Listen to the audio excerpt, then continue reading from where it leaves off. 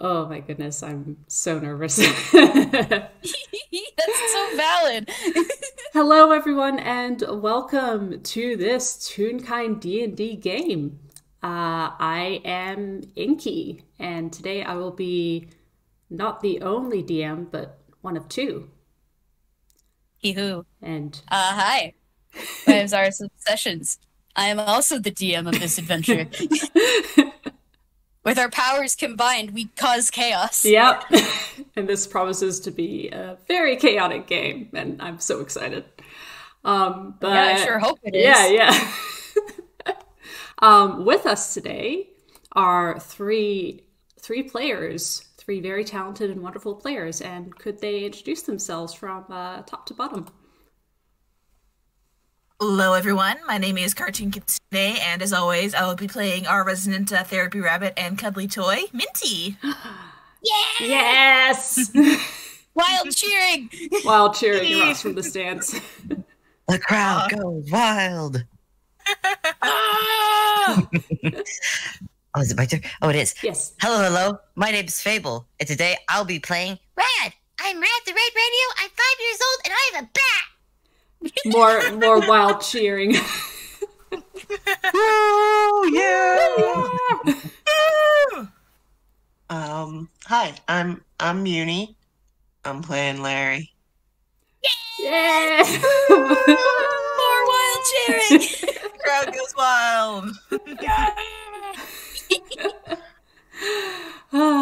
Well, I suppose I should start with an introduction. I'll try and paint a word picture for you guys. And make sure that my mic volume is up. Sorry. You're so valid. All right. It's a dark and starry night in Waddleton. The air is cold and the wind carries the sound of crickets and distant car horns from the town below. But to any expert listeners, a stranger sound joins them. One of cracking splinters, blaster noises, a song muttered in a tempo that could only be described as nightcore, and the occasional screeching growlix. These sounds are drifting from the abode of the famous Wudlig Don Vrake. And while passerby are familiar with loud and unexplainable noises coming from his house, a frequent passerby may notice that the voices are pitched much higher than usual. After a while, the house at last falls silent, and dark, save for a single light that clicks on in the dining room. A blaster is dropped on the table with a relieved sigh. Atop this table are a scattered myriad of notes and blueprints, and markers, and crayons, and a couple of candy wrappers. And hovering above this hodgepodge is a yellow-eyed UFO. Observation. They are getting brazen. M1A crosses their arms, their antennae drooping. They look up across the table and across the open room where a small myriad of splintered wood and toppled stacks of tomes lay scattered about the tiles. M1A looks sheepish. Secondary observation. It will take a while to clean this up. I hope Wudlig Professor won't be upset. A small teal glow suddenly appears from nearby. That's thoughtful of you, but I think he's used to things being messy. Cody appears from the shadows beneath the table. They look tired and jittery and are vibrating a little on the spot. Do you think they've stopped for tonight? And one day glances up and around. Affirmative. No further activity. They then turn to Cody. If you wish to sleep, I will continue sentry... They think a moment. Amendment. I will continue lookout duty. Cody chuckles tiredly, but after a moment they gaze at M1A, serious. No, I am staying here. I'm not leaving you alone. Not with all that's going on. M1A seems to bristle a bit, but they deflate. Affirmative. They both retreat into their saucer modes and flop on the table, side by side. Their glowing eyes watch vigilant across the room, looking for any signs of movement in the windows, the doors, and the shoddy patch job of the wall that Wudlig blew up last week. Finally, Cody speaks. It's the It's the third night this has happened now. Shouldn't we call for help? And when he blinks, I am familiar with lookout duty. As long as we are powered off during the day, we will still be at optimal functionality during these hours. I am very observant. Cody sighs. Okay. But please promise me that you'll try sending for help if everything will start happening too much. And Winnie gives a nod. Affirmative. But as I said, this used to be my primary function. We will be prepared for the next few days, and we will not require assistance. And thus, in the early hours of the following day, 3 people are subsequently bonked in the head or come across a friendly paper airplane message covered in scrolls spelling out a single message. We require assistance!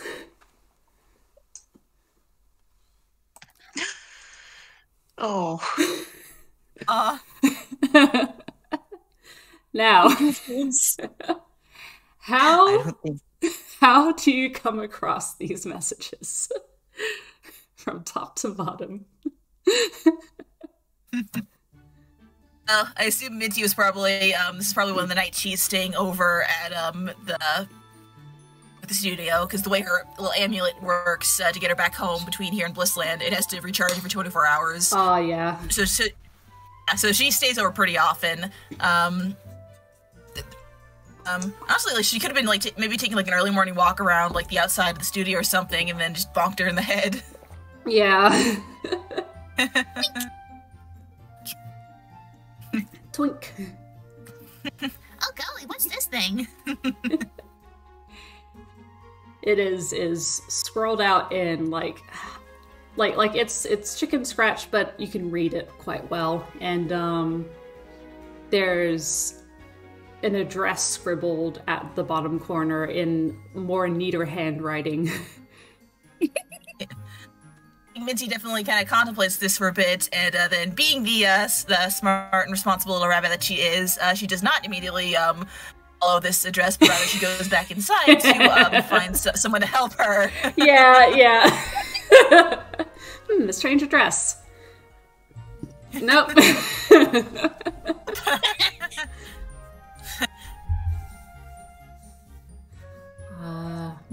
At least one run-in with the Hyakuza, so like she's definitely more on the cautious side when she's in Inkwell. So oh, absolutely. Not fair. Not really the type That's to follow. Strange messages like on a whim. So. Yeah. I imagine Dodo Studios is buzzed with the usual activity. Yeah. Maybe she's kind of walking the halls looking for one of the people that she knows a bit better, because she's been here long enough. She she's introduced herself to like most of the owls and penguins and whatnot, and most of the studio staff. So she's probably just looking around for somebody who could help her out. I'm just picturing her like talking to a few of the penguins, and then like another paper airplane starts lazily circling through the hallway and turning around another corner. I think that she would follow. Kind of ironic, the rabbit's following something rather than someone following a rabbit. She's not a white rabbit, but still. So she's gonna follow that airplane. And with it, the sound of slightly off-tune banjo music gets louder. So where's Larry in the studio?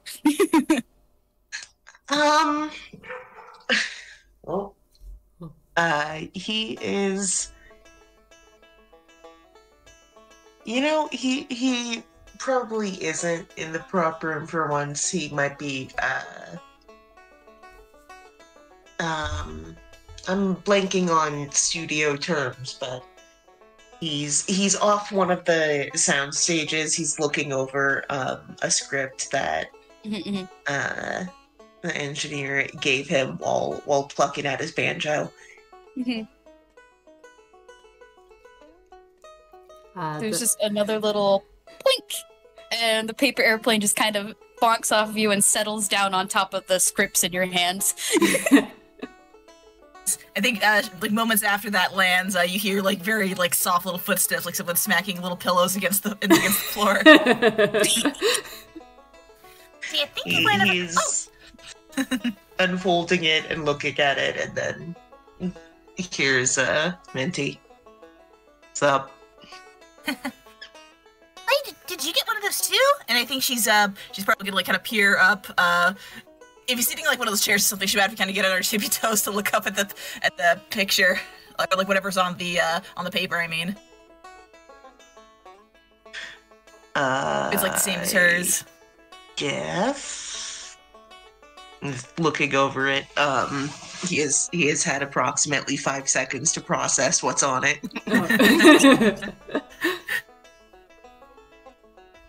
I'm guessing the papers are identical, right?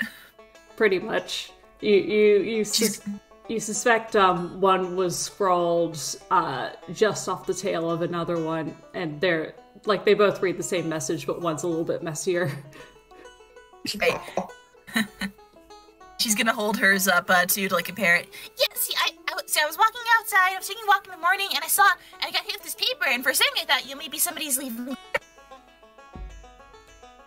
Paradox me, like just talking super fast about finding this thing. Beloved. Uh-huh. He's just listening to her anxious chatter as he's trying to figure out who this might be from, because he knows a lot of small children who need help. It's like, all right. Eventually, she reaches to the end of her ramble and like, I can't go off on my own because that would be very dangerous. So, I thought I should find somebody to help me and figure out what this is. And I saw the other paper plane going through the halls and cut her off at any point. Fable, quick question: is Rad at home or is Rad at the studio? Rad probably is at the studio right now. Oh, bless. Cool. In that case, Larry and Minty, you see another paper airplane kind of like swoop down through one of the windows of the studio and then just kind of lazily circle around the room before it slips into a hallway where it startles an owl and then continues on its way. Imagine both their heads in unison just like kind of turn as they watch it fly by. Oh, that's a sign. Also, oh no, Fable's muted. Sorry, my mom came in to ask me about pizza. Oh, good. That's fair. Pizza's good. But yeah, What happened? I just have mental image of like the airplane going through the hallways and eventually gets to the door of a certain accountant's office. It kind of bonks against the door. It does and kind of flutters to the ground and then slips underneath, wiggling.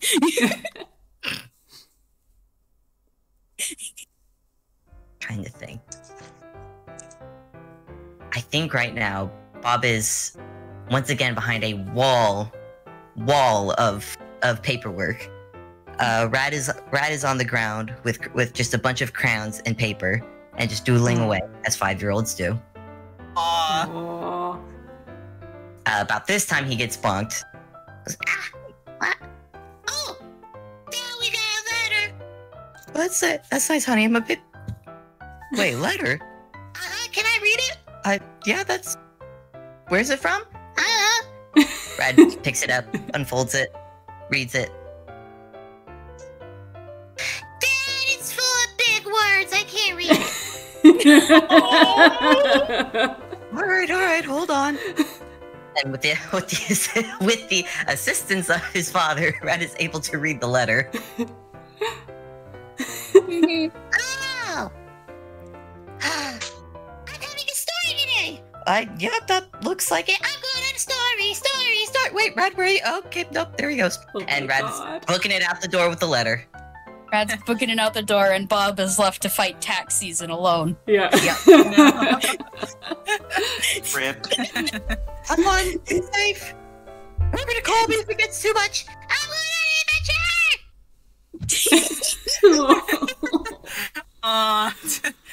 Meanwhile, can I say that, like, because I feel like Minty would have like grabbed Larry by the hand and like kind of tugged him along. Like, we gotta follow that like paper airplane to see where that one's going. Mm-hmm. this tiny little like plush rabbit and dragging along this tall boy Larry. Yeah. He's just severely just like bent over at a 90-degree angle so that she can hold his hand and drag him along. Oh, buddy. Is it safe to say when Rad runs out of the office, he runs just right into Minty and Larry? Absolutely. Almost Do we want to do like a certainly. deck save to like see if everybody crashes or not? Yeah, Do we want to do deck save? Yes. Yeah. All right. Alright. Noodle man taken by the hand. So it's a 15 on the deck save. Nice. Okay. Oh, that one! Oh, Minty, no!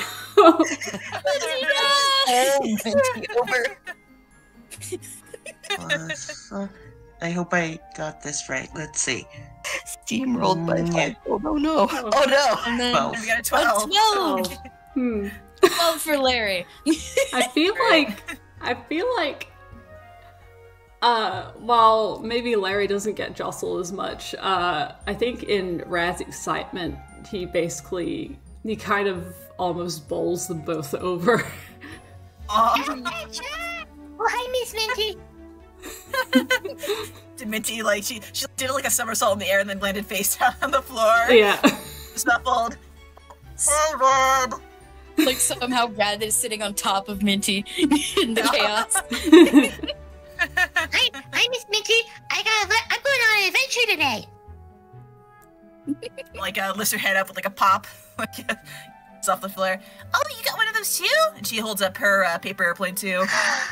You're also going on an adventure? Guess so. Yeah, I guess. Yeah. Oh, hi, Miss. Hi, Mr. Lonely. Rad immediately looks at Larry's sparkle eyes. Hi. Are you going on an adventure too? I mean, I guess. Sparkle eyes increase.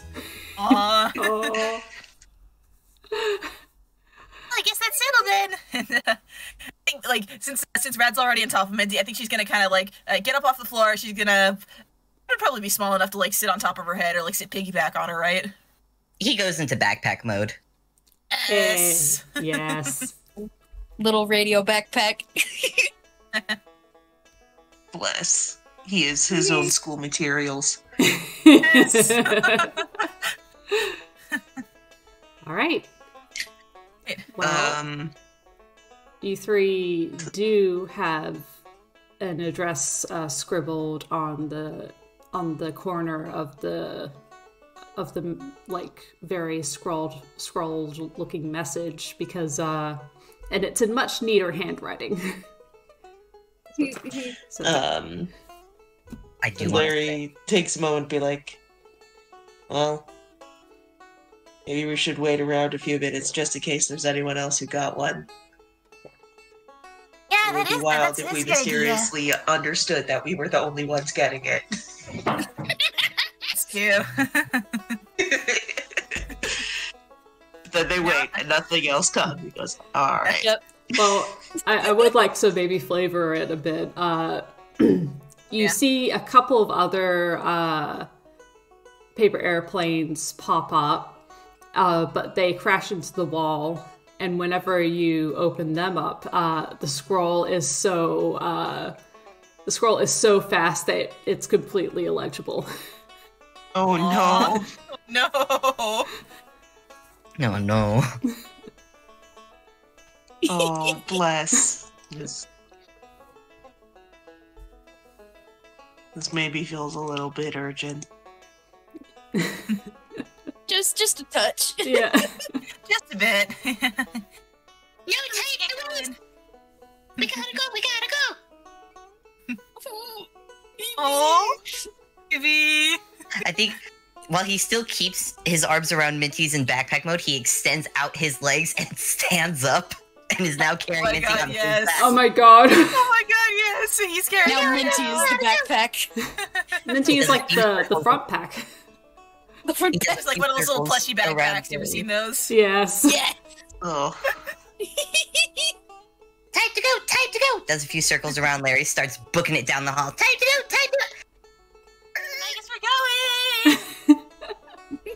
going! Miss Minty, do you know where we're going? The paper again. Looks like somewhere named, Waddleton. Oh, I've never been there before. Has Rad been there before? I don't think so.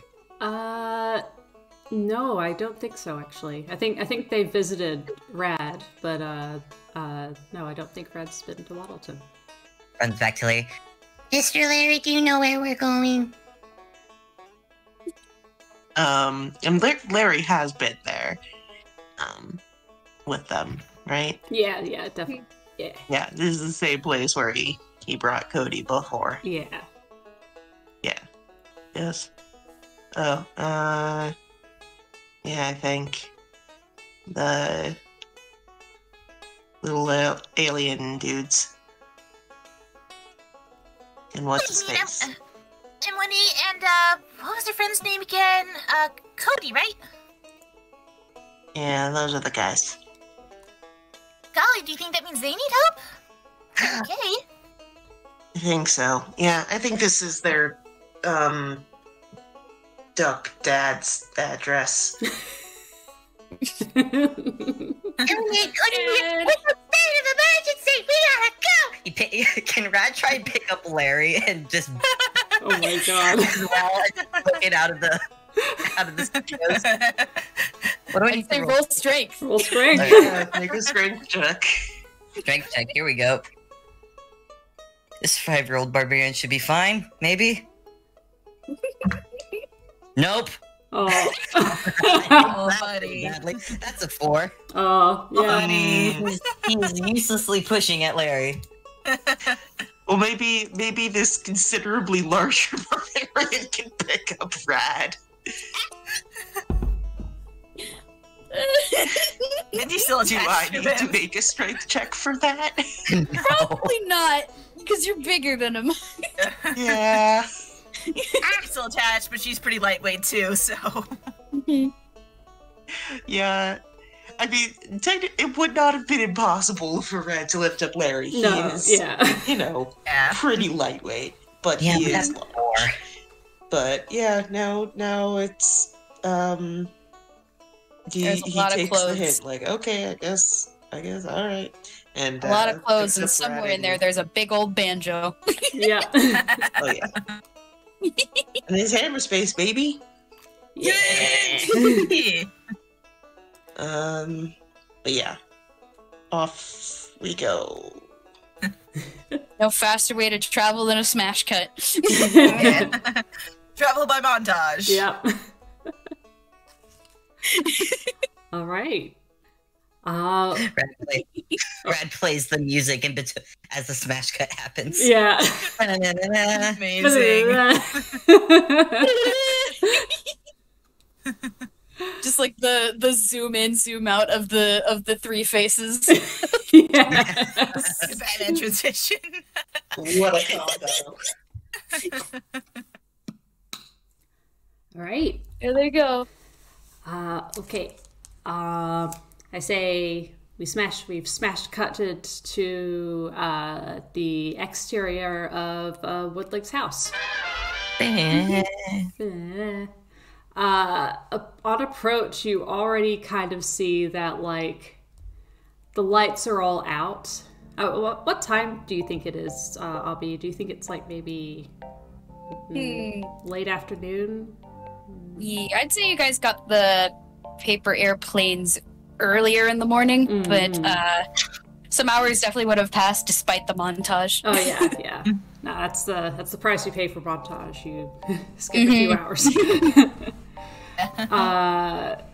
So it's probably like afternoon, maybe closer to 2 o'clock. Yeah. Yeah. Already on approach, you see, like, some... you see what can only be described as, like, a hodgepodge of, like, yellow tape kind of like black and yellow tape kind of zigzagged across the windows, and some hastily made keep out signs, and some what you suspect are traps, but they have already been sprung. There's like a bunch of marbles on the floor, on the ground. Someone must have lost them. Yep.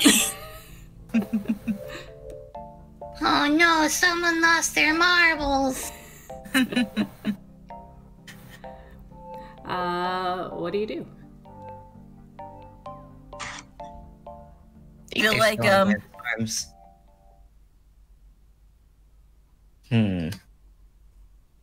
Well, Rad is 5 years old. He's gonna break out of Larry's grip and onward towards the door. I feel like at this point Minty probably would have detached from him, so Yeah. be like, Rad, wait up, don't run in there. Adventure! Rad's going. 5 years old. He ain't stopping. yeah, Minty's gonna run after him then. Make a dex save. No, both of us. Yep. Yes. Alright, here we go. Yeah, no, it's a 10. I think that's just off. 19, not bad. On 19. Rad, you start immediately like slipping on the marbles. You're not immediately like you don't immediately fall over, but you're having trouble navigating them. Minty, you have the forethought. Oh, sorry. I just picture him pointing forward. He doesn't even notice. He's just running and running, but Yeah. not letting him go any further forward. He's just there. He's just staying in the same spot. Yep. Minty, you've pretty much, while you didn't quite focus on the marbles, you definitely picked up on them as you were running. So you've just been kind of like hopping as much as you can from side to side over the marbles, and you slip on one, but you keep your bounce like immediately. So.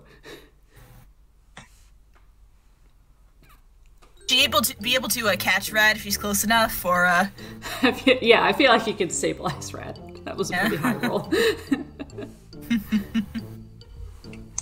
I want to clarify, he has not stopped Yeah. moving his legs. He's still running in place. oh, she's just holding him and he's like running in place. Yeah. That's why we shouldn't run ahead without looking, okay? Adventure! Can Larry just walk over the traps with his big long legs? Oh yeah, I think so. It's just one big step. One big steppy. One big steppy.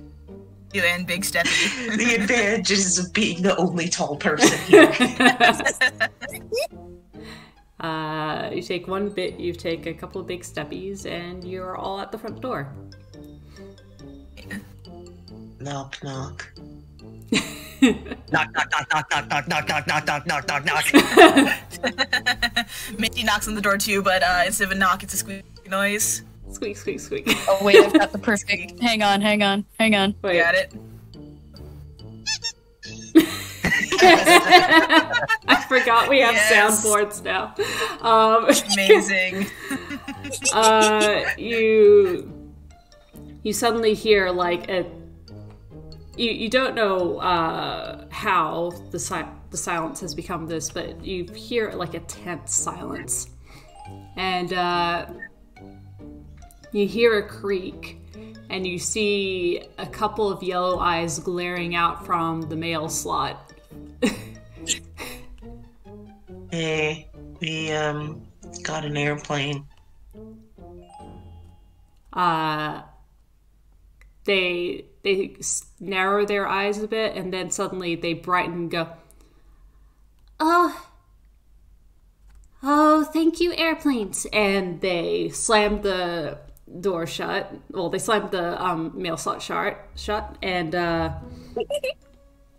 you hear several sliding locks. You hear like the sound of someone like undoing a bunch of bolts, and the door swinging open. And if you glance back at the door, you see there's only one bolt. For some reason, it just it sounded like there were a lot more. Thanks, everybody. Comedy, baby. It's comedy, baby. And hovering there is M1A, who's looking a lot more haggard than usual. You good? M1A quickly slams the door behind you guys, looks around, and they seem to be actively jittering on the spot, and they go, All right, did anyone see you come here? Query number 2, are you okay? Query number 3, how are you? Query number 3, I've done query number 3. Query number 4. Minty's kind of gonna go over to them and kind of like pat like the outer ring of their UFO shell, like. You want to take a breath there, kiddo? You don't look like you're tuned so well either. Answer 1, I don't know. Answer 2, I'm okay. Answer 3, I forgot question. M1A goes, Oh, I'm perfectly functional. I'm fine. I just need to, you're all here. This is good. This is good. and you notice them kind of like, as they're talking, they're zooming a little bit around you, looking around frequently and going, yes, I need to focus on what you guys are here for, and then it will be good, and it will be safe, and Wudlig Professor will not think me incapable, and this will, yes. He's gonna rap like, All right, well, slow down a little bit there, kiddo. Let's start from the top. Can you tell us what happened here? roll perception. "Good Persepi."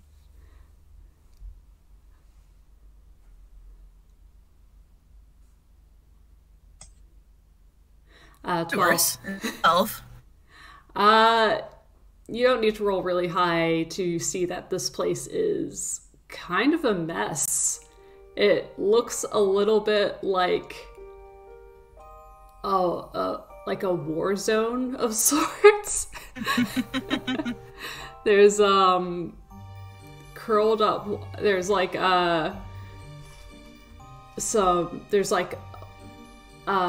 blockades made out of books that seem to have toppled over.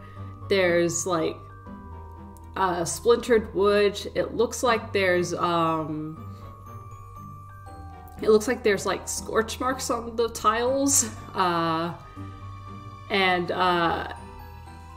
there's also at the window, there's a couple of planks of wood that have been placed over a broken window, only to have been busted through again. And that has been taped up. So I'm gonna take a wild swing and say this isn't like a party situation. M1A looks at Larry, kind of wide-eyed, and they go, Statement. I really, really wish it was. Oh, baby. Oh, Okay. Well, maybe once things are better, it can't be. M1A takes a deep breath, and they're still jittery, and actually Minty, you can roll a history check really quick. Alrighty.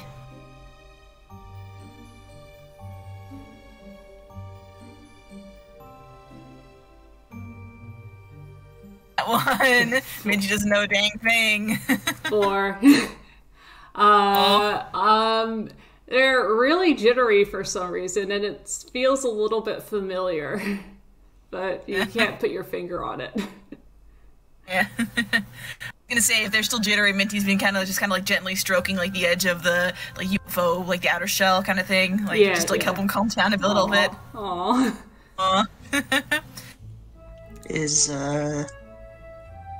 Cody here? And when A perks up and nods, and they go, "Yes, they're over there." And they point across the room to where you think like there's a couch and a television, and there's a whole giant pile of pillows. You don't see Cody, but He just nods, understanding, like, yes, pillow fort. She knows this well. Yeah. Brad is gonna go over to the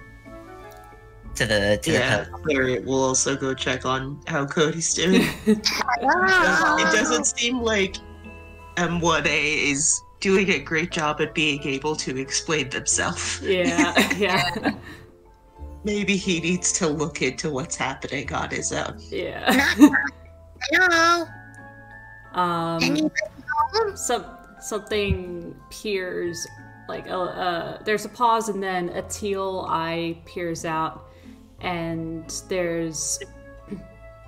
you see Cody wriggle out of the cushions, clutching a stuffed toy rabbit, actually.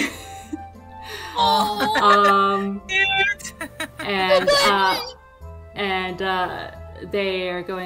they take a deep breath and go, okay. Hello. Cody. Hi, Rad friend. It's very good to see you, and it's very good to see you too, Larry friend. How come you're in a pillow fort? It's not bedtime yet. Cody wipes the sleep from their eyes, and as well as you could probably guess, because it just goes bonk on their helmet.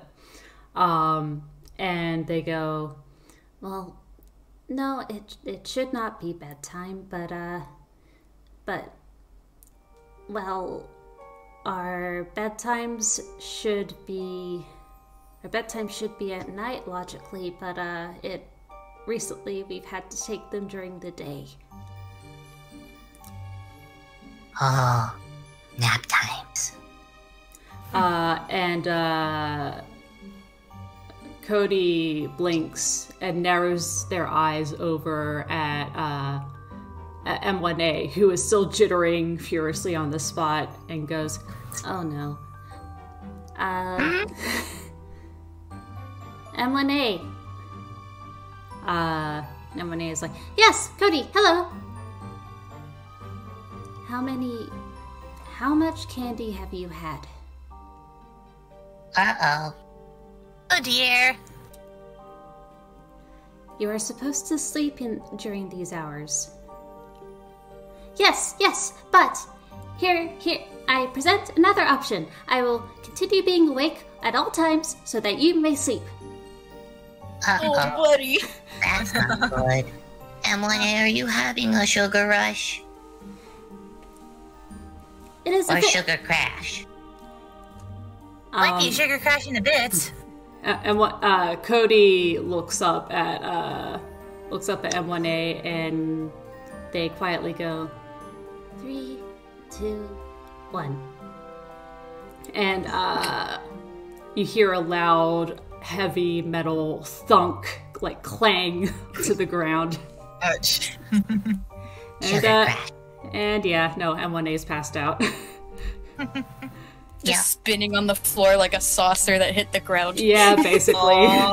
Spiralized and everything. That's what I need to get him taken up, I guess. Larry will Nice go play, but... and pick M1A up and put them in the pillow fort.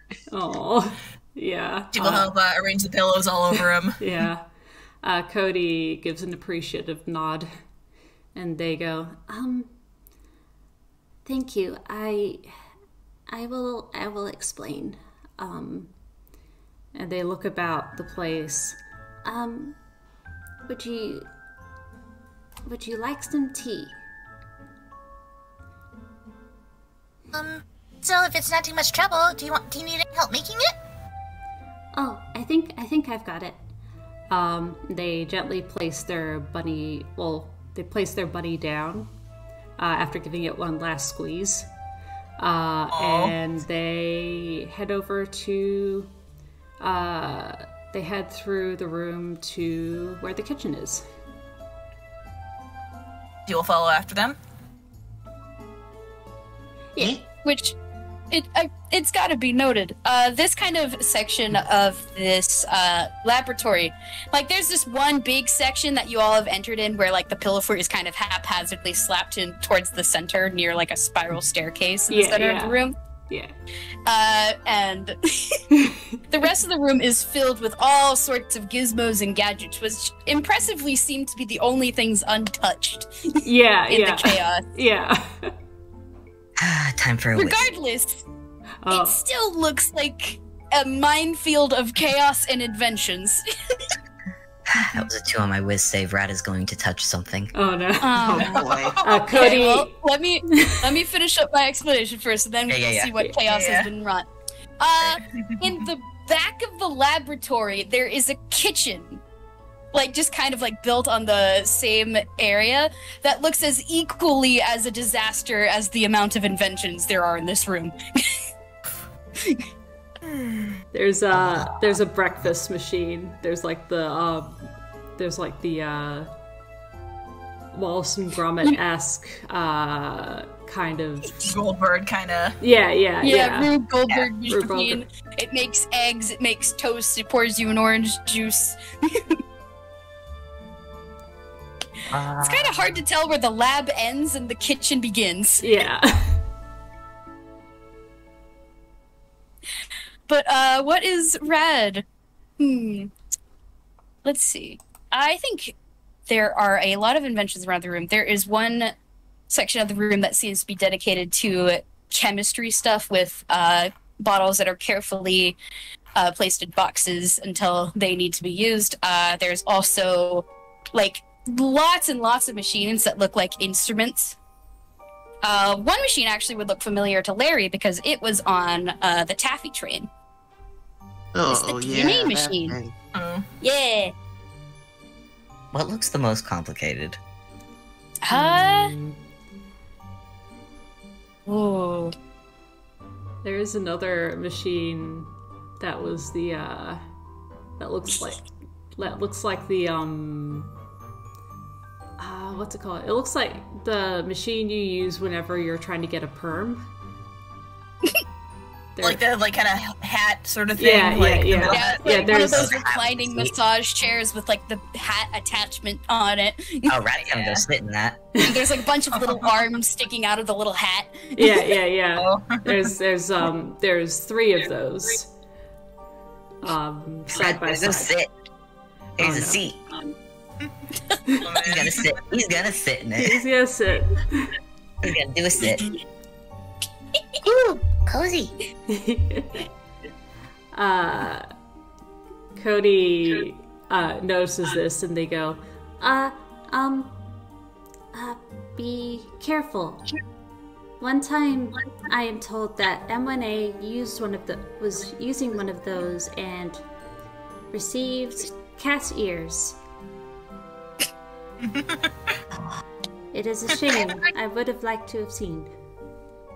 I want cat ears. Yeah, that probably would have been adorable. Can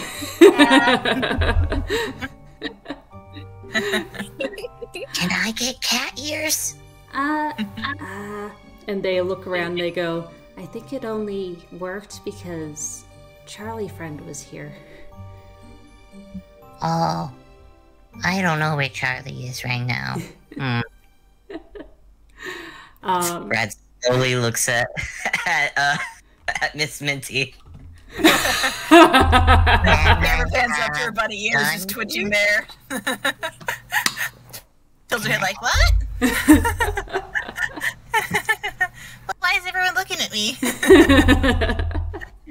Maybe we'll save the wacky shenanigans for after we get an explanation, alright? Oh, okay. Slowly gets out of the seat. Yeah. Cody has set the kettle, and they turn to face you all, and they go, Okay, well, it is a long story. Well, not that long. You see, Wudlig Professor is away on a business trip. And, he asked, M1A and I to, hold the fort. But maybe 2 nights after he left, Cody looks around and they go, we started getting visitors. And they weren't very polite. and Cody kind of fiddles with their hands and looks up at Larry, and they go, I thought it was who we were worried about. But I'm not sure anymore.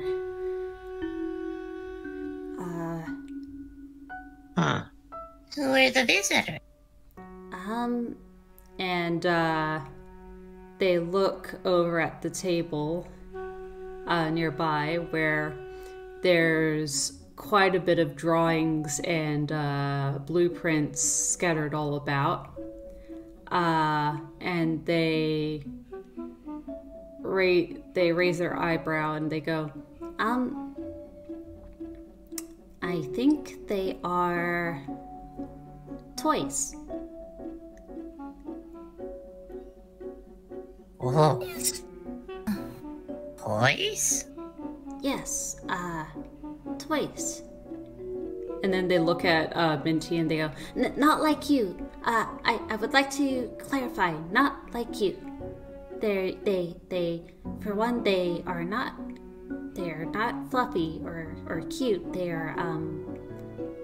They seem to be made of, wood.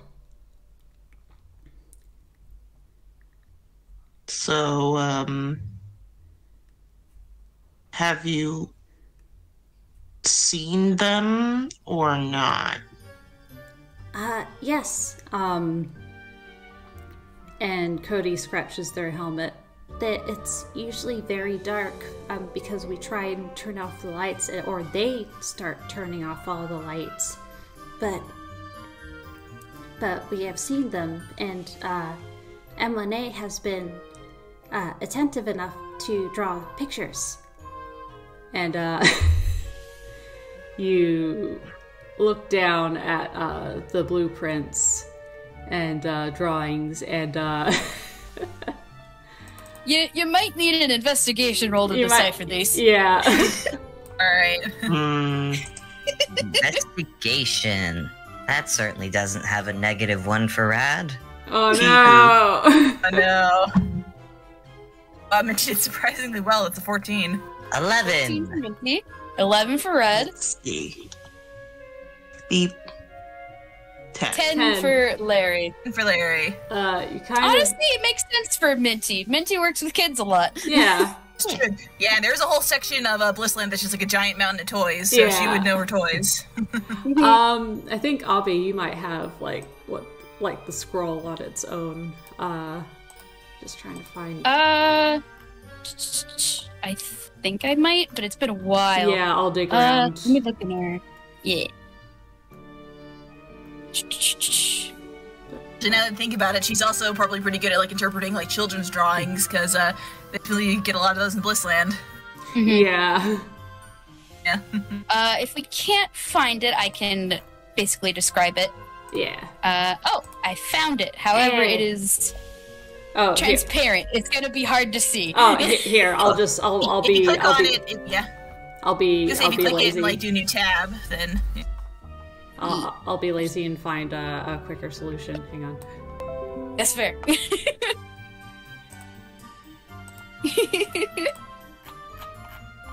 Well, it looks like this. And I'm putting it in the rolls chat. Oh yeah, it's on the title card. That's true. Yeah. I was wondering about that. Yeah, it's a series of about 4-ish drawings. 3 of them seem more noticeable than the other. One of them appears to be a bug. The other could be an animal of some kind. And one of them appears to be a very angry miner, soldier. It's a little hard to tell. So when you say they haven't been polite, like, what are they doing? They have been breaking in. They've been breaking in, breaking windows and crawling all over the books. And whenever we tried to stop them, they started to attack us. Huh. Oh, you That's poor rude. things. Terrible. It's okay. They only come at night, and so we have taken to sleeping in the daytime. And Cody glances over at M1A, who's still snoozing on the pillows, and they go, One of us has taken to sleeping in the daytime. A question, but have either of you tried to get in contact with Professor Wudlig? At this, Cody flicks one antenna and they go, We have not, even though I think it would be the right thing to do. M1A seems reluctant. I kind of mentioned something about that earlier. and Cody nods a little bit, looking a little bit stern. I feel like he would have been happy to help, but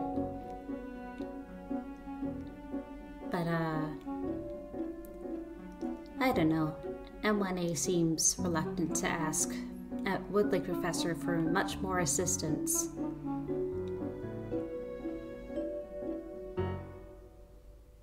Well, I guess it's a step in the right direction that they asked for help at all. It's true, yeah. And Plus, like, even if we did get into contact with him, it might take him a while to get down here, so... and Cody nods and says, You have a point. They also give a great big sigh, and suddenly their composure seems to deteriorate a little bit. They go, I am very relieved you are all here. I think that this will make it a lot more easy. He's gonna go over and give them pats now. "Aw." Aw. Pet. Cody is they're looking at Minty with their eyes shining a little bit.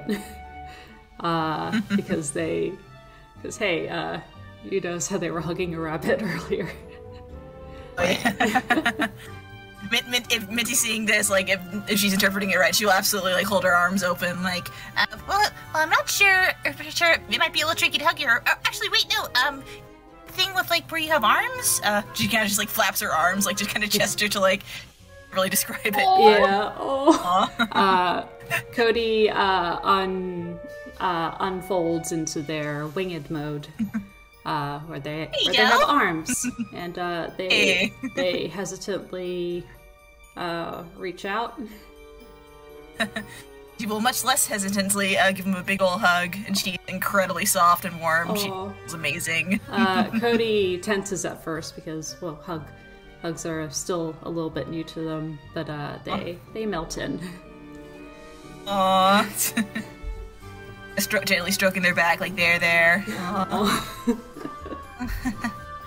It's gonna be okay. We'll figure out some way to fix this. All right? Okay. Thank you. Thank you all for coming. Okay. Can I have a question? Oh. Rad is holding his arm in the air. Cody withdraws from Minty, and they tilt their head at the gesture, but they nod and go, Yes. So they come every night and destroy stuff when you try and stop them.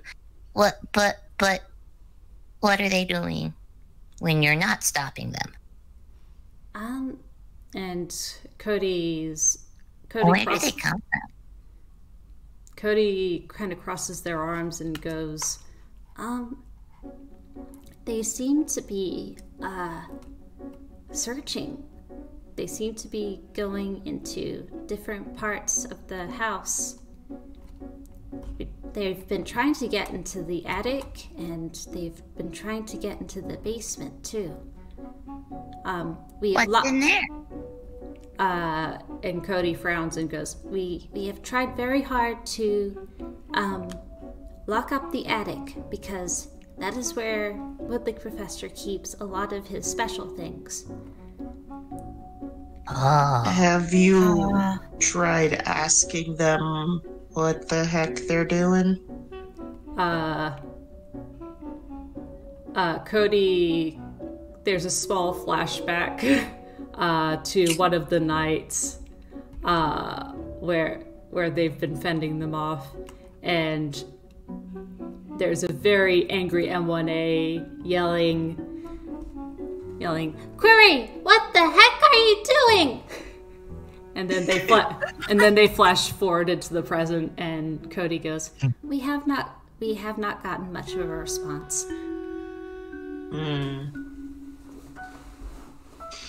Well, clearly, Maybe they only speak toy.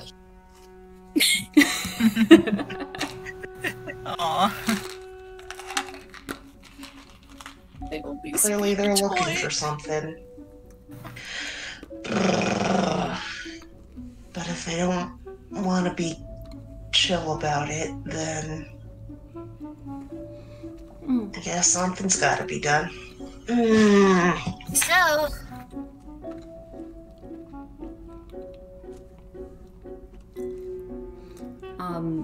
Cody kind of wrings their hands a bit, and they go, Well, the good news is, Wudlig Professor will be coming home tomorrow night. So whether M1A likes it or not, he will definitely make it safer around here. But the nights, they look around worriedly. They keep getting worse. There keep being more and more toys, and I think we need to.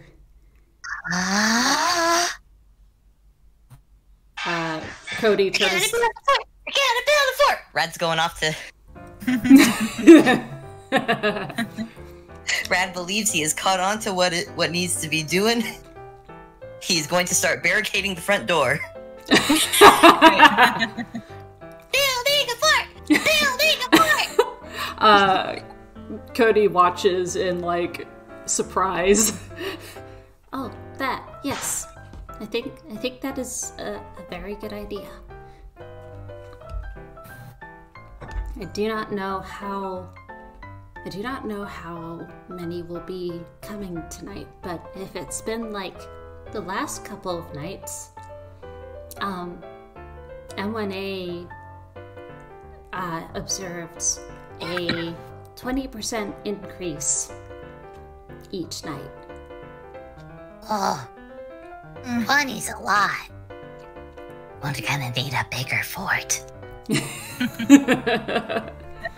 Cody, do you have any cardboard? Cody thinks a little bit and they go, I'm sure there's a lot of boxes from shipping that Wudlig Professor has not thrown out yet. and then Cody narrows their eyes and they go, He keeps forgetting to. Well, there's a dust cloud from where Rad was. Rad is not only going to explain his plan, so I Fable will, and that Rad intends to make Kid Fort and make himself armor out of the cardboard to dress up as. My God! That is this 5-year-old's plan. Oh, that's precious. Oh. Baby. If there is enough cardboard left over, he is also going to make armor for the others as well. Oh my God! Oh my God, yes. Oh, buddy. Oh, buddy, baby. Oh my God. Cannot stress this enough for everyone in the audience at home. He is 5. Yeah. This baby.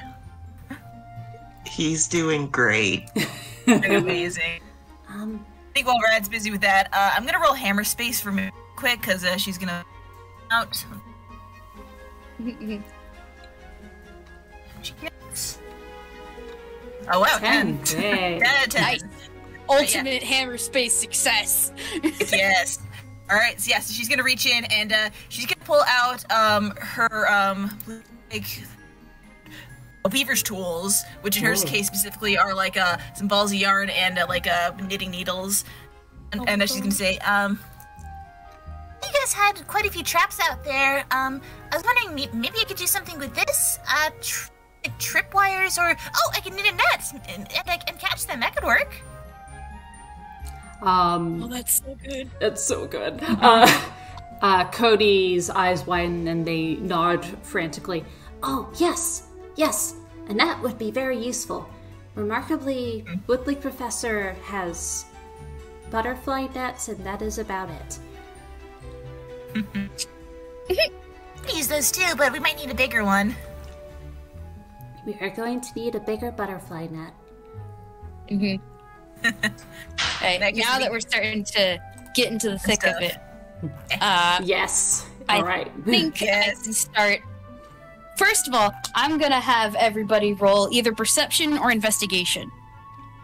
Oh. I don't think Better either for of Seppi, those so I'm are gonna do correct. that. No, never mind. His perception's much better. We're doing that for Rad. One is a +2, the other one is a -1. Oh. Oh boy.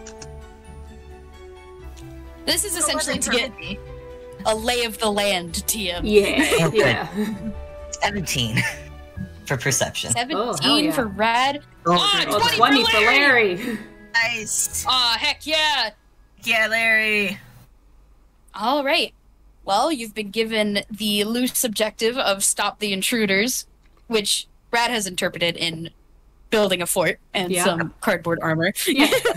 Larry has had a lot of experience looking at how tinies get in and out of spaces now. Oh my Yeah. God, yes.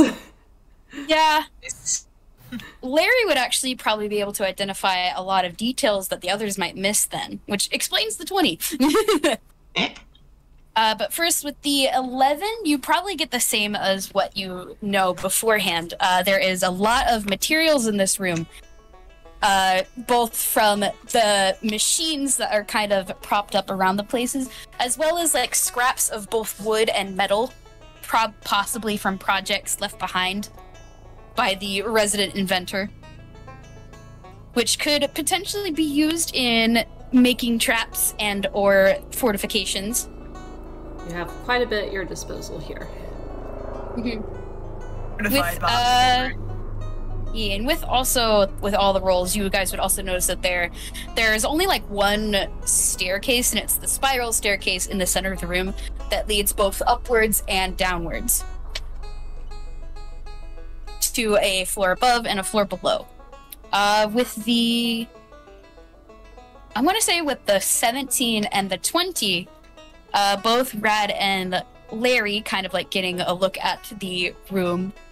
You guys can actually see little holes that are on kind of on the right-hand side of the room that you didn't notice at first because they were like covered in splinters of wood and some of the fortifications that the UFO set up. Some of them have been taped up as well. Yeah, not all of them though. There's there's a lot. There's quite a bit. I have a question. If you want, you can look at those closer. Yeah. I'm sorry, could you... Sorry, my brain was thinking of another plan. Could you repeat that for me, please? Oh, yes. From the details I mentioned, essentially, the room is filled with materials you guys can use to utilize for fortifications and traps. There is a staircase that leads to the floor above and the floor below. And on the right-hand side of the room, specifically, there is a bunch of holes in the floor that kind of sporadically are littered about that side of things. Yeah, Larry's gonna check out them holes. Them holes! Rat's gonna, With them holes. Rat's gonna join in and look as well. Mm-hmm. The rat has a plan. This is probably gonna need another investigation check to get, like, to see all the little details. Yeah. Oh, good. Investigation? Yeah. Oh, no. This is specifically does looking anybody want a for... guidance on that? Because Minty can add a D4 if you guys want. It's not gonna help him. It's a 7. Oh, Wait, want to Find sign out Larry, though. Yeah. Let's find out. Oh, wait, no. Larry. That's the wrong thing. Exclamation point. That's bad. So 7. Alright. you can still add a D4 to the 7 uni if you'd like to. Sure. Boop. Oh, Okay, wow, so that's 11. jumped up to an 11. So It's not a lot to get, like, painfully accurate details, but it's enough to, like, you kind of first inspect, like, the holes themselves, and then, like, you inspect further down the hole. And considering you are very long and lanky, you can actually look pretty far down there. And you can see that these holes actually lead to little tunnels that lead a short distance away outside of the building. As if something, like, had dug through the ground from the outside, went underneath, and then came back in the room. Uh-huh. Cody actually approaches and they go, "Oh, there's more! These ones are nasty." This is how they're getting in a lot, I bet. And Cody nods and they go, "Through windows, and recently through the after we started boarding up the windows, they started coming in through the ground."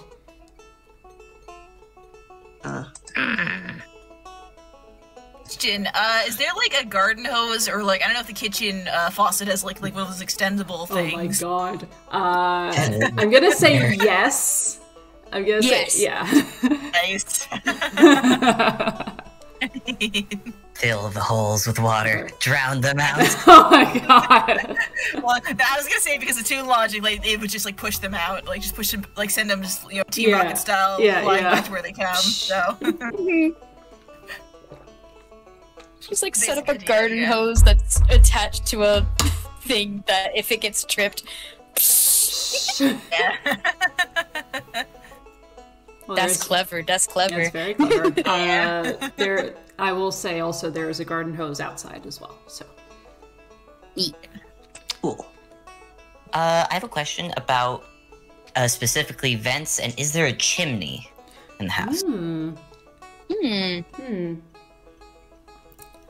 For a chimney, I think there would be a chimney. However, it wouldn't lead to this room. It'd be more like in the upstairs part of the house. Mm-hmm. With that said, Because yeah. because basically how this building is constructed is that this floor, the first floor, it's all for science. Yeah. And then the floor above is more of Wudlig's living space. Yeah. I will say probably there would probably be ventilation considering there's both cooking and science happening. So yeah, I suspect there will be vents. The ventilation is probably the only thing that seems obviously safe. Yeah. in this environment. It's the one thing that seems like rationally and rationally up to health and safety. The vents are good. Yeah. The vents are not sus. Okay. Yeah. All the same, I think Rad wants to put some sort of reinforcement over the vent. Over the vents. Specifically with this is leaning more towards a toon gag idea. Yeah. But it would he'd write out on a sign. He'd make a drawing of a door about what he thinks is an approximate toy size. And then next to it, a little sign that says, "Please provide identification to enter." And he's gonna put that over all of the vents. That's adorable. That's excellent. Please do that. He's leaning. One, it's because he has a sister who uses the vents. Two, toon gag. Yes. Toon gag. If anything can stop something, it's a toon gag. So he's gonna put that over every vent that he finds. Excellent. Wonderful. Roll me a perception check to see just how many Rad can seek out. Yeah. Yeah, it's perception. It's rather an investigation, so Rad might do better for this one. Thank you. What was that? That is a 16 in perception. Oh, nice. 16 in perception. Yeah. Yeah. I mean, this makes sense. You hang out with Tally a lot, and if there's one thing you know about Tally, it's that Tally has taught you the ins and outs of vent travel. Yep. And with this knowledge, you are able to identify, like, basically the best places for the vents, especially entrances. And dutifully, you are able to go from entrance to entrance and set up these little identification. Yeah. Yep. False identification stations. Cody looks at... He might also throw in, just to mix it up, he might also throw in a dead end, wrong way, wrong turn. Cody observes Rad hard at work, and you finish and then I'll add. Oh, good. What another roll that needs to be made. And they blink and they go, "I do not know if they are capable of..." And then they shake their head and they go, "No, never mind." And 1A says I shouldn't really question these kinds of things. Aww. Okay, but yes. Rad is gonna have to make me a roll to basically make these convincing. What does that roll need to be? I gotta think about that. Because I feel like the best... Deception, right? Yeah, deception would definitely be the one, I think. What's my deception? My deception is not bad. Let me see if there's something I can do to bump that a little bit. And anything that you guys do to, like, set up traps, you can help other folks with making their own traps. So, yeah. Alright. I don't think... I have Bardic Inspiration, but I kind of want to save that for when the actual action goes down. So unless... I think a Bardic Inspiration can only be applied to other players if you're a bard, unfortunately. That's okay. I still have a +2 for my deception. Oh, please don't tell me I just jinxed myself. Alright. Let's see how good this 5-year-old's art is. I'm gonna give it a... Okay. No! No! No. What is The 9! it? Am I allowed to slap a guidance on that one? Yes. Right, add a D4. D4. And a D4. Oh, please. My D4 has never been nice to me. D4s are hard to roll because they're triangles. Nah, it's a 2. Aw. It's 13. A little bit better. Yeah. 13 is still better than a 9. That's true. That's true. Mm-hmm.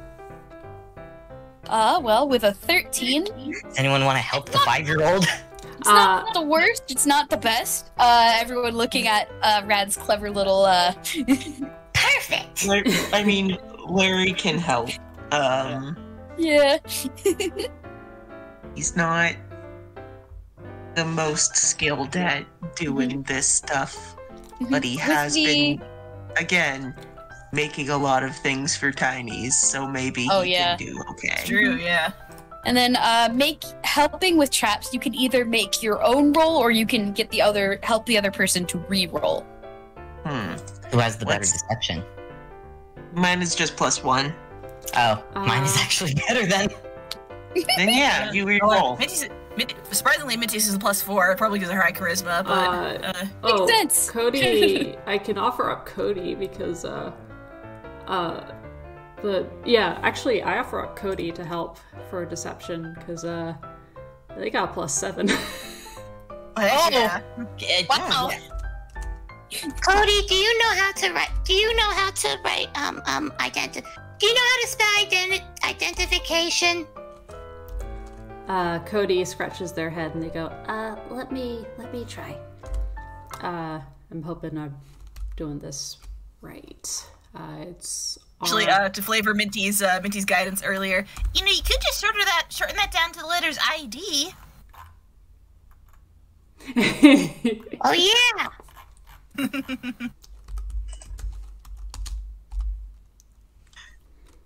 Oh wow! I need to buddy. Wow. but I'll still be listening. Ow. Okay. Oh no.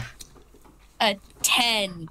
They gently write out the word identification and then screw up. Like they go ident,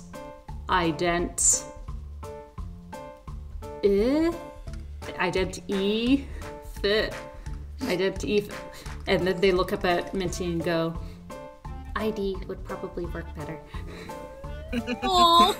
Aww. Well, Pat, there, you did your best. yeah. They're usually pretty good at this, but It's a big word. mm.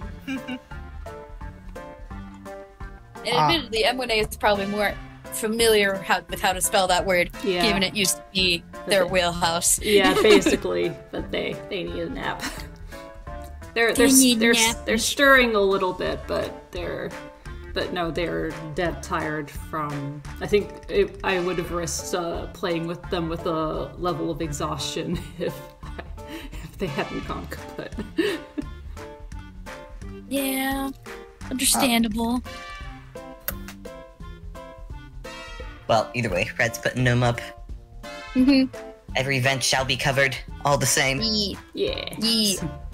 I will make a note that these things have the 13, so I'm gonna write down the DC for this trap real quick. Okay. So where do I write this? Here, I'll put it at the top of the Google Doc. Yeah. Okay.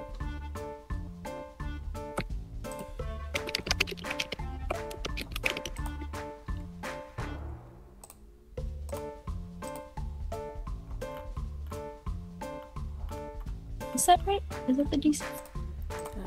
Yeah. Okay. Yeah, that's it. Yeah. Mm-hmm. Yeah. Okay. All right, I got it down. Hell yeah. Every vent now has one of these handy dandy little you need ID to get past this point. Yeah. And Yep. one has dead end.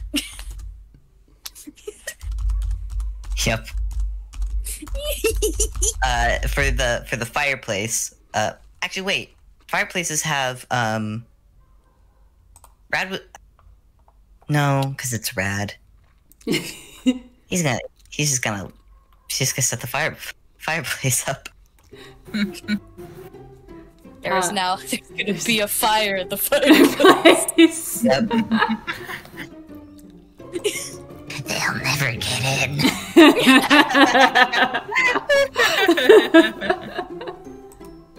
Any toy foolish enough to come down this chimney is about to become firewood. Yeah. We're having a barbecue tonight, lads. Cody watches with like trepidation and goes, and then thinks, why did we not think of this before? And they glance down and they go, well, downstairs is a fire hazard, so we did not think of upstairs, though.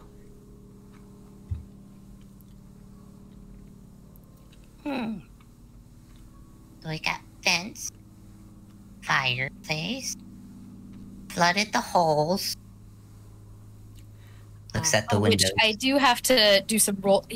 Gotta make you guys do some rolls for the For the holes? the holes as well. Yeah. Hit the And water considering trap. that was mostly Minty's trap, I will have you roll the Minty. Okay, what am I rolling for this one?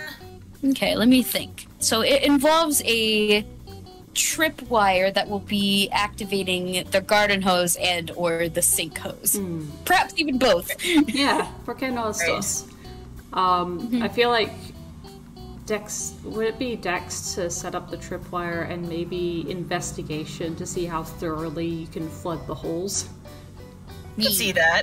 I'd Is say it it would be sleight of hand specifically for setting up the tripwire to see Oh, that's a good both how idea. well you can set it up and how well you can hide it. Do I have this apply to like her other tripwires as well? Because like she's setting up like a bunch of tripwires all over, so that like Yeah, we'll have this be an overall tripwire. Yeah. yeah. Because theoretically, like if they trip on those tripwires, then they can get tangled up. So Yeah. So sleight of hand.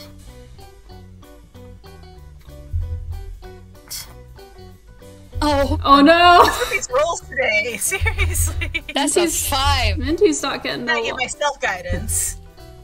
Yeah. Right. Dice are not allowing us to be good trappers. Yeah. Remember, you can switch to IRL dice at any time. That's true. Okay, so that's an 8 now. That's marginally better. Okay, so With an 8, you seem to have at least set them up so that they can go off. Anyone who's with Minty will know that they are very visible. She picked pink yarn. Oh. she would do that. Rad whispers to Larry. Mr. Larry, I think Miss Minty's colorblind.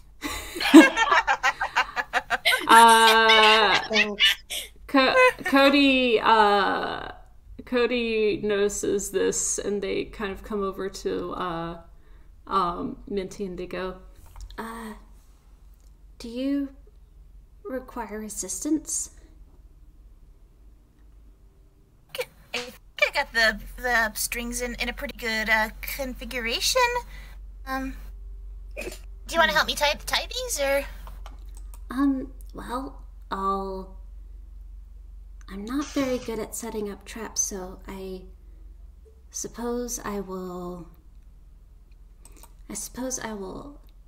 act through you. and then they hum a little tune, and you have bardic inspiration. Oh, nice. All right. What's the dice for that one? 1d8. 8. Alrighty. Put that on there. Minty has that too, but I've kind of been saving it for like when we get to like the Yeah. fight. proper. Yeah. Yeah, Well, it's 5, so got a now nice it's all the way little up to 13. Hey. Now it's Exactly. a 13. Okay. I think it maybe. Oh, sorry. yeah, you go. It maybe occurs to you that while the formations are good, the pink kind of stands out. So maybe you think of maybe a different color for the strings to And it be. kind of clicks in her head. Plays a little light bulb above her head, like, oh yeah, I didn't think of that. I think she pulls out like some like either like dark navy blue or like black yarn because that'll blend in a bit better. Yeah. Especially once it gets dark. Yeah. And so she has that. She also has like the knitting the nest trap. I do want to say, like, you know, because she's a toon, she could probably, like, I'll leave it up to your guys' discretion, like, how many nets she'll be able to, make, but I figure she's a toon, she can knit absurdly fast, so. Yeah. I'd say it would take a roll once you actually start making the nets.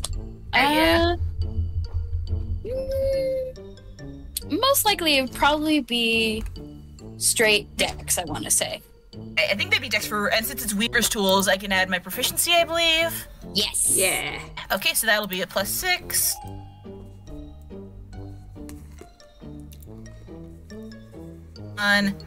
Hey, Oh my good roll. gosh. Holy 21. Yeah. Suddenly. You guys ever seen, like, the text post on a Tumblr where it talks about the guy who saw an old lady crank out, like, 2 shawls on the bus trip? Yeah. Yeah, I saw that one. I'm just picturing Minty cracks her figurative knuckles and sits down, eats a sandwich, and then The knitting machine that she is. There's like a. it's like watching a sewing machine activate and then like right now. yeah, her paws are a blur. Like, I'd say with a roll as good as that, you can have 3 whole nets. Nice. yeah. Set up at your discretion. They're very well made too. Yeah. Yeah. I was also gonna say, as a little extra thing, this is Blissland yarn, which, since everything in Blissland is indestructible, it's not indestructible, like, since she's not Blissland right now, but I figure it's, like, way stronger than normal yarn. Yeah, so. yeah. Oh yeah, no, this is the tough stuff. Yeah. Absolutely. This is the heavy-duty stuff. No ordinary pair of scissors can get through that. No. Absolutely. Oh, excellent. Okay. So we've got the whole traps flooded and ready for flooding. The tripwires have been made. We've got the three good nets. We've got the vent IDs, the vent ID traps. We've got the fireplace lit. Did have one more idea for the stairs, because if we can find like oil or just like dish soap or some kind of slippery substance, I'm not saying put it on the stairs right away, but maybe have like a thing we can pull so that like if somebody gets close, we can dump it like down the stairs and make it slippery. Ooh, that's a good idea. Oh, Yeah. bucket of grease. Bucket of grease. Yeah. They're going for the attic, and that's the only way up or down, or actually up or down either way. Yeah. I feel they wouldn't protect the basement because they could fall this down the stairs to the basement, but like it's still one less place they can get to. So Yeah. And the basement doesn't have a lot of like precious stuff, but is a good place to send you. I banish you to the basement. Banish you to EBDB. It is, I've been told it is where Wudlig keeps a lot of his old books where like just that have been taking up space, so it's like a labyrinth down there, so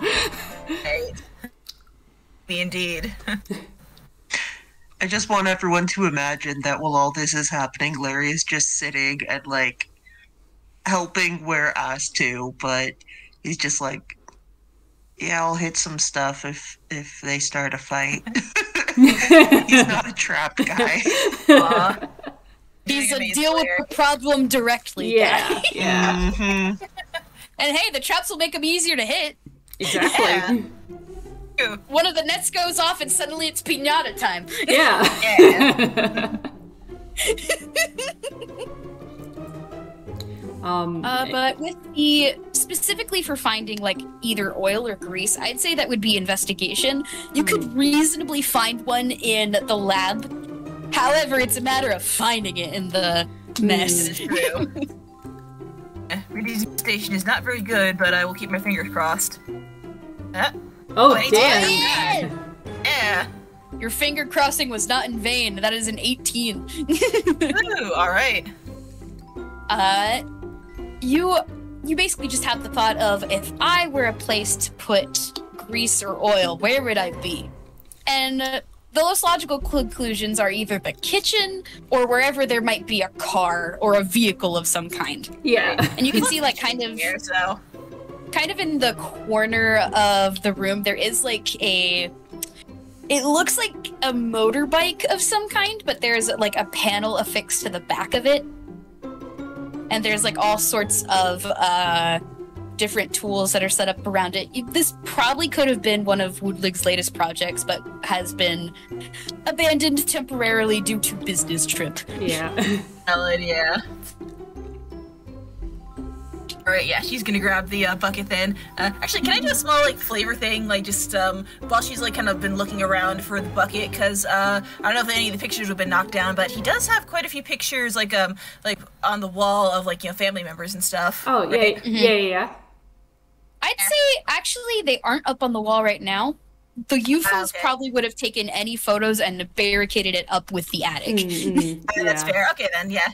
No, These are precious memories. These are precious memories. The Very UFOs have been, yeah. Unfortunately, though that would have been really good flavor. Definitely, yeah. But yeah, so she takes the bucket of grease. Yes, because the idea is to hang it up, and then, like, you pull a rope, and then it'll, like, dump down. So, was that another sleight of hand, do you think? Setting it up, actually, this time it might be a strength check. Because it's getting it up there, which is the problem. Okay, I think, like, Minty's gonna, like, just look at the situation, turn to Larry. Could you maybe help me with this, please? Yeah, right. Alright, Larry, make me either athletics or straight strength, whichever one you want to do. I'll do the one that gives him a +8. Yeah, that's yeah. Acceptable. Right. 21. Yeah. The guidance isn't even needed. Larry, easily, you just pick up Minty, hold her up, and she's able to reach her needed spot. Yeah. Amazing. He circle of life her while she's working. Like this little plush rabbit who's holding a bucket of grease. It's the bucket of grease. you hear music suddenly like echoing, and you just hear, Oh, sorry.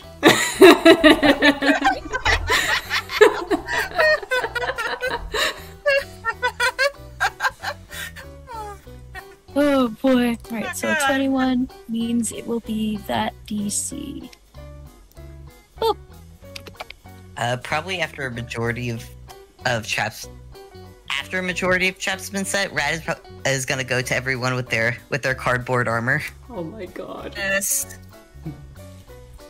Each gets like its helmet, chest piece.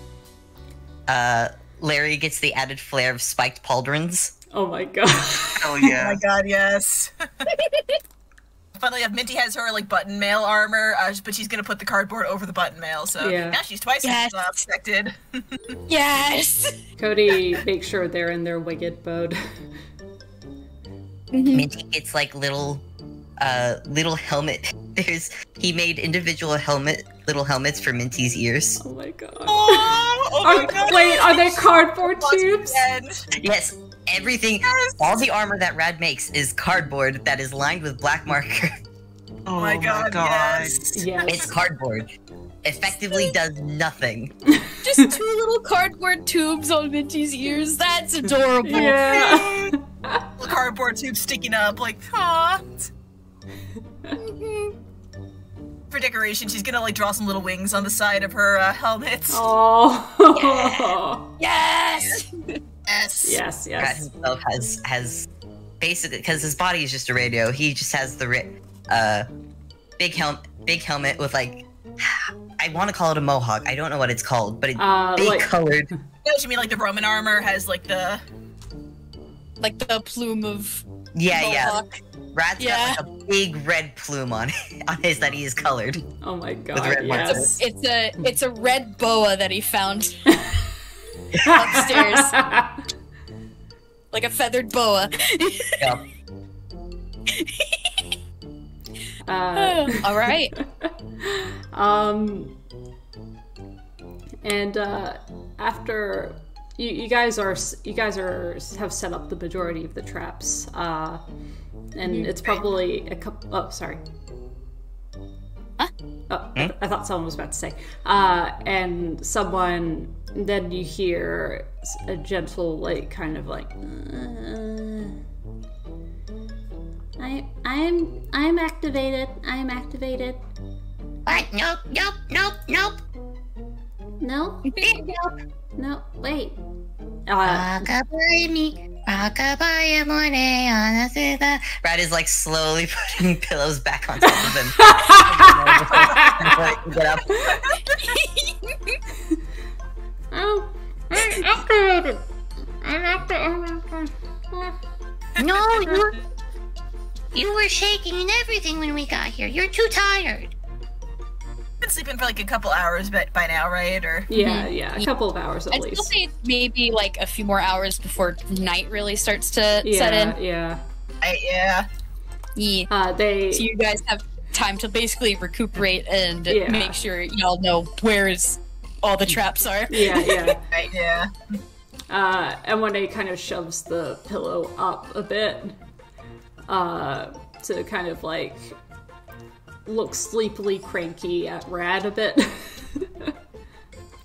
Rad has concerned 5-year-old face. Oh. And Monet falters at that a bit, and they go,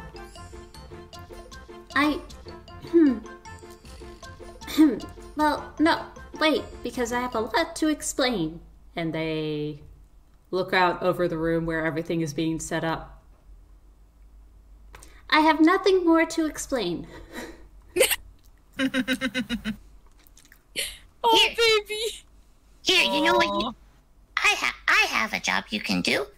And Rad's gonna, let me roll hammer space. Do I have a D10? I do. Yep, it's a 9. He is going to pull out his Darth Brower plushie. Oh my god. And give it to... You could. He's my best friend, and you could, if you could look out for him tonight, I would be very great. Yes. M1A gently takes the Darth Brower plush and goes, Observation. You're giving me a task so that I may feel better. Yep. M1A gives a quiet sigh and they go, Affirmative. I will keep Darth Brower safe. But What? Don't look! And Rad's gonna like quickly cover everyone with pillows.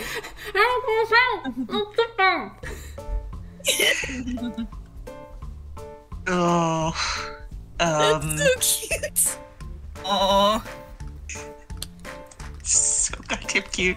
I don't know if Larry has fully like processed what is going on with Rad. He just knows this kid is, I don't know, friendly. oh my god.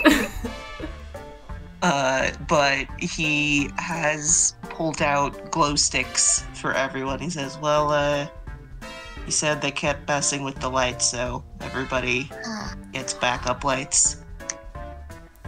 Oh my god. Nice. Pick a color or something. Rad picks yellow.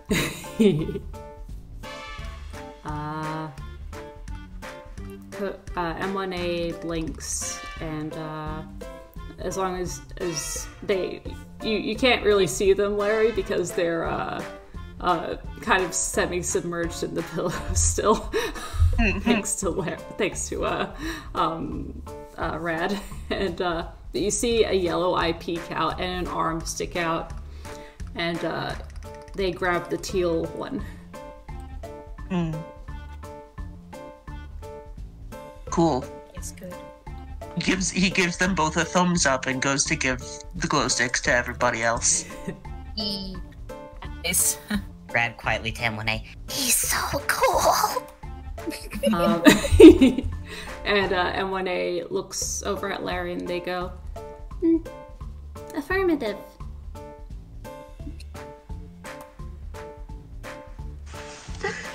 Bless their hearts. Bless their adorable baby hearts. He's not cool. He's a big loser. yeah. But they think he's really cool. Yep. But with that, reinforcements have been made, traps have been set, glow sticks have been distributed. I do think... one thing. Oh, Yeah, I you was go gonna first. say thing, but it's only because it only lasts an hour, so she's not going to cast until it's like right when things are about to kick off. As a motivational spell. Oh. Woo! Motivational I believe- speech!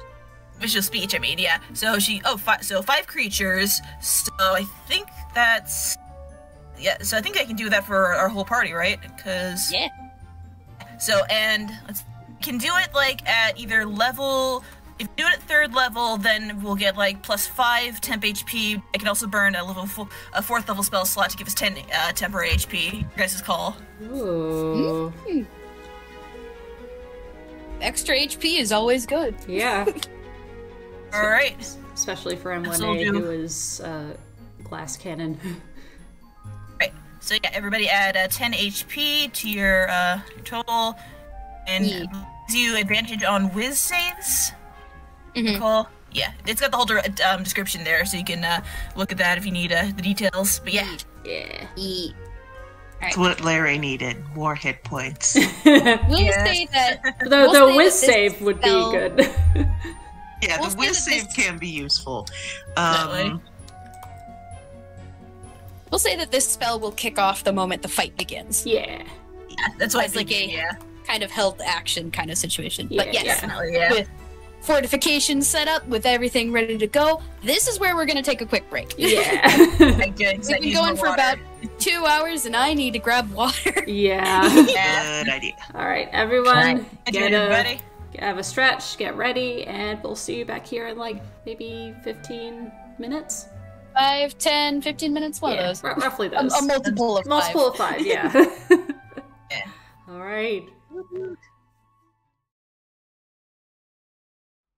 Alright, so, we all back? We all ready? Yeah. Alright, cool. In that case, let's get into it. Oh boy. Abby has boy.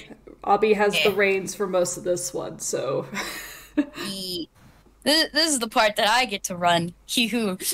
and now I'm in danger as well. You're in danger. Observation. I'm in danger. Okay, I want to say this occurs maybe 1 to 2 hours after everything has kind of settled down after the preparations. Yeah. We have an outside shot of Wudlig's laboratory as the sun very slowly dips down in the sky until it completely sets, leaving the night sky to grow darker and darker. And inside, the lot of you are... where actually would you like to be positioned in the beginning of this? Rad, I think, is gonna place himself at the front door with his bat at the ready. He's just waiting in and ready to fight for. In his mind, he's like, They always come and bang at the front door first, so I'll be right there and ready for them.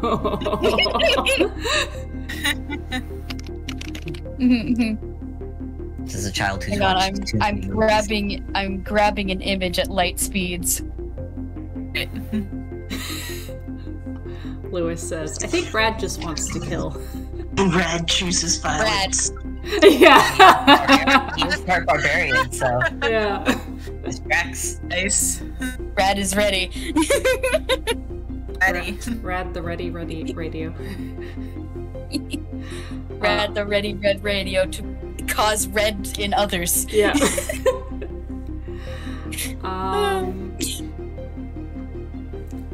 M1A is they have taken their nap,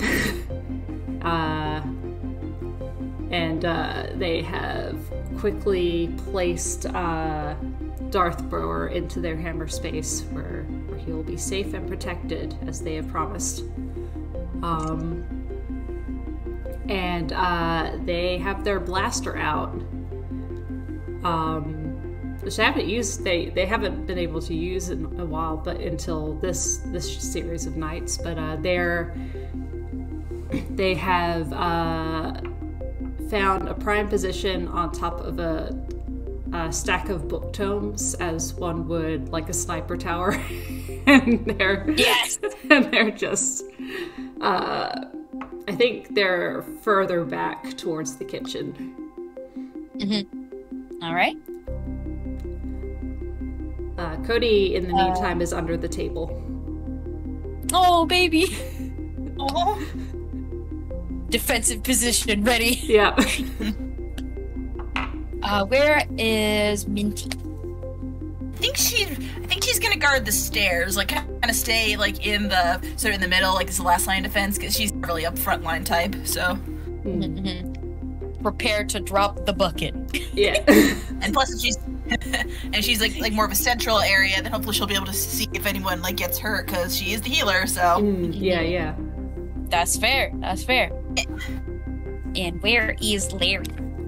I think Larry is I don't know. He's probably hanging out in one of the rooms where there have been a lot of drilled holes to like make sure if they drill a new one, it's hose time. Larry's ready to play whack-a-mole. Yeah. Yeah, that too.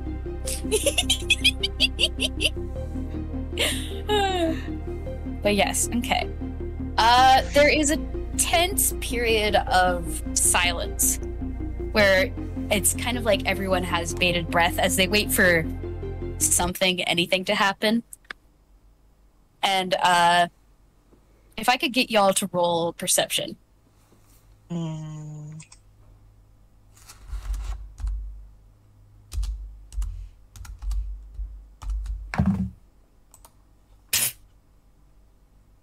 It's a 9 from Minty.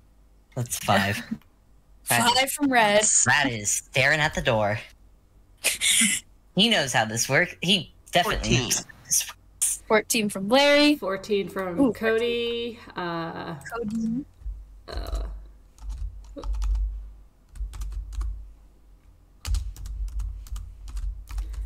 What's your perception?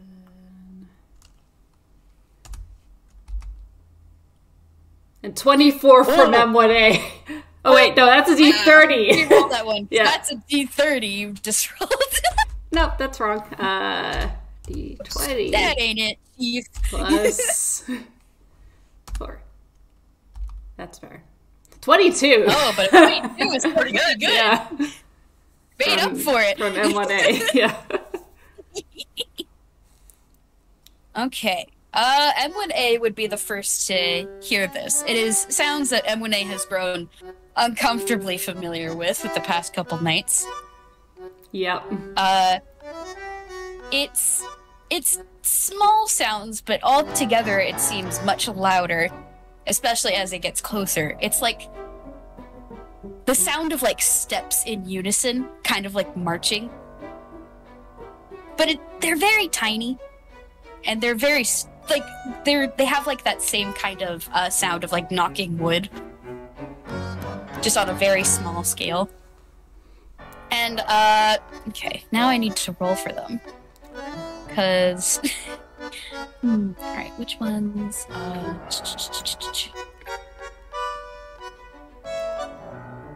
It'll be these things. So okay. It's time to roll a perception to see if it can see the net at the front door. So they're at the front door. Yes. Yes. DC is alright. Time to roll.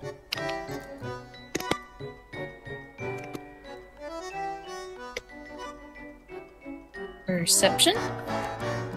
That's a 12. That 12. don't make it. Oh. Yeah. So now they gotta roll a dex save at disadvantage to avoid the incoming net. So it'll be... Yes? Yeah, okay. And boop. Oh no. Oh, that's abysmal. That's a 4. Oh god. That's pretty bad. So, The marching comes to an abrupt halt, and everyone can hear the sound of one of the nets springing up and the sound of lots of clanking wood as it lifts up into the air, suspending these intruders up into the air. Nice. M1A perks up and points forward and goes, Rat friend, if you desire, I request that you commence Operation Pinata.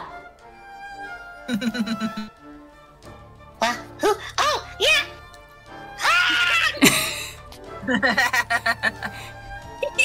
Goes off to he knows what pinata is. He understands immediately. Yeah. Off he goes.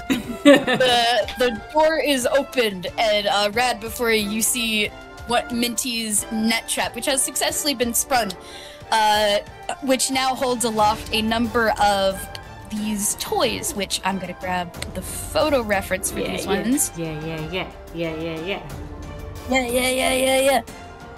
Oh, where are they? There it is. Okay. Shout out to Inky. We collaborated on this one. Yeah. I did the sketches and Avi did the lines and colors. Oh, Oh, so angry. Angie, the Oh, angriest. Angie. Little mans. It's a large collection of toy soldiers, which each stand about 8 to 12 inches tall. They kind of vary in some degree. They're all angry. They all have these little spears with pointed scrap metal tips. And they're all frustratingly kind of like hacking at the yarn, but they aren't getting much progress in. And there's like a dozen of them just kind of in the net all at once. Mm-hmm. Rad's gonna start It's gonna start wailing on it, I assume. yeah, he's gonna start wailing. Roll to attack. Alright. You have advantage because these things are restrained. Alright. Grab my other dice. That's a 6 on one, but that's a dirty 20 on the other. Hell yeah. Oh yeah, that hits. That hits these things.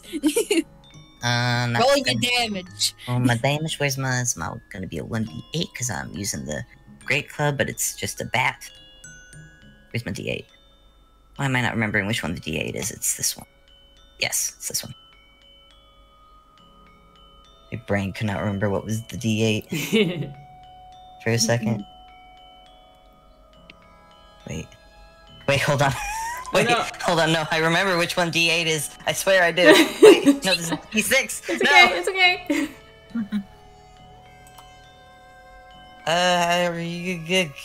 No, it's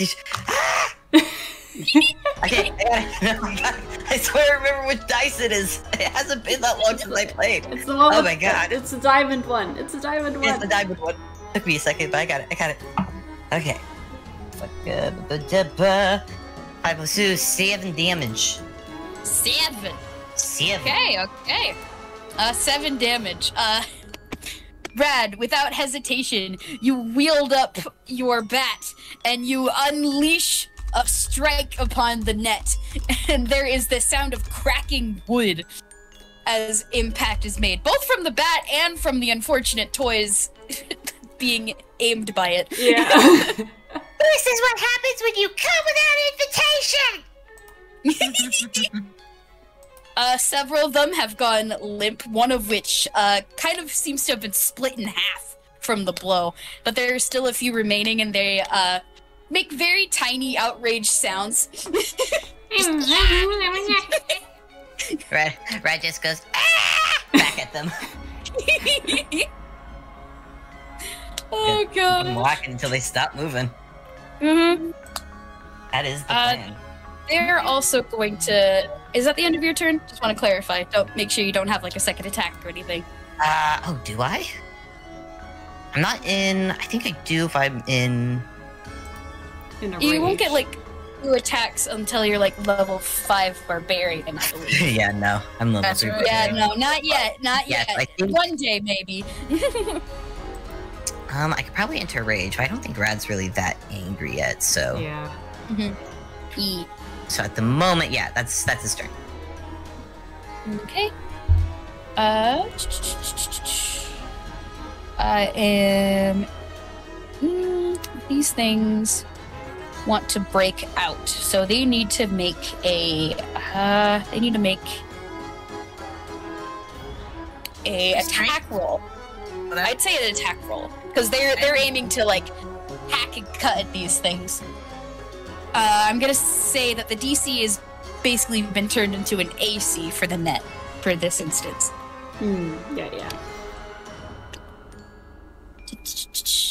Attack roll for these things. It's gonna use its javelin. Boop. That's 14 don't make it. Oh no. The DC is higher because you rolled real good.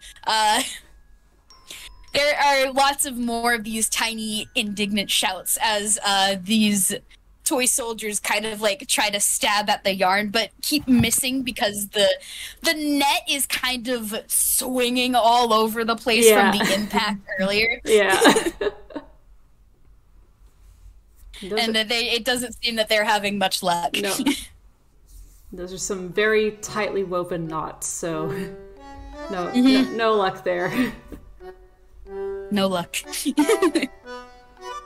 That is the end of this troop's turn. I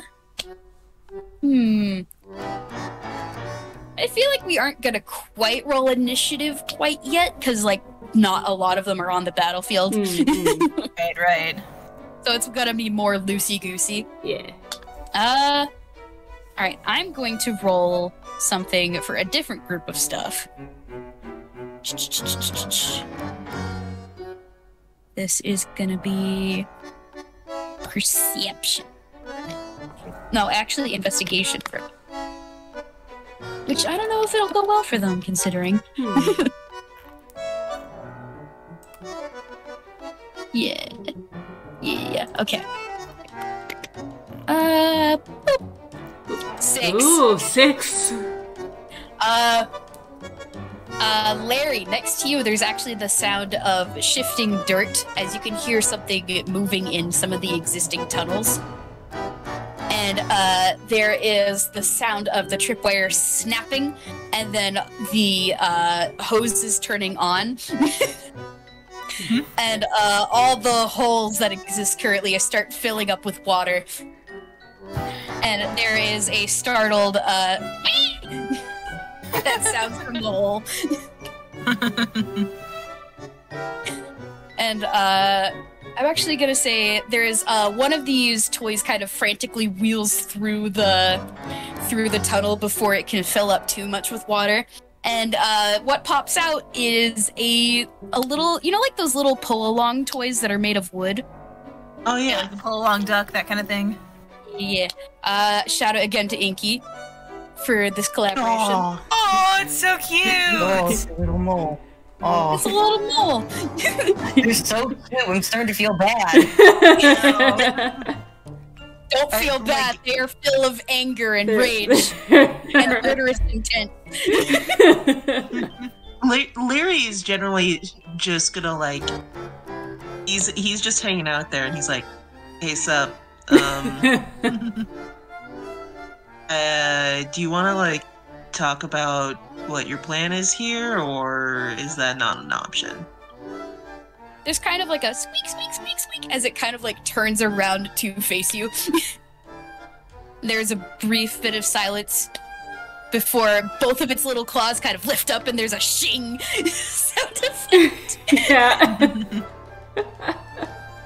And it starts going for your toes. Oh no. I'm gonna give it a quick attack. It's gonna use its claws.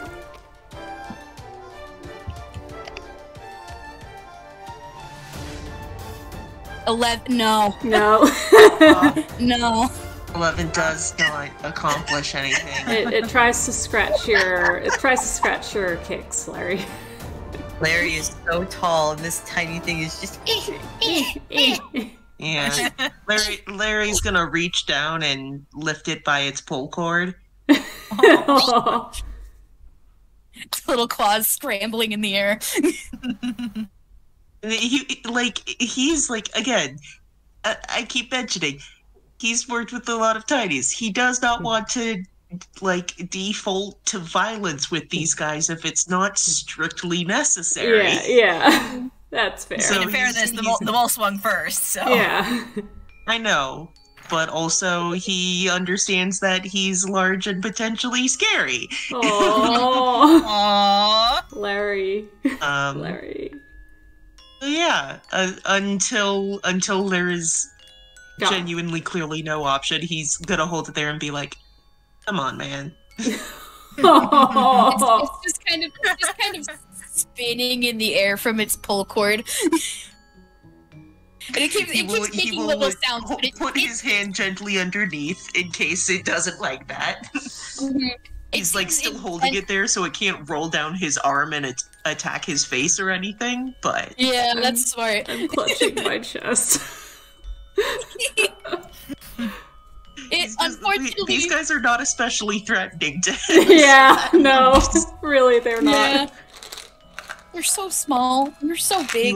He will protect his little alien buddies and their home, but he will not murderize toys if he doesn't need to. That's fair. Well, also, whatever they're this very thing cute, is, even if they're very angry. it seems intent on continuously trying to get at you, even though it can't reach. Yeah. It's I almost understand. pathetic. I've been there, man. It's tough living in a world that's not made for you, but you know. There's other options. You don't gotta go lashing out at people who don't deserve it. My guys here, they're cool. M1A is observing this from like a distance and going and like they had the mole in their sights, but they've kind of lowered their blaster and they glance down at Cody, who's like peering out from under the table, and they go, "Query, how did Larry friend get so good at talking?" I read a book. Amazing. Oh, goodness. We must read more books.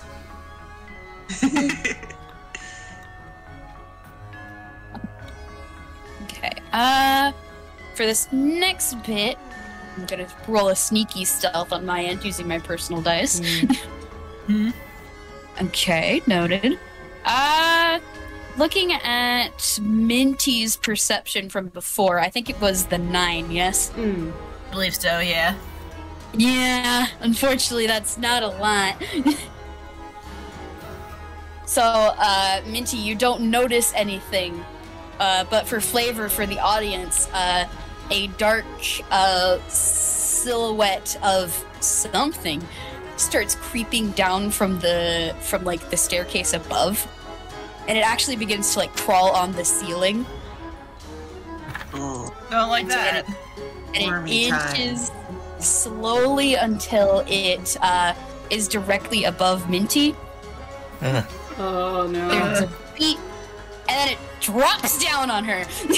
Oh no! Oh no! Oh god, yeah, no, she's definitely gonna scream like, Mm-hmm. I'm gonna spoil this one for potential Scopo.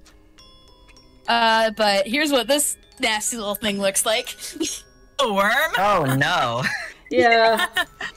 You know, Abby kept working on this over, kept showing me updates of this one, and I'm just kind of like, I don't know how you managed it, but you made it look 10 times worse than I concepted. The googly eyes just... It seems that the worm has turned. Yeah. The worm has turned. But yeah, this thing is about as long as Minty is tall. And it just kind of... it lands right on top of you, and it's gonna make a bite attack. No. It has teeth? It has teeth. Yeah, no! It's a horrifying sight. There's the sound of splitting wood as two parts of it kind of hinge open. Oh, thank you. I don't enjoy that. Avi, I love how you take cute things and make them terrible. Yeah. It's my brand! You're so good at it. Your brand. So this is the bite attack. Oh Ooh, god! Oh. I think it's Yeah, gonna that hit. hits. Ooh, He okay. has really good armor, but that's definitely gonna hit. It's gonna be a D8 plus Cardboard. 3. That's piercing damage, 4 in total. 4. Good thing she has her temp HP at least. Now I need you to make a Constitution saving throw. Oh boy. Oh dear. Oh,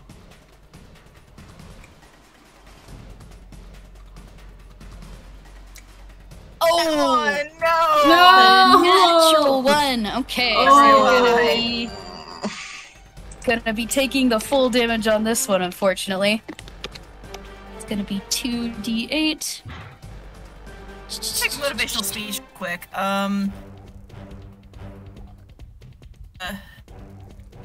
Advantage of the next attack roll it makes. Okay, that doesn't apply here. Okay. Yeah. Okay, so this is gonna be... that is 8 poison damage, as this thing... this horrifying thing lands on top of you and immediately bites your shoulder, like somehow getting through both of your button mail and the cardboard in one fell swoop. And its bite is painful enough, and it is then followed by like a searing, burning sensation. Oh, I hate that. God. It's not good. At all. So yeah, I think now at this point we can start reasonably rolling initiative. Yeah. Because Yeah. now things are getting slightly more threatening. Yeah, alrighty. Alright. Initiative. Okay.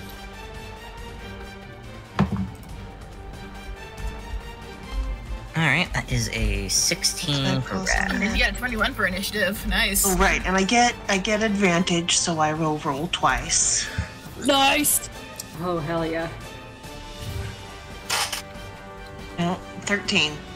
15. Okay, that's for Cody, and M1A is... Oh, just +2.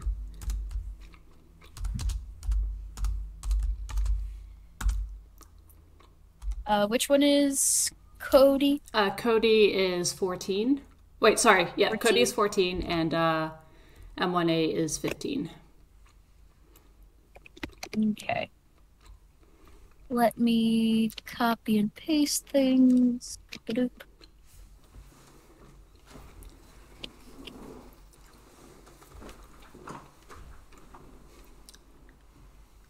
Okay, so I'm just gonna put this in the chat for now, and I'm gonna pin it so that we can access it for later. Okay. Now I gotta roll for the many, many, many enemies. Yep. Oh boy.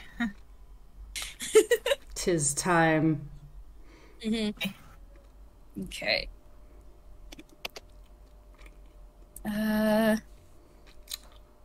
Let's look at you. Larry's out here trying to find the peaceful solution for once in his life. To the little Sorry mole. to say this, Larry. This is the one time it probably won't work, because these things are constructs. They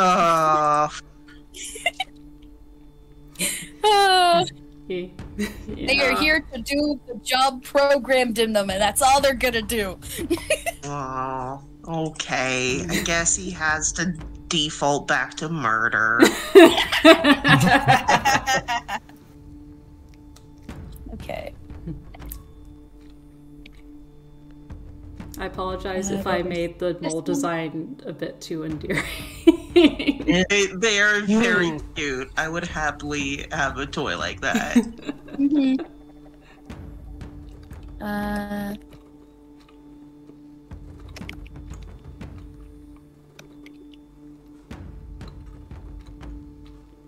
Oh boy, this is gonna get a lot. Oh boy.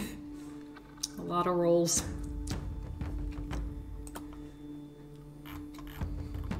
Oh boy. Let me look at Minty's roll. Minty has a higher dex mod, so the toy soldier troop is gonna go after her in this case. So let me add them to the initiative roll. Gotcha.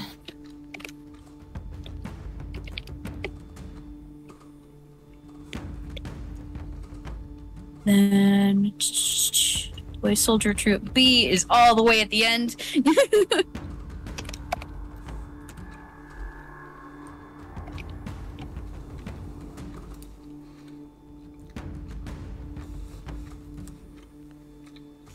And then toy soldier troop C is... Wait, no, that's... Let's see. It's A, and then that one is...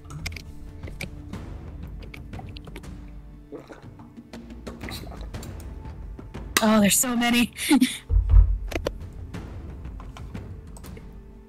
Okay. So we've added on the ones we've got so far. Now it's time for some more rolls.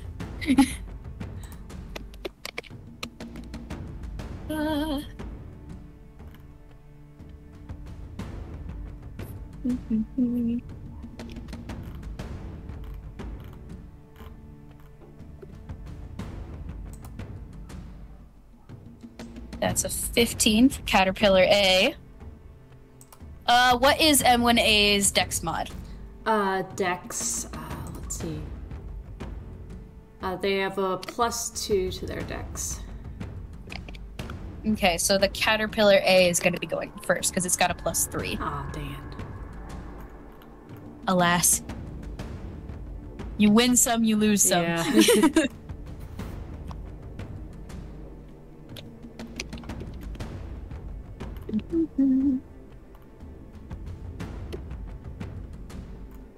And then here's the second one. That's 11.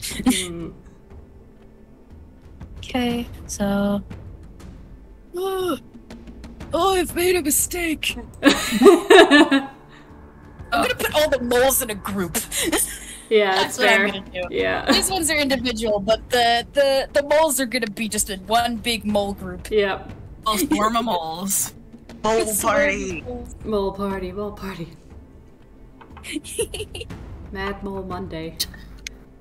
Here's funny, a group of moles is known as a labor of moles. Oh. Incoming labor. Incoming labor. Oh god, the moles have unionized.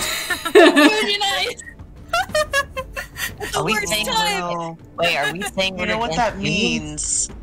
You realize that this means Larry has to go into labor. Oh god. Don't ever say that. Terrible. Awful. And the mole's got a 7. That may manifest as one of them bursting out of his hoodie alien style. Oh god. And then I'm gonna roll a d4 real quick. Okay, 2 rounds. Cool. Well, all right, and with that, we're gonna go to the top of the first round. We've got Minty. You're on you're up with the Toy Soldier Troop C on deck. And I would like to take an action to scream at the top of her lungs. I'm kidding. Yeah, that's a free action. There was a thing, and it bit you. It's gross and crawly, and she does not like that at all. Right, so for her bonus action, she's going to summon her spiritual weapon. I'll do at 3rd level. Yeah! Nice. Oh, please tell me the flavor of your spiritual weapon. I want to know what it looks like. Oh yeah, for those who've seen the Never-Ending Train, her spiritual weapon is a big ol' spectral ball of yarn. Oh, hell yeah. I remember. Bonk people on the head. Bonk. Right, and I do believe, I can roll attack on that for right away, so... Ball of yarn? No. A bonk of yarn. A bonk of yarn. Yes.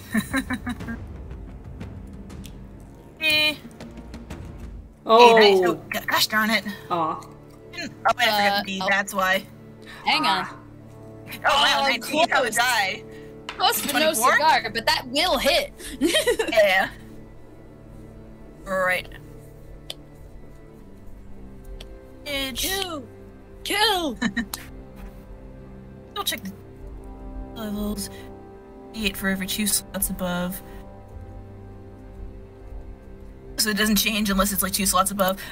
Can I edit that to 4th level because I didn't see that part of it? Yes, yeah, you can go ahead. Yeah. Okay, yeah. Since you didn't say the damage yet, so. Okay, because I rolled damage. Okay, yeah. Yeah.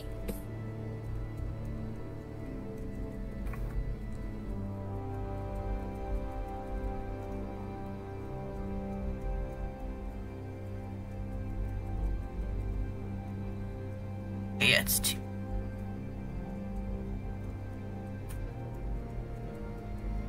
Eight damage. Oh. Okay. Alright. Hang on. That. 1 moment.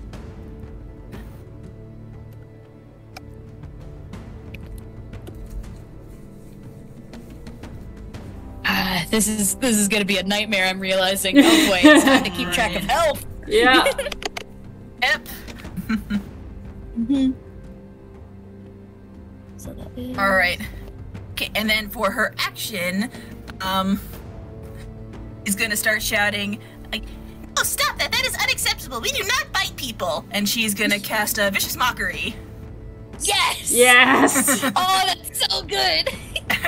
She casts it by scolding people. Good, Alright, good. so the caterpillar is gonna have to make a wisdom save. A wisdom save for this thing, huh? Yeah. It doesn't have much for that. Yeah. Roll them bones. D20? 8. 8. That does not make it. No. That don't make it. No. Oh, get 2d4 damage, and it has disadvantage on its next attack roll it makes before the end of its next turn. Let's roll. Okay.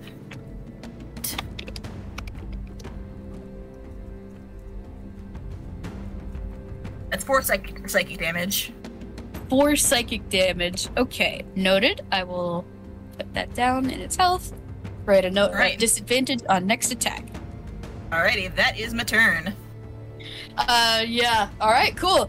You slam your ball of yarn into this thing, and there's like a kind of the sound of like a pop as like its most hindquarters piece kind of pops off and rolls away. Oh, it's like fighting a wiggler. Yeah, and then it it like pauses for a moment and does like a sad looking head tilt from the scolding. Yeah. Before it shakes its head. Like, wait, no, this isn't supposed to work. Yeah. Okay, up next is the Toy Soldier Group C. Okay. Rad. Yeah. Next to you, there is the sound of more marching, and suddenly, more of these toy soldiers start springing up from the sides of the doorway. Like, what? ones that hadn't been grabbed from the net. And there's like, I'm kind of treating them like a swarm. So there's a lot of them, but there's only like one stat block for them, you know? Yeah. So yeah, these little guys are gonna basically just kind of gang up around you, and they're gonna start trying to stab you with their tiny spears. No. Ah, no! Don't stab me with your tiny spears! Okay, it's gonna make 2 different attacks. So this Double is checking the 10 HP from motivational speech. That was 10 or 5. It's 10 from the motivational speech. Yes. Cool. This is the first attack. That won't hit. No. Here's the second attack. That's an 18. Does that hit? 18. Yes. Okay. So at first, the soldiers kind of like go surround your little feet and like try to stab at them. But you manage to like avoid them by like doing little stippy steps. But then one of them, which is a little bit more bold than the others, leaps up and kind of like hangs off of the side of you and slams its spear into your side, making little sparks. Ow! No. Oh. How much damage is that? Let me roll. It's gonna be D6 plus 1 piercing damage. That's 6 in total. Alright, that brings my temp down to 4. Right. Then You do get advantage on your next attack roll, remember, so. Good to know. That is gonna be that troop's turn. Rad is up with Caterpillar A on deck. Alright, well, Rad just got stabbed in the side. Didn't hurt that badly, but it annoyed him enough to... Alright, you know what? If you're not gonna play nice, I'm not either! Gonna rage. Oh boy. Yeah. Gonna rage. So... I get +2 to my melee damage, and you said I have advantage on my next attack, so Rad's just gonna...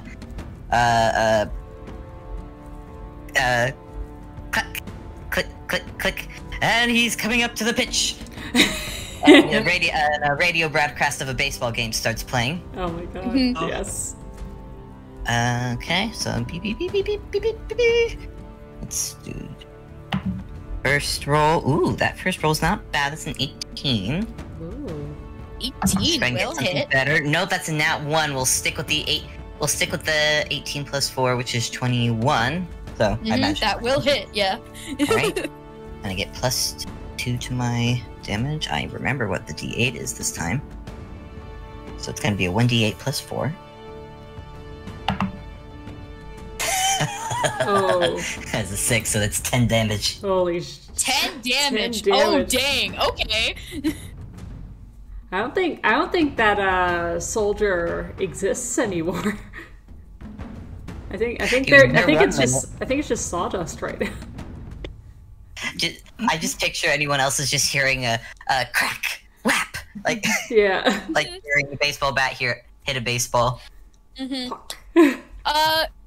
one that specifically was on your side goes flinging across the room, and it embeds itself so deep in one of the laboratory walls that all you can see is one of its little feet. But the swing also managed to get a good portion of the rest of them that were at your feet. And in fact, there's only one of them still standing. Rad stands over him, just quietly pat his baseball bat in his hands, staring down at it like, "You wanna go? Wanna go, buddy?" Gonna In think the so. wrong neighborhood. Yep, and since my bonus action was used to start the rage, that's my turn. Okay. It is Caterpillar A's turn with M1A on deck. Oh boy. So, Caterpillar, let's see what you can do.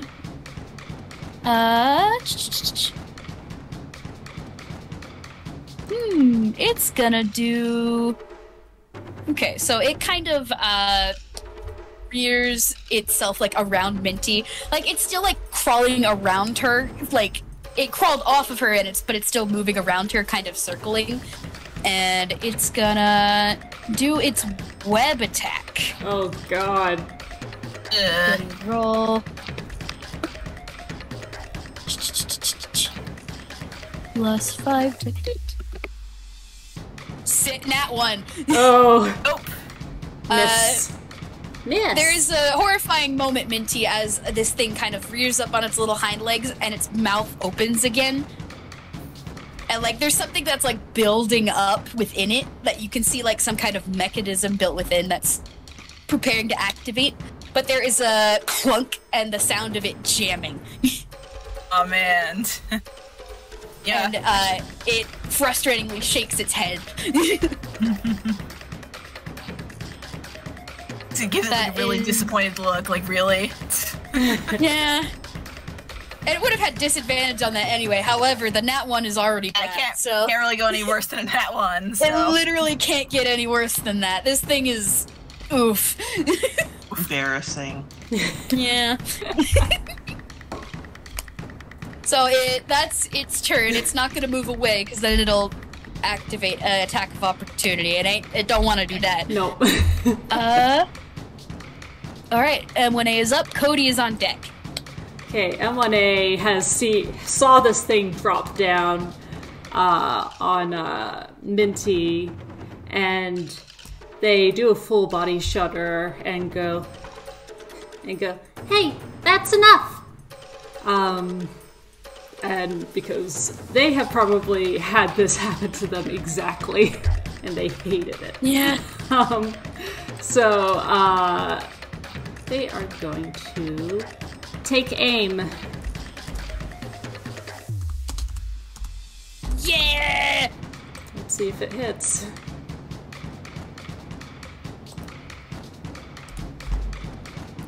Oh no! That's a 9. Oh no, that ain't gonna hit it. No. That is not, no. They withdraw their blaster and hit and like whack it a couple times. Yeah, just like the caterpillar jammed up, your blaster did in the moment of need. Yeah. Asterisks. Asterisks. Asterisks. It looks like she's about to say language, but then she stops and just kind of thinks for a moment. Not sure if that counts or not. Yeah.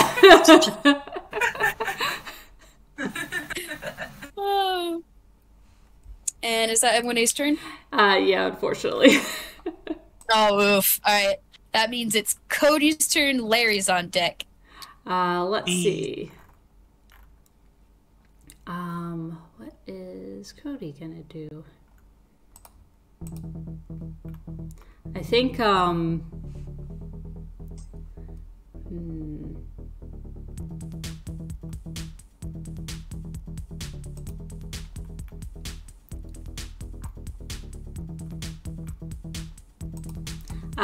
Cody is still under the table, but has been observing this next to M1A, and they point directly at the caterpillar, and above the caterpillar, an arrow symbol pointing down suddenly appears and goes down into them. And they are going to try and cast sleep. Oh, okay. Give me a roll. Okay. Because how sleep works, which I can pull it up with. Avre, I believe. Oh shoot, how do I do this? Kid, do you remember how to pull up the spells with Avre? Yeah, I got it. Thank you. You go. Yeah, there it is. Okay. This spell sends creatures into a magical slumber. Roll 5d8. The total is how many hit points of creatures the spell can affect. Creatures within 20 feet of a point you choose within range are affected in ascending order of their current hit points, ignoring unconscious creatures. Starting with the creature that is the lowest. Each creature affected by the spell falls unconscious until the spell ends. The sleeper takes damage, or someone uses an action to shake or slap the sleeper awake. My only concern is whether Minty gets caught in this. Is it a friendly fire spell? It is a friendly fire spell. Oh, shoot. And unfortunately, they're kind of in the same space, so you can't target one without getting the other. Yeah. And to be fair, Minty has, like, she's, like, almost full HP, so it's probably not gonna... It's whoever's the lowest, so yeah, it won't affect her. Okay, let's give this a shot. It's... Wait, that didn't work. Wait. Wrong way. Reverse the exclamation point in the R and you got it. That's 21. Is okay. Let me look.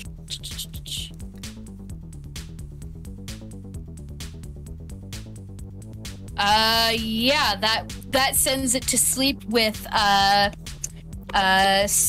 of the things remaining, which I don't think will affect Minty. Yeah. So you cast this spell, this arrow kind of slams into this creature, and it was kind of reared up on its hind legs, but then it just kind of starts swaying in place. There's a wooden thunk as it just falls back to the ground. And Cody... Jump, kiddo! Cody crossly looks at the caterpillar and goes, "It is too late for this." It is too late for this. It's been Past too their late for bedtime. this. For days. Yeah. They kind of like beam a little bit at Minty's praise. Aww. Good. Alright, if that is Cody's turn, that means it's Larry's turn with Caterpillar B on deck. Cool. Just so I can try and get a better mental image, so Larry's dealing with the mole, like, out of things. Can he see, like, the other toys causing problems for everybody? Yeah. The lights are still on in the room, thankfully. And you can see, like, that there is a caterpillar that has fallen asleep next to Minty, and that Rad is laying waste to an army of toy soldier toys.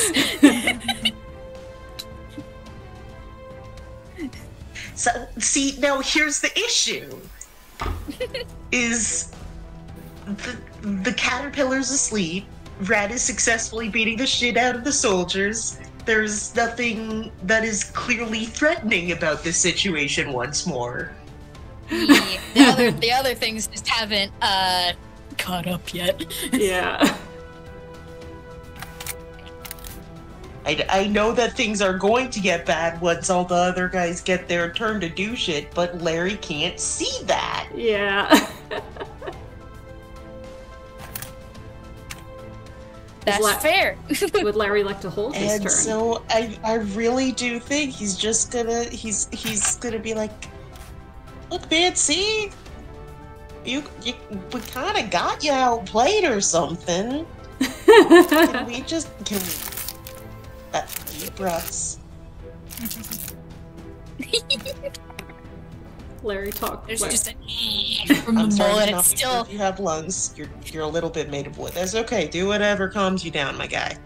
There's just a from the mole, and it's still trying to get at your fingers. Yeah. But it can't reach. You know, okay, yeah. Sometimes I get the violent urges too to calm me down, but I've been working on productive ways to do it. Pointing it at other people, not so helpful. Usually just makes you feel worse, actually. I'm loving this Larry just having a thoughtful So, conversation. unfortunately, yeah, Larry trying to be the adult in this situation is unfortunately gonna completely waste his turn. Oh my god. You know what? That is such a good roleplay moment. You need take an inspiration point. Yeah. Good roleplay, 10 out of 10. Alright, that means it is Caterpillar B's turn with the Soldier Troop B on deck. Oh, why is Soldier Troop? Hang on, wait a second. Oh, there's I named two of them the same thing. That last one is A. Okay, there we go. Alright, with, Soldier Troop B, there is, actually, Larry, near you, there is, like, the sounds of shouting from outside, like, teeny tiny little shouts. And it's followed by some splashing of water. And that's their turn.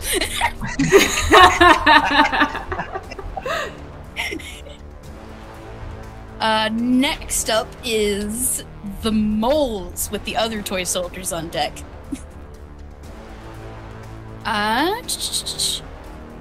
Looking at this thing real quick. Okay.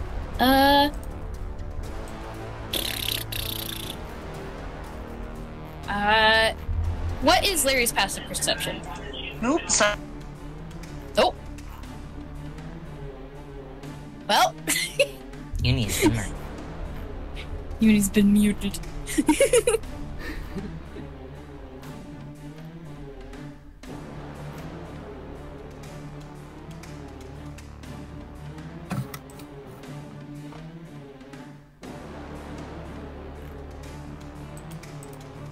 Larry has to stop and take a call in the middle of all the action. One by one, the phone calls are coming for us all. Yeah, I'm just warily looking at my phone. Yeah, the message machine went off without the ring, so it's like, oh yeah, the ringing on the phone is turned off, but apparently not the not rest. Not the message, jeez. No. Well, oof. Dang. Alright, continue. Okay. What is Larry's passive perception? Passive perception. That's a flat 10. Flat 10. I think you won't hear anything this round. So okay. Yeah, they aren't close enough to be very audible. But they will next round. And that's gonna be the mole's turn, and then it's Soldier Troop A, which is kind of dealing with the net. They're gonna make another attack roll. This time they're gonna make 2 attacks.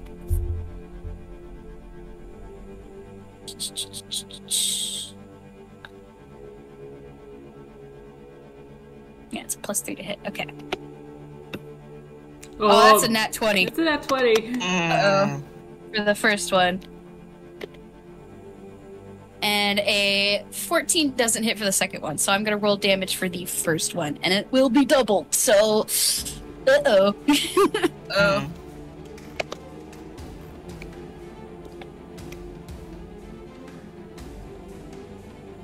5, which is 10 damage in total. Oh. Okay, so these things have started grouping together in the net, and one of them leading the charge goes, ha, ha, ha, and then all of them at once stab at the same spot. And there's there's a snap of yarn, and they all just come tumbling out of the net. Oh no, they've learned teamwork!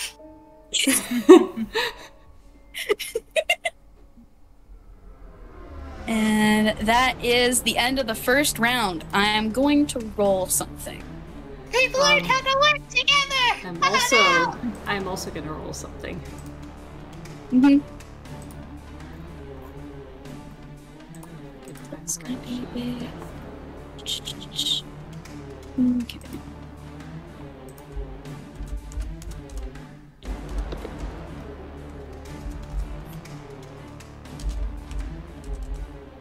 Okay, noted.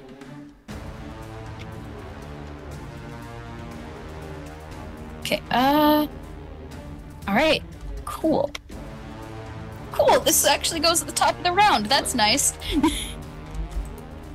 Oops. Aw, dang it.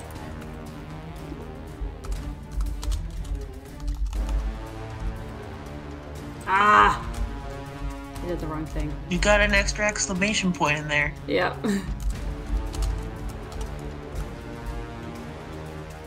That's it. Okay. Oh, yeah. Okay. Okay. So a 28 for your roll. Dang! That's big. Alright, cool. Noted. So top of the round, it is now the question marks. Can I just real quick have Rad roll a perception check? Yeah. Yeah. Sure thing. That's 11. 11. Rad's not gonna notice anything. Okay, good to know. Oh dear. Yeah, well, he's a little busy. Yeah. Actually, wait, no. Just looking at its dex modifier. Yeah, just barely. Okay, never mind. Scratch that. Rad, as you are dealing with these multitudes of tiny toy soldiers, you can actually hear like the squeaking of wheels, and you look up from the front door and you kind of see like a little ways down the driveway there are more of these soldiers surrounding like a bigger shape. And I'm gonna put what it is in the chat real quick.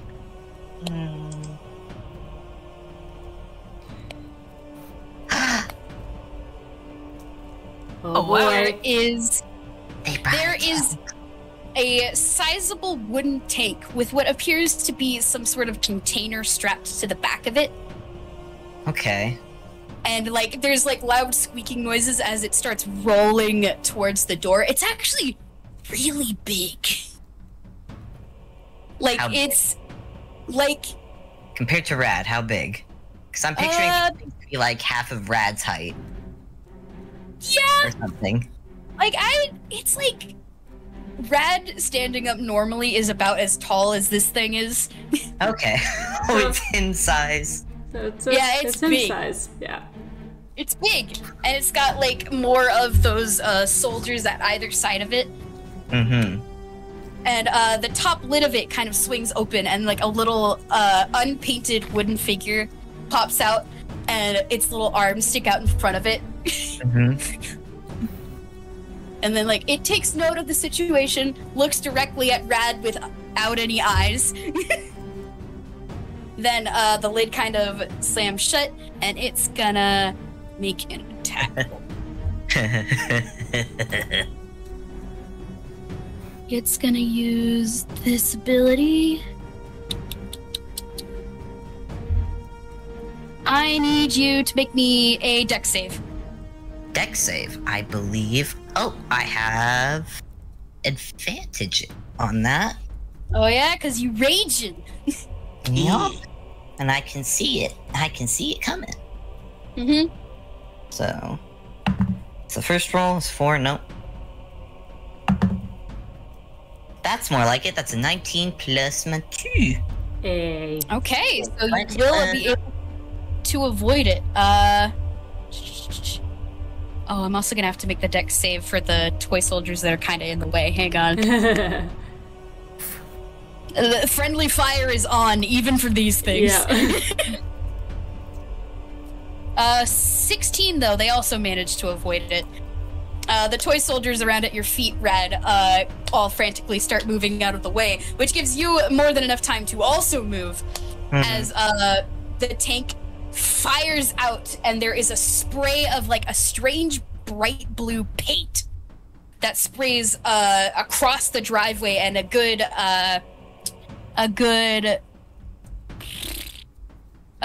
10 feet into the room with a splat. Blue paint, that's a bit concerning. Yeah! Alright. Don't love it. Yeah. Don't love that. Don't And love then it. after it fires, the little toy like lifts up the lid again, and there is like more of that tiny and it closes the lid again, and the tank starts moving forward towards the door again. It won't get to the door in its turn, but it's on its way. Yeah. Oh boy. So yeah, that means that is the end of its turn. With Minty, you're up. Toy Soldier Troop C is on deck. Alrighty, let's see. Okay, so it has a hold person. That would be useful here. I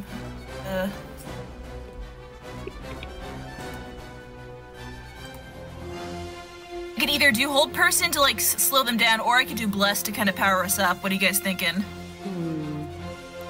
That way she's got to concentrate, so we got to pick one. Who's she gonna cast hold person on? I'm probably gonna aim for that tank. If I don't know, is it's enough to hit the tank, or her movement? She can move a little closer if she needs to. Yeah, I would move it.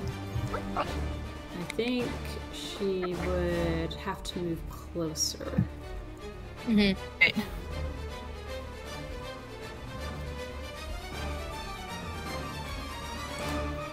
And you probably don't have quite visual on the tank yet from your angle, but you do see the blue paint that's splatted in the room. Yeah, you do see the blue paint. Right, yeah. Right. She wouldn't want to touch that. Because I feel like she's probably because she knows the story of the whole taffy train incident, so she would probably be wary of the blue paint. Well, actually, should everyone roll like a history check? Does Larry get advantage? Yeah, Larry has super advantage. I mean, right? I'm not, because Rad genuinely would not know what this is. No, absolutely that's not. fair. I'll just roll history normally if that's Yeah. Okay, 13. 13, 16. Oh, nat 20. 20. Nat There 20. it is. Yeah, nat 20. There you go. Yeah, Larry. You can kind of hear the splat from across the room, and looking up, you can see that painfully familiar blue hue.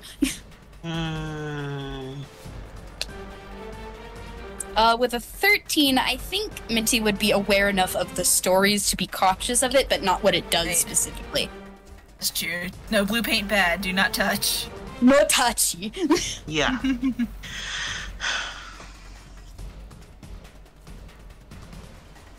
Right. So she's gonna get as close as she can without touching the blue paint. And she's gonna try a hold person on these guys. So let's see. So that is gonna have to make a wisdom save. What does hold person do? Real quick. Let me grab the spell.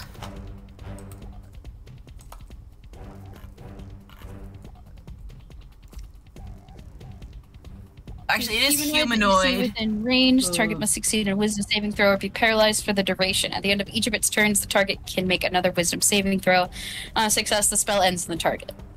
I just forget it's humanoid because these guys are constructs. So does it count or?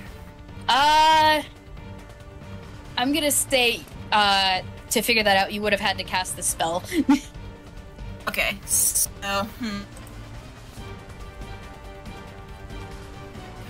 So you can either receive the hold person, or we can continue on with what happens. In that case, is it cool if I just do bless, because I don't really want to risk it? Yeah, that's fair. Yeah. All right. Okay, cool. So let me grab the spell for bless.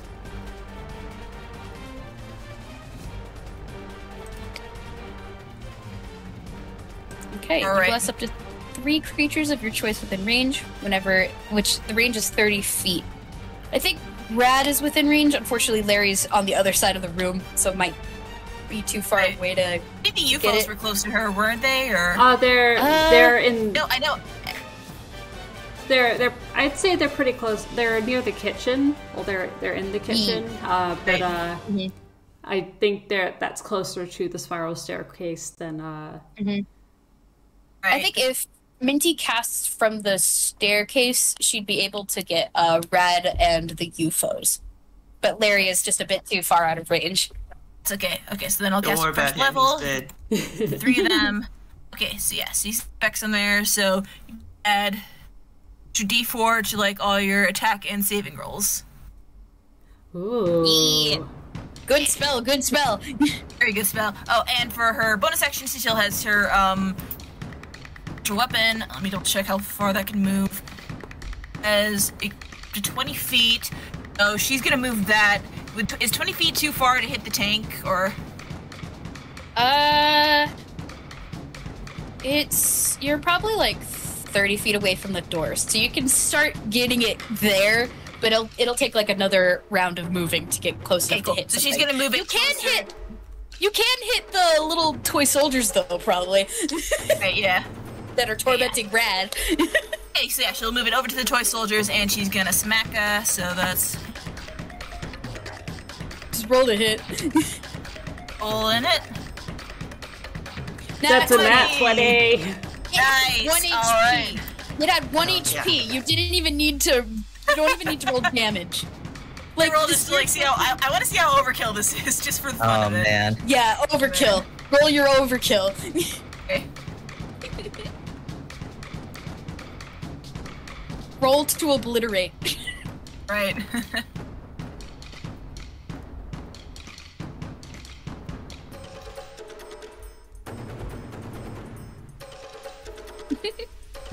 Oh god. So that's a normal roll. Because I can't ever remember how we do it in Draft House. Is it do you just double the damage? Times 2. Times 2. Right. 32. That's just sawdust. 32. That's just sawdust now. Yeah, like the yard comes down. The yarn slams into this one remaining toy soldier from the troop, and there's just a as it turns into fine sawdust. I'm imagining, you know, in Wile E. Coyote cartoons where he like holds his little sign, he just like holds his hand just as hell for a second. Yeah, and then and then the wind blows and it's all. The toy soldier looks up, looks at its buddies, and does a sad salute. Yeah. Aww. And then it's gone. Dusted. Alright, that's my turn. That's your turn. Alright, that means it is Toy Soldier Group C with... Actually, no, that was Toy Soldier Group C. Yeah. It's dead. What? Which means Rad's turn with the sleeping caterpillar on deck. Alright. Well, I know what Rad's gonna do now. Mm-hmm. Like, so much. Alright, so... let's see. Alright. Rad is going to run out straight towards the tank. And No. Ooh. he is sparking with electricity around him as he enters a frenzy.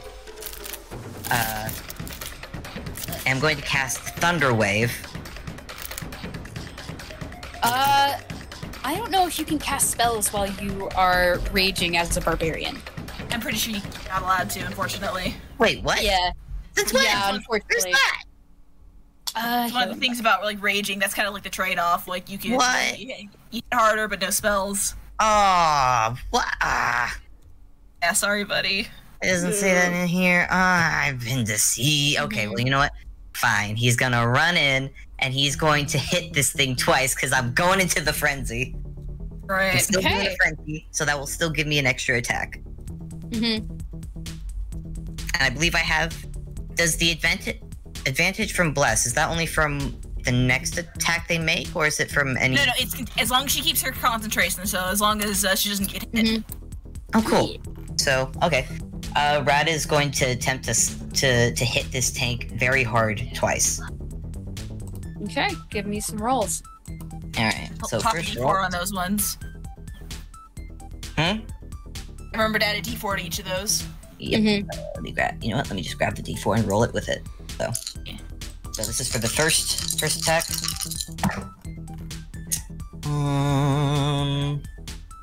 It's 16. 16, let me look. 16 doesn't hit. Oh no. The Oh. attack. Oh wait, I can add the D4 to the attack roll. Sorry, that's 17. Barely hits. I'll take it.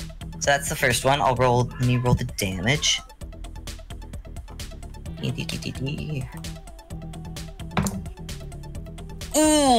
Ooh, that's full damage. That's gonna be an 8 plus 4, which is gonna be... That's 11 damage. Is this adding the extra damage that you get while raging? Yes. Cool. Just noting. Yeah. It's usually +2. It's usually +2. Okay, and now I'm going to do the frenzy attack. It's a bummer that I can't do spells while in rage, but that makes sense. It's gonna look really cool. Concentrate, yeah. It's gonna be really cool, though. It's gonna be rad coming down as like a fucking electric bomb. Anyways. Alright. Oh, that's worse. Oh, no.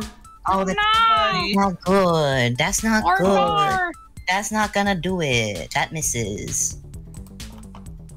Nope. That misses. Have 2 attacks? What? Do you have 2 attacks? Because of the frenzy, yeah. Frenzy gives me, while in frenzy, you can take a single melee weapon attack as a bonus action on each of your turns after. Oh, that's right! I forgot about that. Yeah, he's entered frenzy. His first main attack hit, but bonus action attack did not. Alright, cool. Oh, wow. Write down your damage. Oh, yeah. Damage. So it's just 11 damage from the first hit. 11 damage? That's still pretty good! It was full damage, which I'm happy with. I'll take it. But that is my turn. There's a do. Oh, right. Yeah, right. He's done, for flavor, he's done a hop overhead swing and just brought it down on the top of the tank. The tank, the top of it comically kind of spins around for a little bit before righting its aim, pointing at you, Rad, and there's angry shouting from inside and from the toy soldiers at either side of the tank. Rad just makes a little at it. Alright, and is that the end of Rad's turn? Yes. Alright, cool. Caterpillar A is asleep, which means it's M1A's turn with Cody on deck. M1A finally leaves their position on top of the tone tower, and they make their way to where Minty is in the center. They're going to use some movement, and they observe the blue paint splatter on the floor. And they say, Statement. This has not happened before. Yeah, it's bad. It's bad. It's don't. I can't remember what it does. I just know it's really bad, so don't touch it. It kills you dead is what it does. What? Yeah.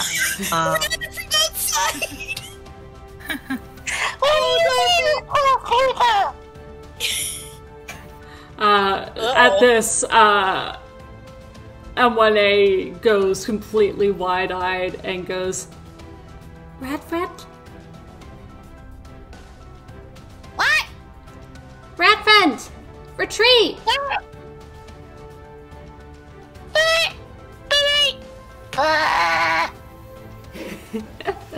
Rad's gonna have to wait to retreat on his turn. Yeah. The message has been conveyed. Is there anything else M1A is going to do? M1A is thinking a moment, and what they're actually going to do is, after looking around at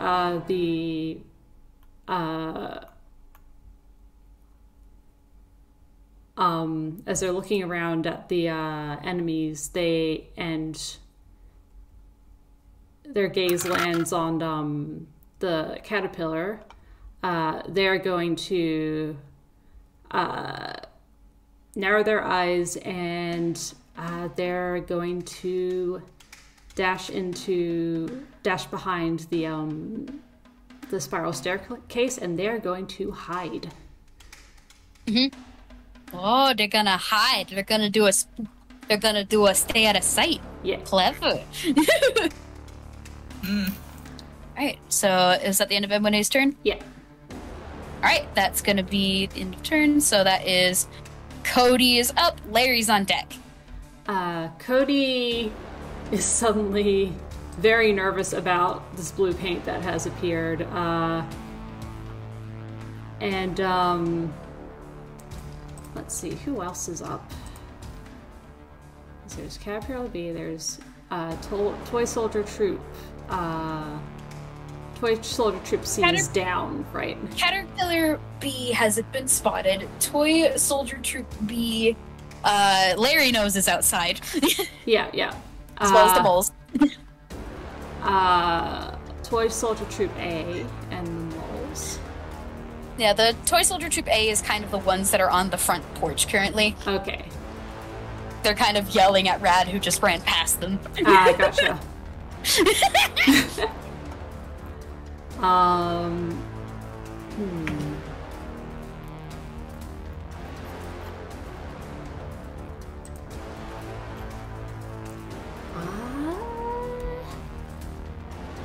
think what they're going to do is,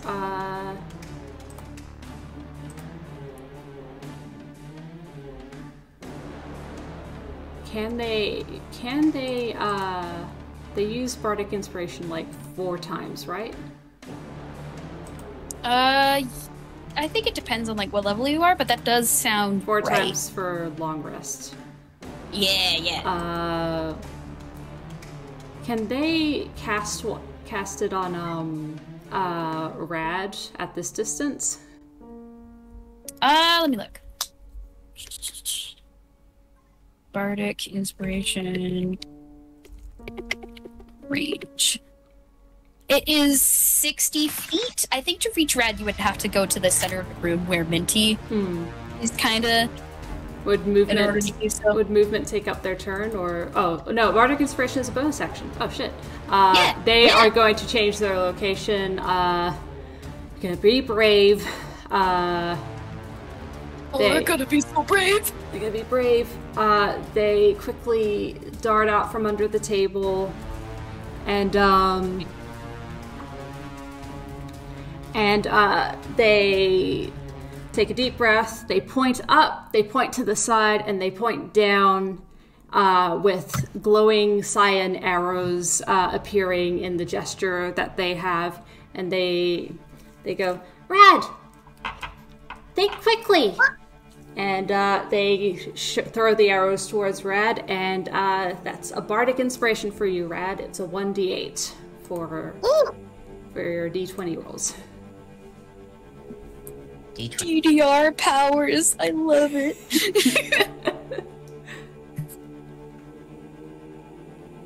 Alright, so take a note that you now have a D8 inspiration. Cool. And is that the end of Cody's turn? Yes. They are now positioned in the middle with Minty. Alright, that means Larry is up with Caterpillar B on deck. Larry, the situation has changed drastically. That the situation has escalated severely. Yeah. So he just takes one last look at the mole and goes, "I tried, bud." He tosses it in the air and swings his bat at it like a baseball. Holy shit! Roll the hit. His banjo at it, yeah, is what I mean. Hurts. And that's, how much is that? +8. Ooh. 8. Oop. That's a 27. Hit. I don't think that you hit it. Roll damage. Yeah. I don't know if that works. Damage on that is a d10 plus 4.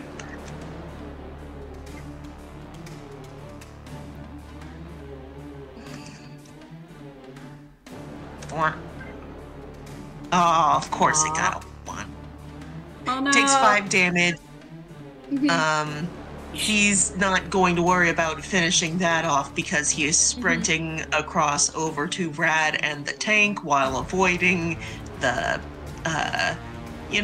quote unquote pain. Bad. Yeah. Bad mamma jamma stuff. Yeah. Yeah. He's gonna scoop up Rad away from the bad thing. What is your movement speed? Let's see. My movement is 40 feet. 40 feet, okay. Unfortunately, I don't think you'll be able to get to Rad on this turn unless you can bonus action dash. No, I think if he can't quite get there yet, what he's gonna do is pull out his violin, which is, his recolored crossbow. Oh my god. And, yeah, launch the bows at it as arrows at the tank. Yeah, alright, roll the hit. 17. 17. I think that barely just hits it. Yeah. Nice. There is a twang as the bow slams into and stabs into the tank. Can I say he's trying to aim at the the little tube connecting its tank to the rest of it? The little tank it in back. You can. I'm gonna say, unfortunately, this attack, it kind of bounces off. There's a metallic clang as it hits, but it does knock it to the side a little bit from the force. Okay. Can I still roll damage at least? Yes, roll your damage. Okay. I'm gonna say, just barely hitting isn't gonna do damage to the pipe, unfortunately. Is my flavor for that. Yeah. 8 plus 4. Why are the dice rolls not good for the dip? Wait, hold on. I think I have a thing for this. Let me check. Ugh. Hold on. Let me check the things. So I've got. Oh, it's melee weapon. Aww. Can I reroll how much damage I did on the mole? Yes. Real Thank quick. you. I appreciate your lenience. Pats you. Sometimes you don't get the right. Oh, okay. I think that's substantially So better. instead, it takes 5 more damage than it did before. Yeah. All right. Wait. So for the mole specifically? The mole specifically. Okay. Noted. Took 5 Okay. more damage. In that case, for flavor, you smacked the mole and it embedded itself in the wall, kind of next to the other toy soldier. Oh, nice. And it was like a twang sound effect, and it's now stuck there like a dart on a board. Yeah. We should be keeping points. Yeah. But yeah, Larry is very much like, okay, tank is priority. Tank is bad. Tank is extremely bad. Tank is big, no. Alright, and that is the end of Larry's turn. Caterpillar B is gonna do its thing elsewhere. Toy Soldier Troop B, which are the ones kind of out by the mole holes. They can't do much because their only way of entrance is kind of flooded and they float. Yeah. They all float. There's a temporary cut to see one of the toy soldiers trying to do a freestyle stroke through the water. It's not getting very far though. No. It's just floating there. Yeah. Moving along a few inches. I'm made of wood. Uh-huh. They cannot see. That's gonna be the end of their turn because they can't do much. The moles, however, who are next to those same soldiers, the scene cuts to some new tunnels that are currently being dug by a trio of these additional mole toys. And at this turn, they three little sharpened noses poke up out of the ground, and claws start breaking up the tile floor. And the moles have broken through. Oh god. No. Toy Soldier Troop A. They are gonna run in screaming and try to stab Minty. Oh dear. No. Oh. They make a wide berth around Larry because Larry is big and threatening. Is that? Yeah. That's gonna be a d20 plus 3 for their first attack, and then also their second. Actually, no, they're gonna actually, scratch that. They're gonna make ranged attack with their little spears. Oh no! They're, like still hanging out on the bird. Like the remaining members of this troop of toy soldiers. One again gives out the orders, and then they all raise their spears, and they all start being thrown towards Minty. Here's the first attack. 10. That don't hit. Oh. Let's see if the second one will hit though. 16. Just barely does not hit. Oh yeah. Minty, you can kind of see these spears kind of flinging towards you. The first round of them kind of embed on the ground like a foot away from you. The second round, you know they're coming, so you lift up your button shield, and there's just the tiny sounds of twangs and thunks as they embed themselves into the plastic. Yeah. Cody's very startled by this and just kind of huddles beneath the shield. No, baby. Baby. Aww. Baby. No. That is their turn. Next up is the tank. Oh boy. The tank. I'm re-rolling its ability. That's a 6. It recharges. Uh-oh. No.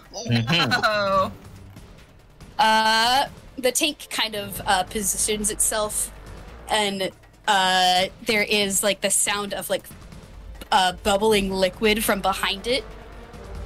And I need Rad to make another dex save. I still have advantage on that. Yeah. And I believe I can add the D4 to it. Yes. Mhm. It's added to say. I'm going to save my Bardic Inspiration D8. So I'm just going to do dex save. Alright. Ooh, nat 20. Hell yeah. Oh, okay. Nat 20 plus 2, and you know what? I'll roll a D4 for fun. That's just a 1 on the D4. So 23 on the dex save.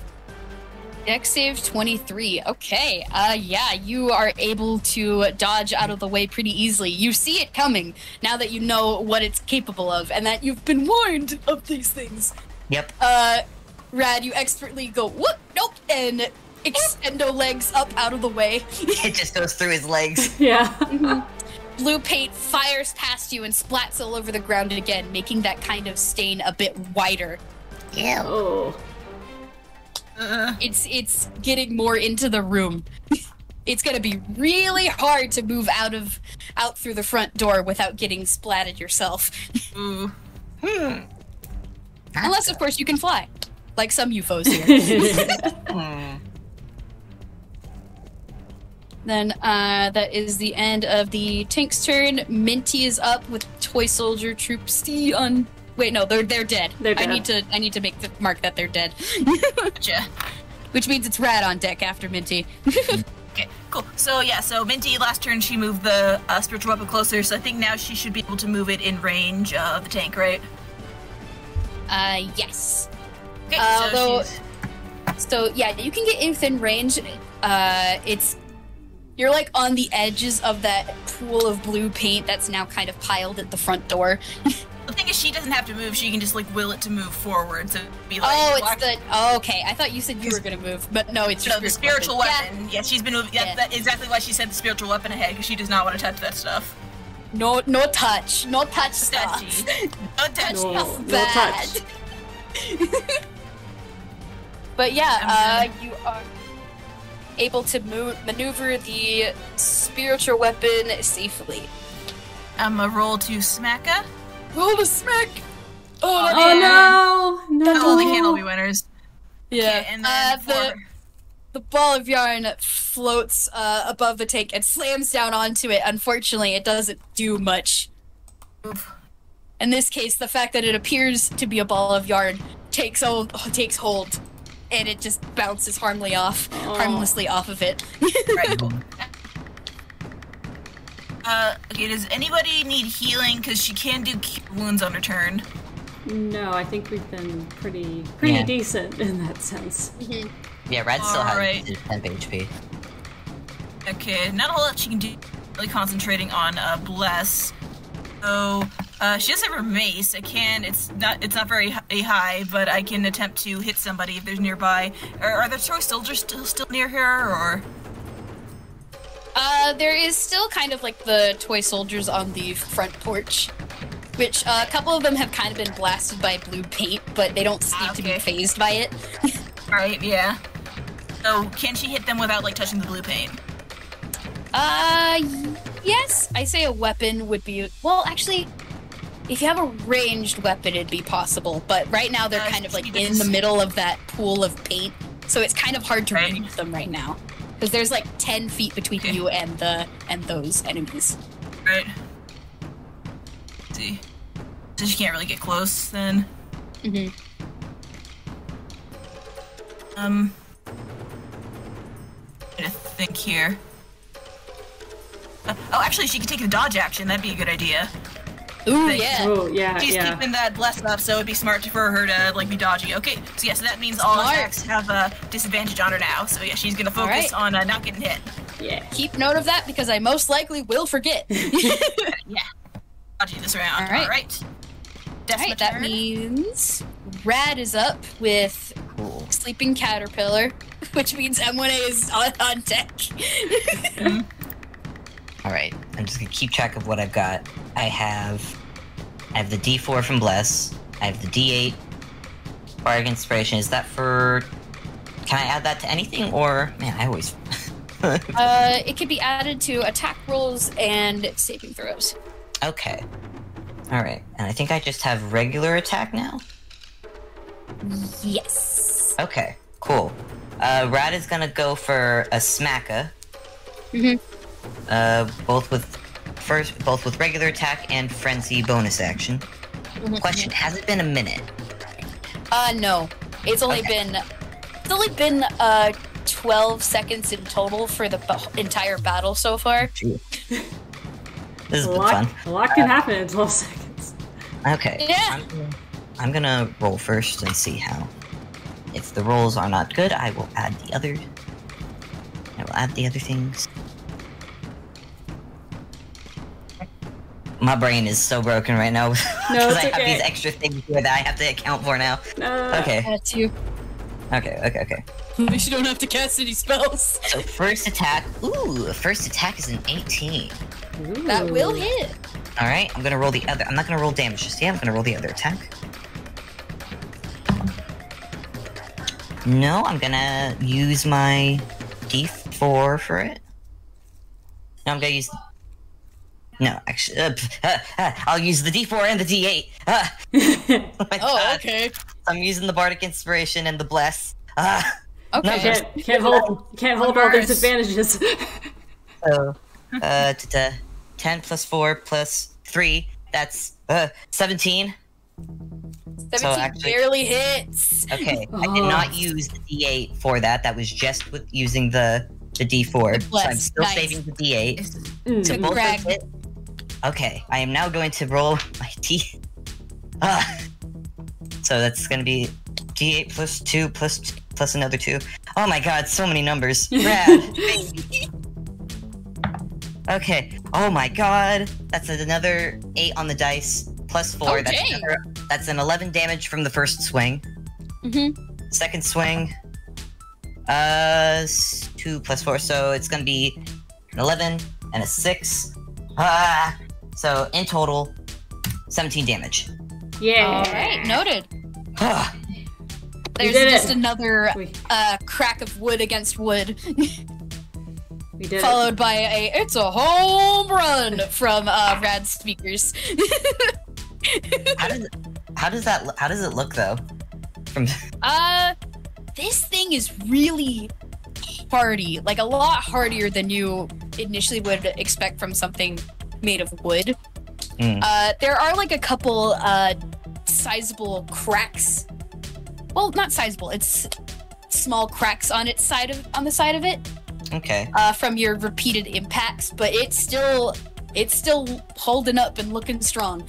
Are there any other toy soldiers around the tank? Yeah, there are toy soldiers at either side of it. They haven't been hit yet.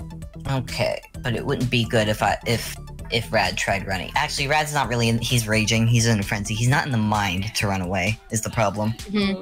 Yeah. So at the moment, Barbarian angry. This is just a very angry toddler. Just continuously whacking this thing. Why won't you break stupid thing bad? It's doing that. Alright, cool. And that's his turn. Alright. Caterpillar is asleep, M1A is up, Cody is on deck. Alright. M1A is still hiding. But they are going to try an attack from their hiding spot with their blaster. I'm gonna use that bless to the attack roll. What are they attacking specifically? They are going to is the tank's in range. Like the tank is like at the door, right? It's kind of like 10 feet away from the door. How far can you shoot? How many? It hasn't gotten inside properly yet. Gotcha. What's the range? Range 80 to 320 feet. Yeah, no, you can hit that from where you are. Yeah. M1A is M1A is going to take aim. Because you are hidden, you do have advantage. Oh, cool. Tweet. Yeah. That's how rogue work. I'm pretty sure. Yeah. M1A hasn't had a chance to be a rogue in a battle very often. That's so valid. Okay. Oh, that's that one for the first roll. No. Oh, it's an advantage, huh? Plus.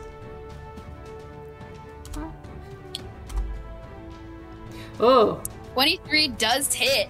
23 does hit. And damage is usually 1d6 plus 2. However, because it's a sneak attack,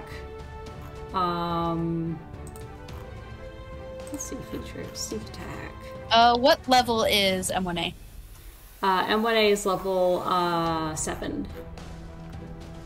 Level 7? Yeah. Oh, dang! So that means you get 4d6 extra sneak attack damage. Damn, okay, so I'll roll the original damage and then the 4d6? Yes. Okay. Combat. It'll be the damage plus your dex modifier, I believe. Yeah.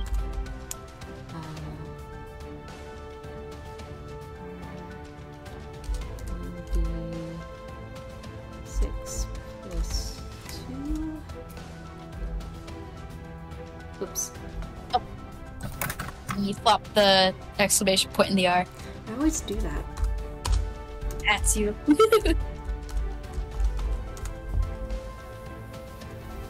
that's a 5 damage. For the initial one, but 4d6.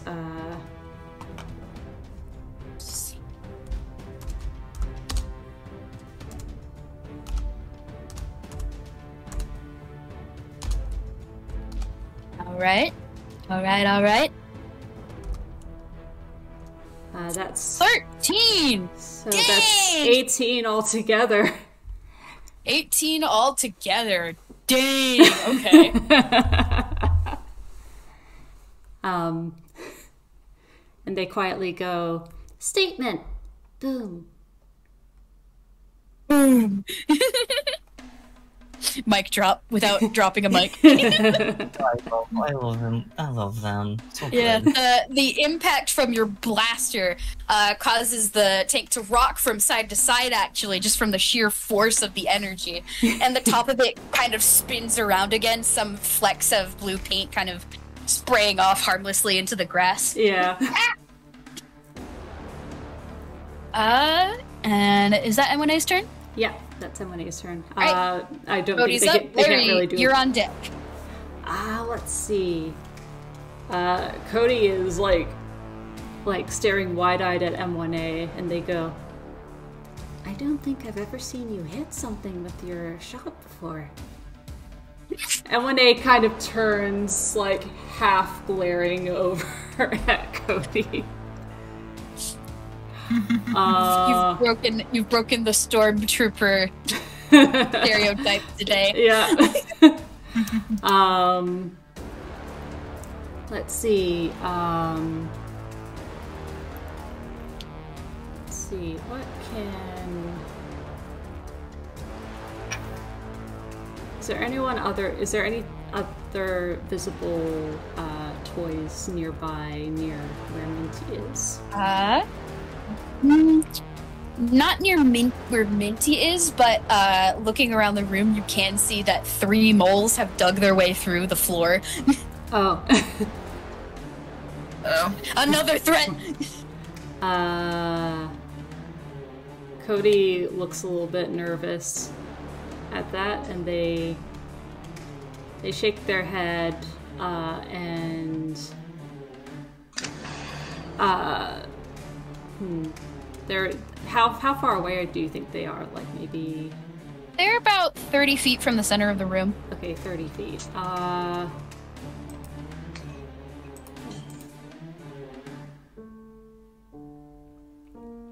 The room probably should be bigger, but intervals of 30 are easier to remember. Yeah.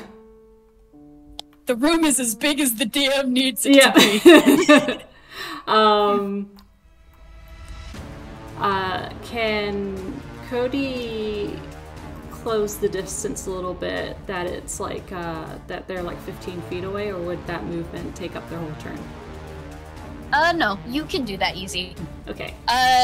Your movement speed, I believe, would be 30 feet, Oh, because you are, tuned. So yeah, you could just move 30 feet without having to, do any additional things to move more. They go 15 feet because that's what they would like, and they hold their hands out quickly and go. We're busy. Please go back into the water. And they're going to cast Burning Hands. Oh! Ooh, dang. Let me pull up that spell real quick. And around them is like red pixels in like a zigzag formation that kind of rumble and go out towards them. Okay. Oh, that's awesome. I'm gonna need to make a dex save for this group then. That's just a d20. 13. 13.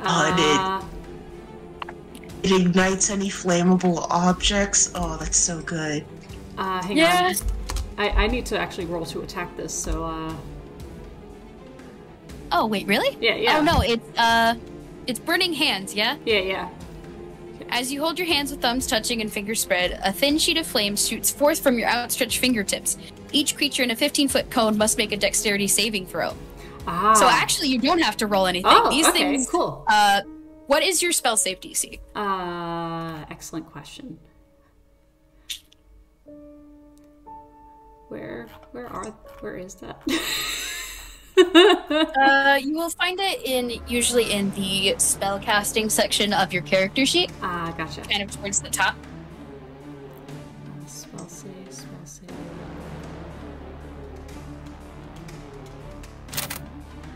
I think my spell save is I'm using a different kind of Okay. Well, your spell save DC is usually your spell casting. You're a bard, so it would be your charisma. Mm-hmm. So it would be 8 plus your charisma bonus plus your proficiency bonus. Okay, so charisma, which is 18. Okay, so that would be 8 plus 4, which is 12, plus your proficiency bonus, which I believe should be plus 3 for Yeah. Cody's level. Yeah, that's it. So 8 plus 4, 12 plus 3, 15. So that means that these doesn't things do not make it. Yeah, no. So roll 3d6 fire damage. Burn, baby, burn. Burn, baby, burn! That's 11. Oh, 11. Okay. You hear a brief burn, baby, burn from outside. Okay, well, these things are vulnerable to fire damage. You cast this spell, and these little mole toys start like wheeling around in place frantically before they just kind of tip over on their sides. And they are unmoving. Oh boy. Cody kind of You did it! Cody kind of withdraws their hands and looks down at them and go, "Oh. I did not mean that exactly, but all right."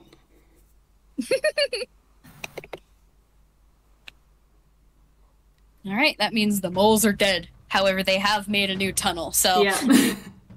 All right, and is that the end of Cody's turn? Yes. All right, that means it's Larry with Caterpillar B on deck, and Toys... Yeah. Larry is going to try and get over the woodening paint. The woodening paint. Okay. Woodening.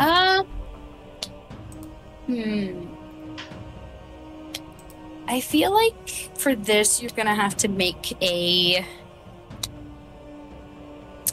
I want to say a con save would make sense, since you're running through something. I can't jump over it with like athletics or something. You know what? That's fair. Good argument. I will accept it. Okay, thank you. Roll your athletics. Oh no! No! Oh, Larry! Oh, that's not good. I don't like that. Really bad. Can I use my inspiration? Yes, Yes. you can. Oh, thank goodness. Okay, good. There's an alternate universe where Larry. There's an alternate universe where Larry face planted into the paint, but that universe is not this universe any longer. Universe can go away right now, please. Oh boy. Larry, in a few long strides with your long legs, you run up towards the paint and you leap over it, over the paint and across the porch and down in front, just barely crossing over this obstacle. Yay. And then he goes into a rage and beats the crap out of this tank. Yeah! Yes! Red is cheering. Rad is having the best night of his life right now. Hero. I was gonna say Minty holds up a 10 scorecard for that jump. Yeah. Yeah. His banjo lights up with bright white energy, and he swings down on this thing. And that's another +8 to hit. Oh, that hit. 23. That do hit. That do be hitting. I believe that's... So the damage for that will be... First off, the D10 plus 4. Nope, I'm re-rolling that. Because I'm allowed to do that. Because I remember this time. Oh. Okay, 1 point better. Well, So damage that's 6 is damage. points of bludgeoning damage, and then also... RD... Yeah, the radiant. Yeah, I got my cool, fancy radiant damage that I do. Divine Fury, D6 plus 4. Yo! Oh. Another 9 damage to that bad boy. Yeah. How's it And do you have looking? 2 attacks or just 1? I do have 2 attacks. Okay. You will... This thing... Okay. Here, let me describe the flavor real quick. Yeah. You slam your banjo into this thing, and there's kind of like a flash, like a camera going off. And there is now a sizable crack running along the opposite side of it where Rad had been hitting. It's still standing. It's looking pretty damaged, but it's still operational. The wheels are looking a bit splayed. Let's see what now. we can do about that. Yee. Oh, no, that's a bad roll. Yeah. This time, as you go to swing down with your banjo, the tank, the top of the tank spins around violently and parries it. Oh, I do realize that I did screw up on damage because I didn't add the extra +2 from raging to my damage, so... Okay, I will add that real quick. Yeah. Alright, cool. Noted. I will And make this note. for a... No, my bonus action was going into a rage, so yeah, that's me. That's what I did. Alright, salutes. Alright, that is the end of Larry's turn then. Caterpillar B is gonna do its thing. Toy Soldier Troop B is gonna be, they're marching in through the new holes that the moles made. Cody, you can kind of see and hear like the stomp, stomp, stomp as these collection of about a dozen or so toys march their way through. Cody is worried all over again. Oh no! And they are going to make a ranged attack on Cody because you were the closest opponent. Oh. It's gonna be a close hit. So here's the first round.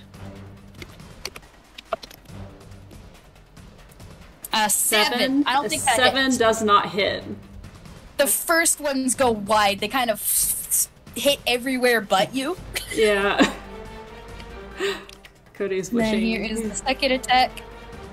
13. Oh, just misses. Just misses. These ones get a little bit closer, but you can fly. You go up. Yeah. No, You go up out of instinct. Yeah.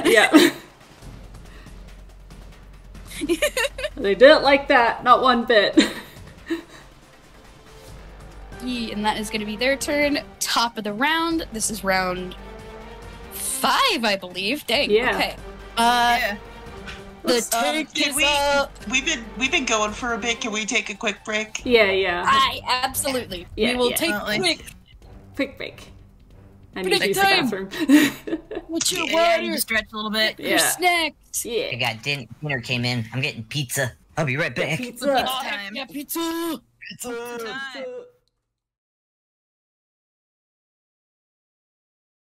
I have to help you- with rides again.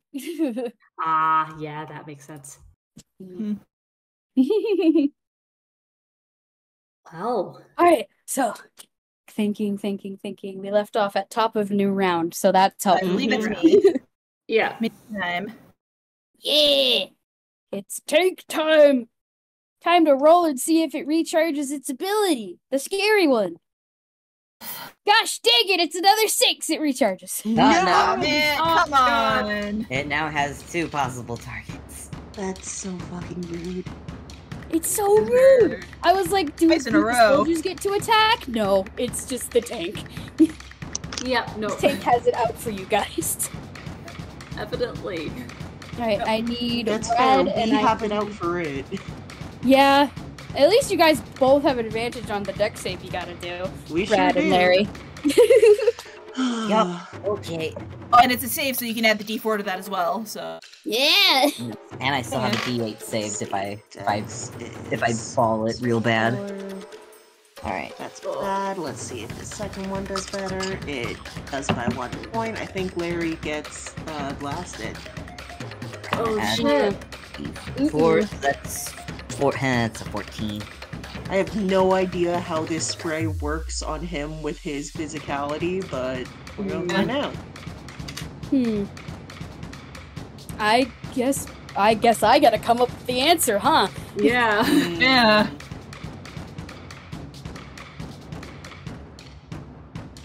I'm guessing a 14 does not make it. Let me look. No. Yeah, I didn't think so. Oof. The barbarian's about to have a bad time. Uh-oh. I'm just picturing both Rad and Larry see the see the nozzle turn at both of them. They just go, Uh-oh. Yeah. A unified uh-oh fills the air. Then time to... The tank, there's like that kind of bubbling liquid sound again from the chamber behind it. And then there's another loud boom, followed by the full force of this paint splatting into both Rad and Larry. Oh god. Oh. I'm gonna say the paint for Larry specifically, it's not like it's affecting Larry, but more like the clothes that Larry is wearing. It's not. The clothes are becoming less usable, less bendy. They're becoming rigid and hard to move. Yeah. For Rad, probably more standard. You are turning into wood. It's not great. Nope. No. Shoot, I gotta, hang on. Did I write down the effects of this? I did not. Hang on, I gotta check out me and Mod's DMs real quick. Da-da-da.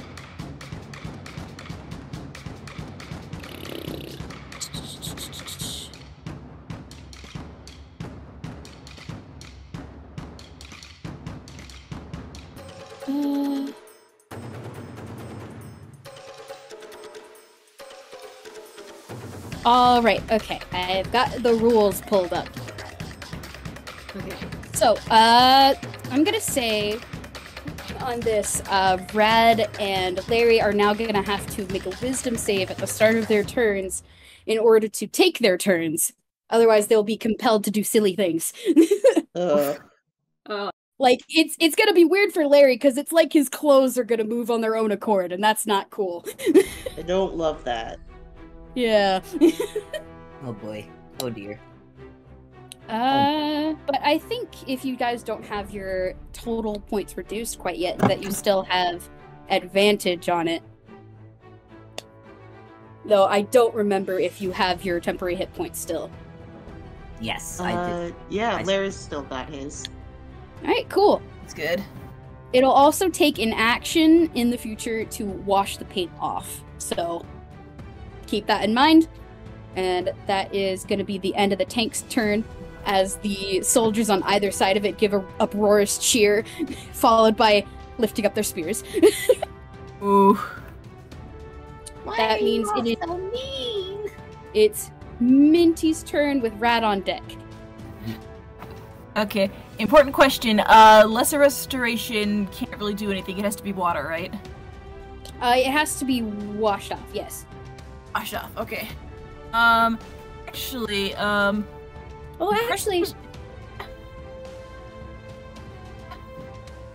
it does have to be washed off, but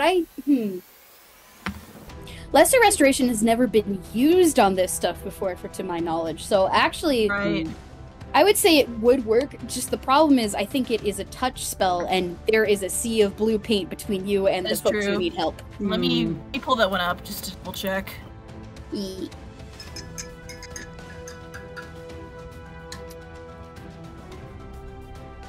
is touch. Yep. Range Okay. is touch. Okay, so so prestidigitation can either clean or soil like 1 cubic foot. If meant to use prestidigitation on either of them, would that work? I would say yeah, but it'd have to be one or the other. Gotcha. Oh, well, yeah, obviously I have to pick one target because it's a. It think would she's also gonna. take your action, so. That's true. Yeah. Well, this is pretty important. So, okay, I think. And let me see the range on this thing. Only 10 feet. So she can reach them. There's like all the paint. I think you could like get to the edge of the doorway and like stick out your little paw and cast it on Larry, who's closer a little bit in comparison. Yeah. Alright, in that case, yeah, she's gonna scoot over to the very edge, being careful not touching the paint, and she's gonna cast Prestidigitation on Larry. Okay. In that case, the paint is successfully washed off. Right. Yeah. Thanks. And then her bonus action, gonna bonka the Tink again. Mm-hmm. Roll to hit. Uni, I will say that now that the paint has been washed off, the clothes are like slowly receding back to their original form. You'll be able to take your turn without penalty. Yay! It's a 7, so it's probably not gonna hit. The 7. All right. At least she was able to help Larry, so that's something. Digitation is such a goddamn good cantrip. It is. Yes. It is the most useful spell. Like, It's so good. it's so good. All right. With that, I'm gonna say it's Rad's turn, and the caterpillar is still asleep, which means it's M1A's turn is up next. Okay. And whiz save, you said, yeah? Whiz save. Yep, you have advantage. Okay. You also have the guidance D4. So. I still have the bardic inspiration D8. So. Oh yeah, no. Wow. Okay. Nat 20! Woo! Okay. Yeah. Yes. Yeah. Yes. Rad, there's a moment where like you almost feel compelled to do a silly little dance, to silly little music, but no, you've pushed past it. You're angry. You're angry at this stupid thing with its stupid paint and its stupid toy soldiers. You are going to unleash your tiny, tiny fury. I'm actually not gonna scream this time, but Rad lets out the just furious 5-year-old scream. And yes, he's going to do it. He's gonna do a smacker. Smacker. And do a Ooh, big, the smacker. big 2 smackers. Hold on, I gotta burp first. That was a good one. That was so sad. I'm usually... There's another one coming, I can feel it, but let me roll first. Oh no. Roll to burp. Oh, that first one does not hit. No. It was that was a 5. The power of angry 5-year-old compels you. Luckily, I do have the bonus action frenzy hit, so I will roll for that. Come on, baby boy. That's much better. That's a 19 on the dice, so that makes it Yo. 23. So let me roll my die. Let me roll my diabage. Kill. Kill. Kill. The baby must kill. The 8 baby points craves total blood. of damage. 8 points total. Nice. Don't be mean! Smack, smack, smack, smack. Smack, smack, smack, smack, smack.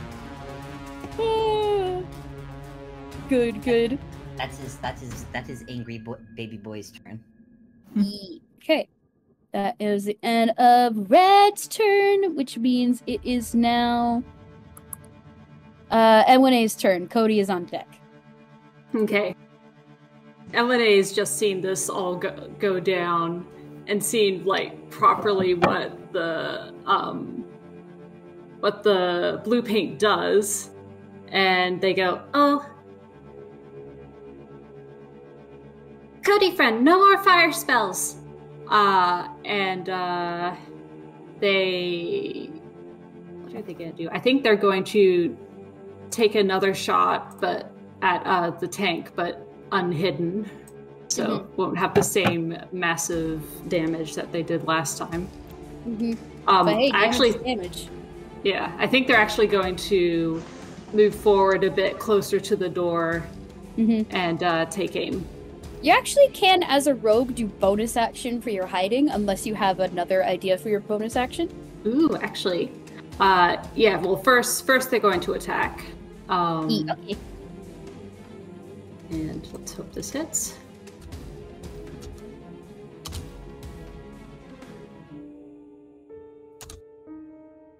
That hits. That's a 19. That hits. Unleash your damage!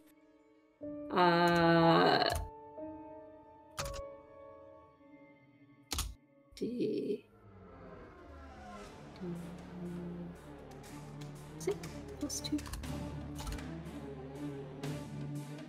Ooh, They 8. managed to get max damage, at least. Nice. Yeah. But they are going to zoom up to behind the door frame, and they're gonna hide as their bonus action. Alright, give me a stealth roll. Yeah. this. It's the right one.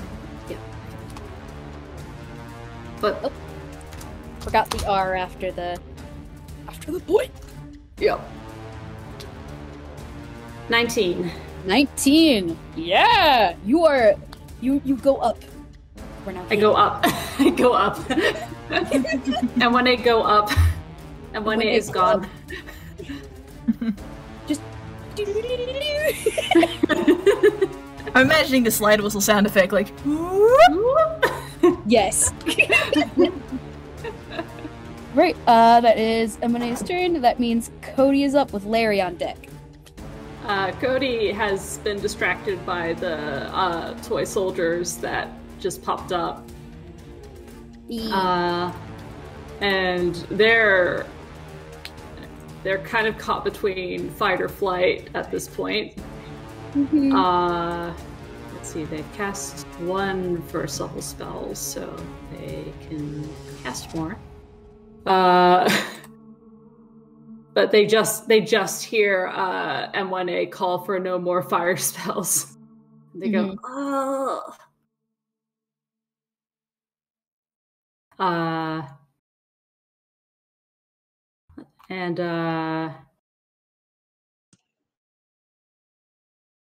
Let's see, what can they do?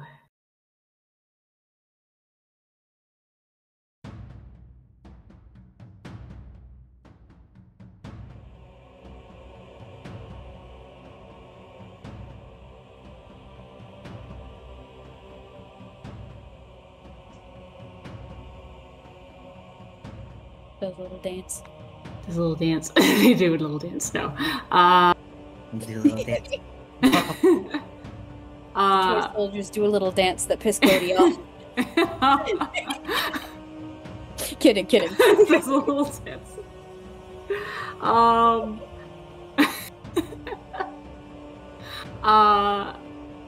Let's see.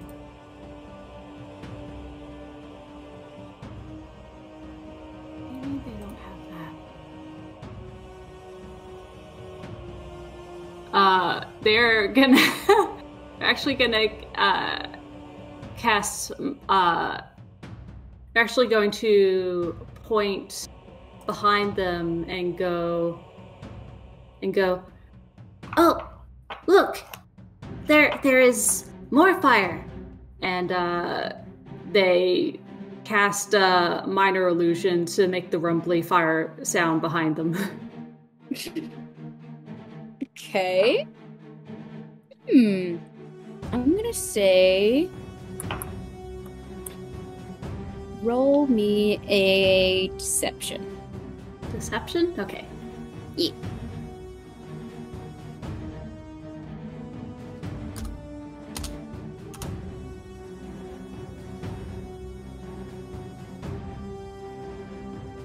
Oh, they're That is kind of shaky. It's a 12. 12, yeah. Though their passive insight isn't that great. Yeah. You still managed to fool them, at least for a bit. You make the sound of fire, and then the closest toy soldiers to it jump in surprise, and some of them dive back into the hole while the others move comfortably out of range so that it doesn't sound as danger. Yeah. And I think as I'm gonna say their reduced numbers means that they only get 1 attack, because some of them are hiding. Cool. And bonus action. Cody doesn't have any more bonus actions, unfortunately. So, can they move away a little bit? Yeah, they weren't close enough originally to be in opportunity attack range, because they made last time. So you could move easily. No, they dart back to where Minty is. Mm-hmm. Yeah, that will be their turn. All right, that's Cody's turn. Larry is up with Caterpillar B on deck. Larry calls to Rad. Yo, kid, are you waterproof? What? Oh, yeah. Cool. Okay, 10. 8. Okay. Success. He successfully pulls from his hammer space his water skin and dumps it on Rad. Yeah! Yeah. Alright, that's gonna take your action. Rad is now free from blue paint curse. Yes. And does he get to use his other attack? I think both attacks, unfortunately, are your action. I can look it up real quick, though. Okay. Fair enough.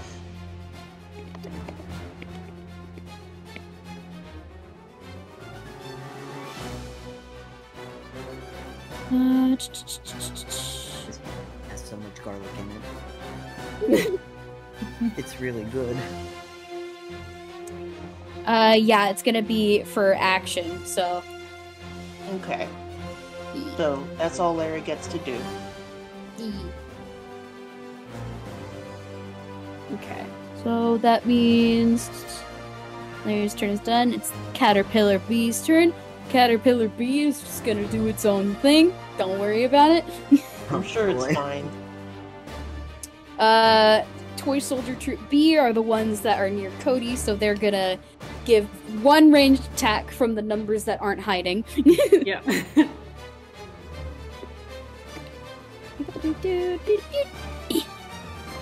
10. No. 10? Nope. Yeah, it's like it's Sears past Cody who ducks. And instead of going up like they expected, you go down. Hover close to the ground to avoid. Cody can go in a lot of directions. Many directions. 3-dimensional space. Yep. And then he's utilizing that Z-axis. The ones that attacked kind of start yelling out those one of them starts yelling at the ones that hid in the hole as the other ones start moving closer to Cody, but that's all they can do. Yeah. Then Toy Soldier Troop A, which is still kind of on the porch of the front door, where Minty is now conveniently very close.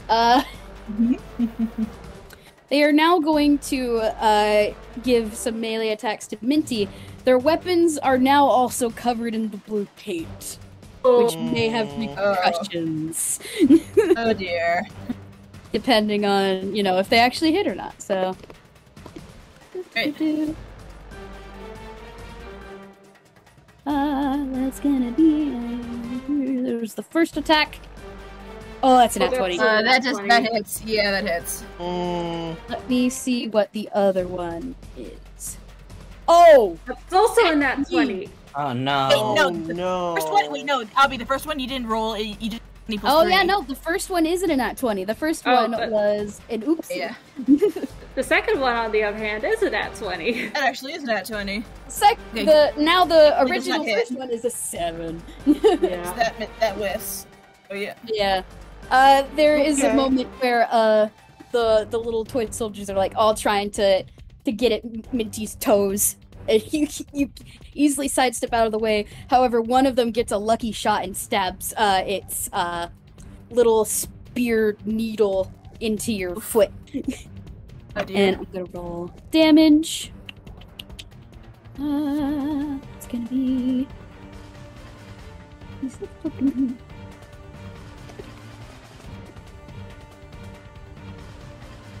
5 damage, and I need you to roll concentration for bless. Or wait, no, that's Cody. I have to roll that. No, I'm blessing. No. Oh no, yeah, you're blessing. Minty's blessing. Cody. Wait, so it's a 5. So it's gave technically a 10 because it was right. crit. Bobby, that's a crit, right? So that's 10. Oh yeah. Yeah. Yeah. Okay.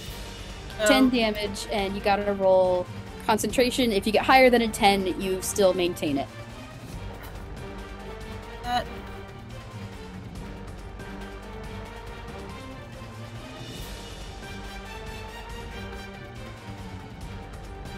Which concentration is con, so. I know.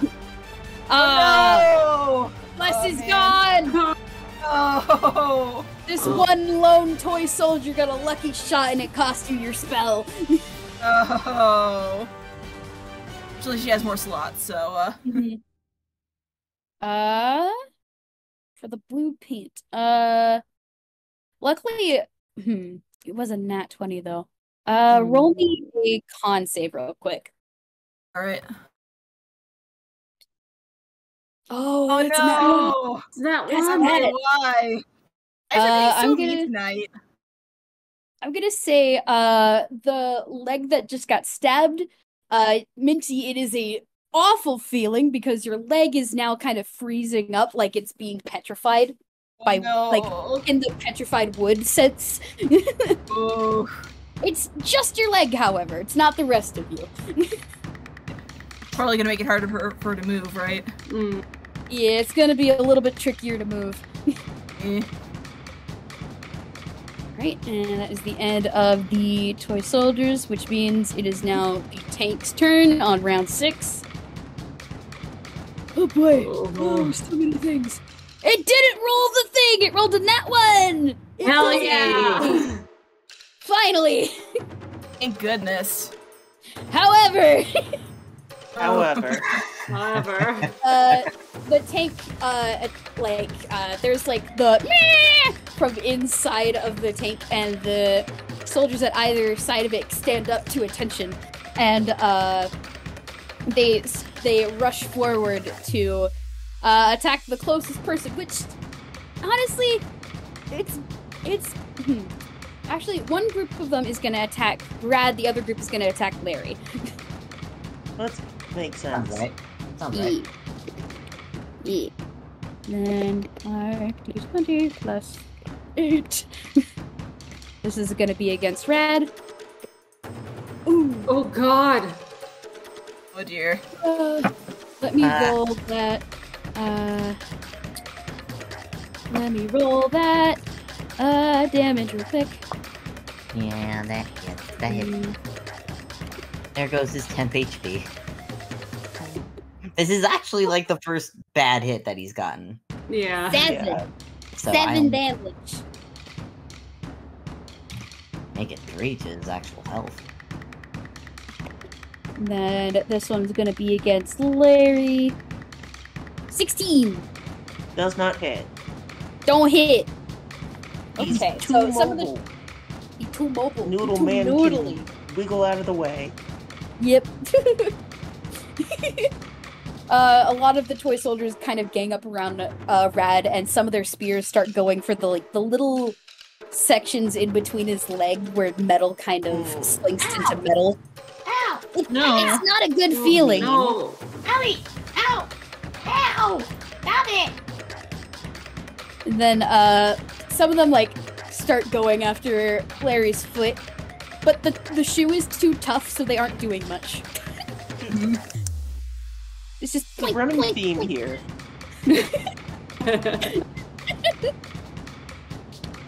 And that is going to be its turn. That means Minty is up with Rad on deck. Alrighty. Okay. Oh, she's still got her spiritual weapon next to the tank. The tank's still up, right? Yep, So, tank is still up. Alright, I'm gonna roll a Bronco. Looking for that. rougher and rougher, but it's still operational.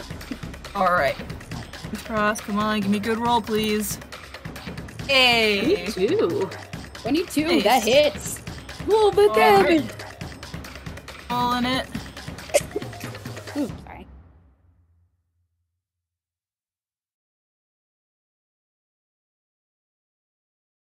Ooh, Not bad. Well, Not bad. Very good. Okay, I'm gonna quick health check, everybody. How's everybody looking on health? Rad is Larry missing. is untouched. Yeah, Rad is missing 3 health points. Cody and M1A have not been hit yet. Okay, so we're still good on health.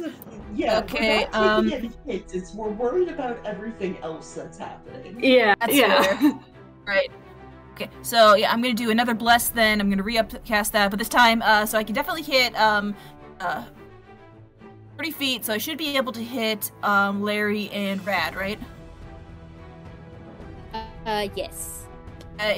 Are the UFOs in range, or are they too far away now? Because she's at the front door. I think M1A is close to the front M1A door is now. close enough. Cody is probably closer to the center of the room, so probably can't be reached. Yeah, probably can't be reached there. Right, so she'll cast it on M1A, Larry, and Rad. So remember to add those D4s to your saves and your attack rolls. Right. Nice. Yeah.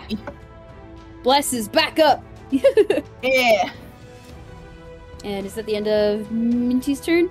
I do believe that's all she can do right now. She's gonna stay put, because otherwise she get an oppie attack of soldiers, so... Yep. Alright, that's fair. Alright, that means it is Rad's turn. The caterpillar is still asleep, which means it's M1A. Alright, smack her! Smack. Smack! Smack-a, attack-a! Not that first hit. Nope. Oh. Because that was a 2. Oh. Frenzy attack. Here we go. That's more like it. 18. A. 18. I would say Rad has a bloodlust, but this thing is made of wood, so... Oh, with lust? Winterlust? Also, Lumberlust? Lumberlust. What'd you say, Uni? I'm gonna use your remains for a bonfire! he's got lumberlust, but also it's just mean. It's Yeah. just mean. It's so mean. Alright, so that's a 3 on the dice, plus 2, plus the rage, 2, so that is 7 damage. 7. Oh, this thing is looking so rough, but it still stands, even as one of its wheels pops off and rolls down the driveway.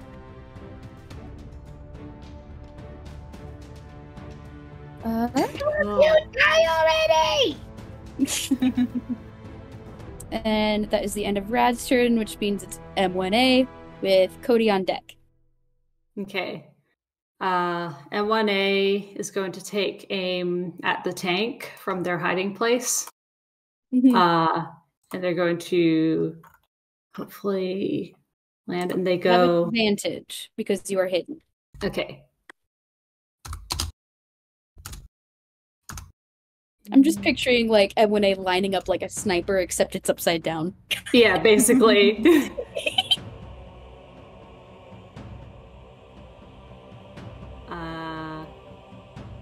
They shoot. No! Okay, let's try again. One more time! One more time.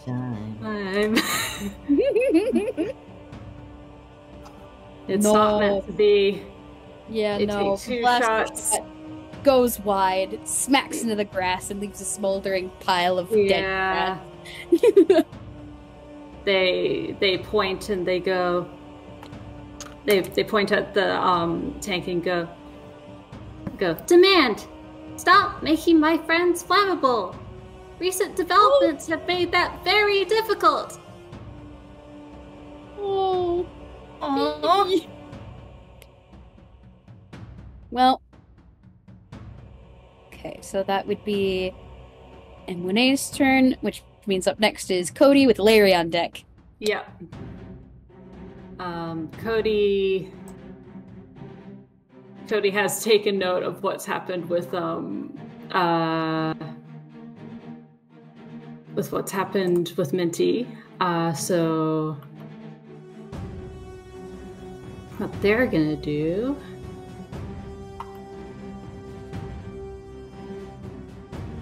is they're going to, let's see. Oh, sweet. They're going to point at the soldiers surrounding Minty, and they go, "You'll stop that." And they're going to cast Bane. Ooh! Nice. Ooh! Okay. Ooh. I think Bane allows you to target multiple creatures, which I think you're in range of both troops of soldiers, actually. So Yeah, you can put yeah. Bane on both of them. Yeah. They will. Yeah. So it's a save, yes? Yeah. A charisma saving throw. Oh no, I don't think it's. Oh. Okay, charisma save. Here's the first troop. No. No. Oh, here's the second troop. 16. I think that one does make it. Yeah, that one makes it. The ones that are next to Minty fail. What does this look like? It's there's two. All of them have like downward pointing arrows. Just hover. The ones that are effective have like downward pointing arrows hovering below them, just kind of like bouncing in a repeat downward animation. That kind of loops. Status effect. Yeah. Status effect. Get statused. Woe, status be upon ye. You. All right, and that means it is Larry's turn. You want to take a wild guess what Larry's going to do? Does it involve concussions? Well, I don't think a tank is capable of having concussions, so no. But The driver of the tank, though. The driver is, yeah. true. Yeah.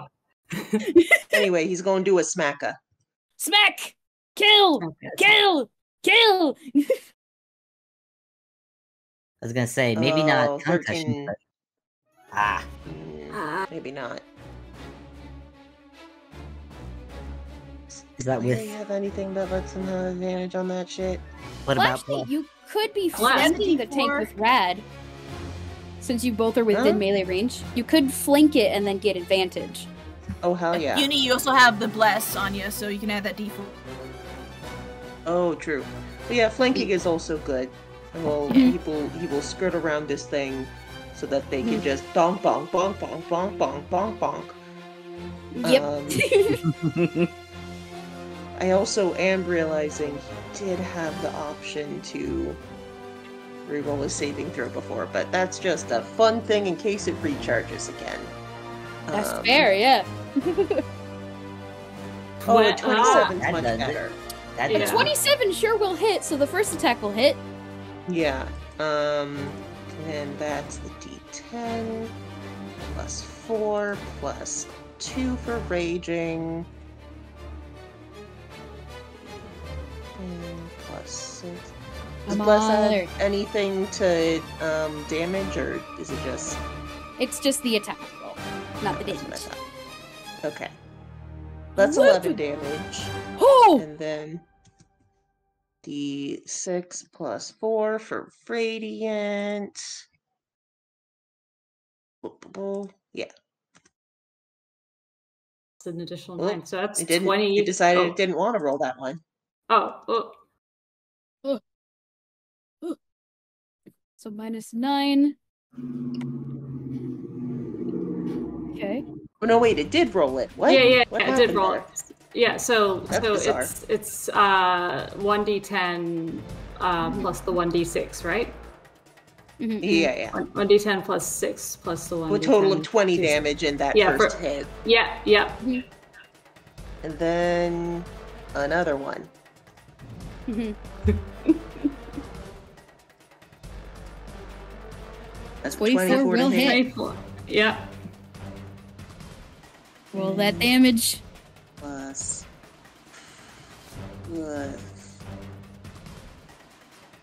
6. Dar. Oh, I forgot to do the R. Yeah. That's you. 6. Yo! That's 9 more Yo. damage. Hey, yo, Larry! How you want to Hey. do this? Hey! Larry thoroughly over this thing and its stupid gun and its stupid thing. He just reels back and says, "Not today!" And yeah, I think he like the spikes on his banjo just rip through the muzzle of the tank's cannon and send Yee. it flying and splintering off, and Yeah. it just falls apart. Mhm. the entire upper half of the tank goes flinging off into the grass at the front yard, where it thuds against the ground and slides a little bit away from the impact. There is a lone tank driver just out there in the middle of the grass somewhere. Meanwhile, the soldiers that were all next to it, there's just like a shared look of them looking at each other. Them looking at Larry. Larry looks like, who's up next? Awesome! Almost collectively, all the little toy soldiers drop their spears and just start hurriedly waddling the way they came down the driveway. Yeah. Retreat! Retreat! Retreat!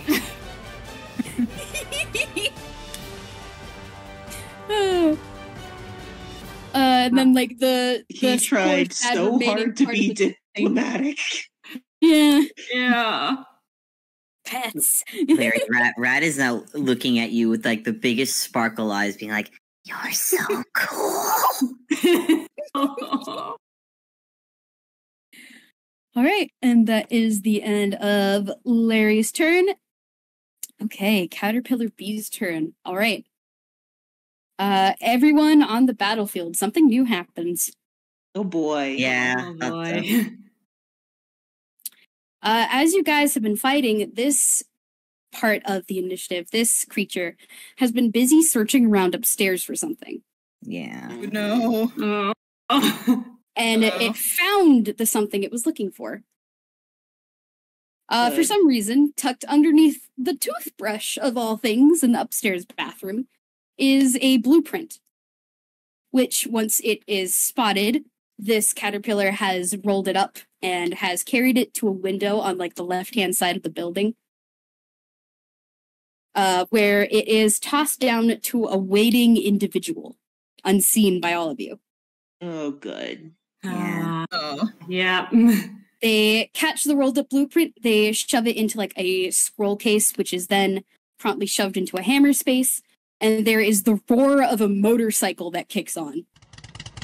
Oh, dang. And everyone in the front yard can see this thing tear across the yard through, like, a hole in the wall and down the street. Oof. Out of range. Oh, no. Oh. Uh-oh. LA sees this, and alarmed, they shoot forward and go, Cease, desist! Get here! And that is going to be that's turn. Next up is the Toy Soldier Troop B, which they are holding up their tiny little spears and they're going after Cody. Gonna roll that. +3 for the first attack. No. 9. Cody doesn't even notice them at this point. No. Yeah, no. Like, There. they've run underneath Cody and, like, they're trying to get up at him, but he's floating. It's out of reach. Yeah, they're kind of staring sadly at M1A, and then they take a quick glance at the soldiers and they go, Oh, you are still here. and they go, M1A. What is it? Permission to use fire. Oh, permission granted. and Cody's just gonna kind of hold out their hand to the soldiers and cast Burning Hands again. Yeah, you know what? I'm gonna say we're pretty much enough out of initiative that I'll just let you do this. yeah, it's like, shoom, whoop. You defeated the big boss monster. You good? yeah. What are the odds Larry can jump on his bike and go after the motorcycle? Oh yeah, because you have the flying bike. I forgot. It's true. Oh no! I was also gonna say, so hold person is 6 feet. How far away are they right now? Pretty far. The motorcycle is, like, down the street and it's starting to get out of sight. Okay. Street race! Street chase. Oh boy. Oh Brad will boy. gladly join Larry on the boy. bike. Let's just do a real quick to see. Okay, yeah, he somehow pulls a bicycle out of his airspace. Don't Because worry it was about it. Because it was a 2, it's a little bit of a struggle, but you, still fueled by your fury, yank it out, slam on the ground, and it's time to ride. Alright. We ride. Rad has started the action chase music. Alright. And one is diving to secure themselves in the basket. Yeah, Mhm. it has a flying speed of 50 feet. If he doubles it for dash, then it's 100 feet per round. Oh my gosh, Oh okay. my god. Man. Okay, well, alright. Okay. If you want, we can like make this into like some like contested roles to see if he's able to keep track of them and catch up. Yeah, I was about to say, there's gonna be something to this. I need everyone who's on the bike, which isn't everyone. I mean, Minty's climbing on too, so. Okay, so everyone who's on the bike to roll perception. Alright. All right. Flat D20. Is Wes still up? I believe, well, that's for saves and attack rolls. So, but I can give a D4 of guidance to one person. Actually, you know what? I'm going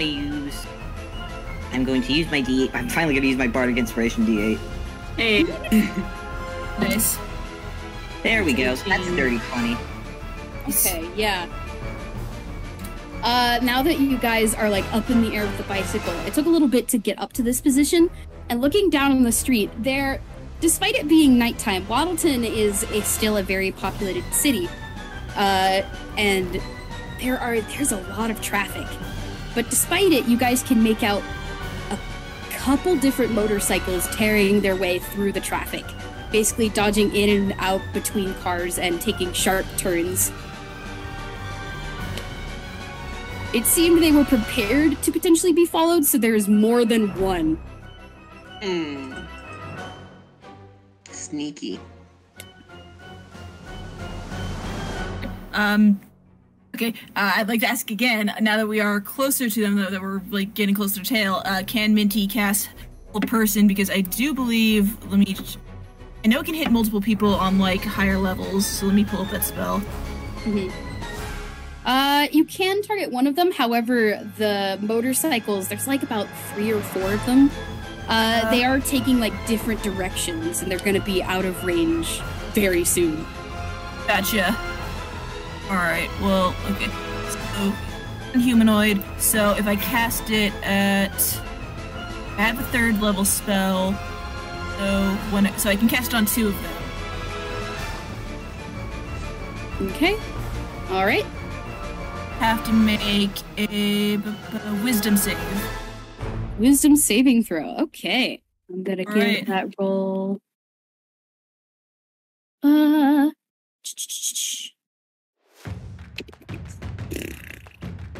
gosh, what is your wisdom save? This is the one thing I don't have stats for. Oh boy, okay. Oh no. I forgot Larry had the bike! Everybody forgets Larry has the bike. Yeah. Me panicking. Time you've forgotten that he has the bike. Yeah. You know what? This Can is never forget about the bike. this is probably not a secret. This is obviously a CartoonKitsune member. They aren't very wise. I'm just gonna say it's a flat D20. Alright. No. That does not beat it. Does not beat it. Mhm. Another one? And here's the other one. 19. Ooh, that one beats it. That beats it. So she, and so for flavor, the way Minty's, the way this spell works for Minty, conjures like a magical quilt, and it like wraps around the person so they can't move. Oh my god. Yes. Nice. Oh, I love that. Okay, I'm It's gonna Waddle, idiot. I'm gonna privately roll a D4. Okay. and that will determine if this guy has the scroll or not. Okay. Ooh, all right. I won't tell you the result, however. Okay. Lalu, please. Lalu. Right. Lalu, please. I'm keeping that to myself, but I've rolled it. One of the motorcycles, one of these magic quilts springs into existence and tries to like wrap around this guy, but this weasel yelps and ducks out of the way. Like he's now like a flat weasel pancake riding a motorcycle. And the other one immediately gets bundled up in this quilt and is yelping and trying to wriggle out. Unfortunately, he is unable to wriggle free, and the motorcycle tips over to the left and comedically kind of crashes into like a mailbox, and the weasel is sent flying up into a business sign.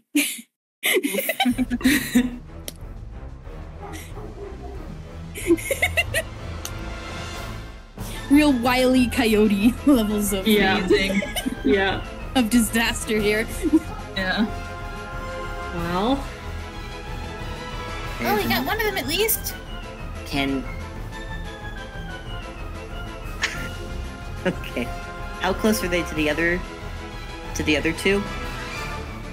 I'd say like the other three. There's one that you guys are closer to, the one that Minty tried to use the Hulk person on the other. The other two have like turned corners down different streets, so they're harder to pursue. What can I do? What can Rad do? Rad, what do you... You're in a rage. You're still in a rage. I don't think he would be in a rage at this point. Probably calm down. No, yeah. Because the rage only lasts as long as you're hitting things. There's nothing to hit. Alright. Yeah. In that case... But that does mean you can cast spells now. This does mean I can cast spells. How many feet away would you say one of them is? With the speed that Larry is going, he's actually keeping up with this motorcycle pretty good. I'd say you're within 30 feet. 30 feet? Yeah. I'm really tempted. Rad is so tempted to do something really stupid. Oh boy.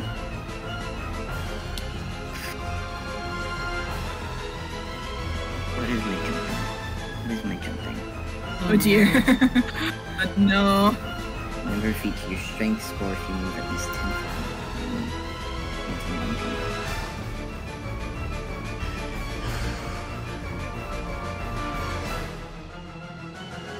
Hold on. I'm like, wait, hold on. That might do something. What's the range on you? That's 10 feet. Wait, no, here we go. We're within 30 feet, yes? Mm-hmm. Okay. I do have something. Rad bumps up the volume on his radio. Directing at, are they both within 30 feet or just one? There's only one that's within 30 feet of you. The other two have like teared down other streets so they aren't within range, like in opposite directions. And then one of them is now splatted against a sign. Okay. Oh my god. I'm so sorry.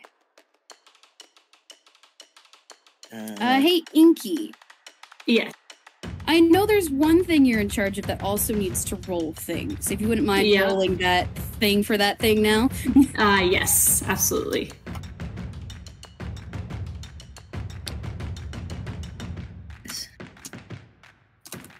No larger than a 15-foot cube. I can... Okay. I know what I'm gonna do. Brad bumps up the volume on his... That's a nat one for Inky's thing. All right, noted. Okay. Bumps up we'll come to that in a bit. Bumps up the volume, changes the channel, and what they'll hear... Oh yeah, man, oh yeah, Bob, if we're looking at traffic. Traffic's not looking good down Rose Street at the moment. It looks like builders are putting walls out in the middle of the street. And he's going to cast Silent Image. And he's going to make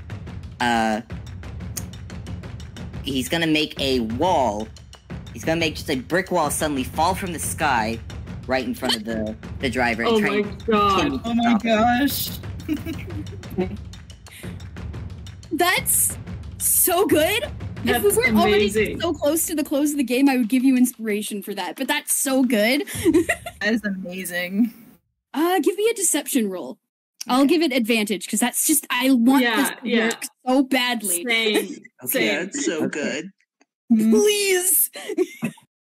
The first roll is a 15 plus. Wait, what's my deception? It's a 17 the total. Let's roll it again. See if we get better. It's a 5. No, we'll stick with the 17. Okay, 17. Okay. This motorcyclist yelps loudly at the appearance of a brick wall from the sky, and like immediately like tries to turn sharply to try and get out of the way, but he turns too quickly, and he gets flung like across the street and through the illusory brick wall as the motorcycle goes skidding off to the side. Oh, that's so good. Oh no, my mistake. My mistake, Bob. It seems the walls are not there. Well, anyways, back to Tim with the weather. Inky, would you like to describe your plane? I would find it really funny if I didn't think this was gonna happen. I also didn't think this was gonna happen. But Yeah. I think there might be a bit of a crash in the air. There is a crash in the air, actually. Oh shit. Larry, you feel something collide and jostle with your bike. Oh. And you hear an "oh no," and something you thought you didn't see it coming, and I don't think it was expecting you to be up here either. No one ever expects the bike. No one ever expects the bike. No one ever expects the bike. Did we just Sorry? No, go on. And before you is to your right and looking a little bit off kilter is a silver-plated, wide-eyed UFO. Oh. Okay. And he sees that. Go ahead. Finish. and their eyes are sky blue.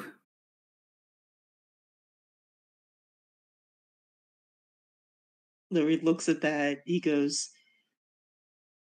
"Okay, stay right there. I'll be right back." Jumps down one of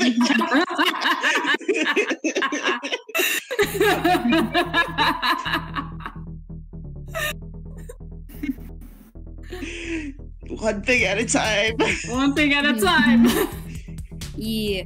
I'm gonna have to ask you guys to roll perception again, unfortunately, because of the bump and the momentary distraction. It might be a bit of a hard DC.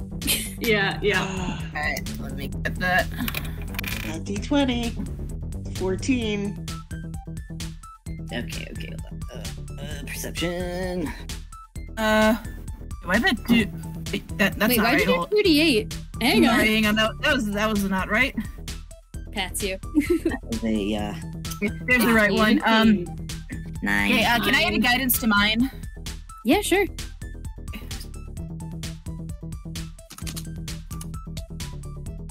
Oh, Okay, 16. Now let's see if I can help.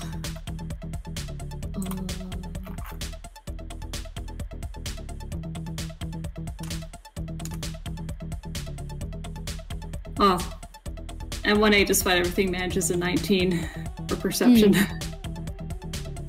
Unfortunately, none of those rolls are high enough. Yeah, I figured.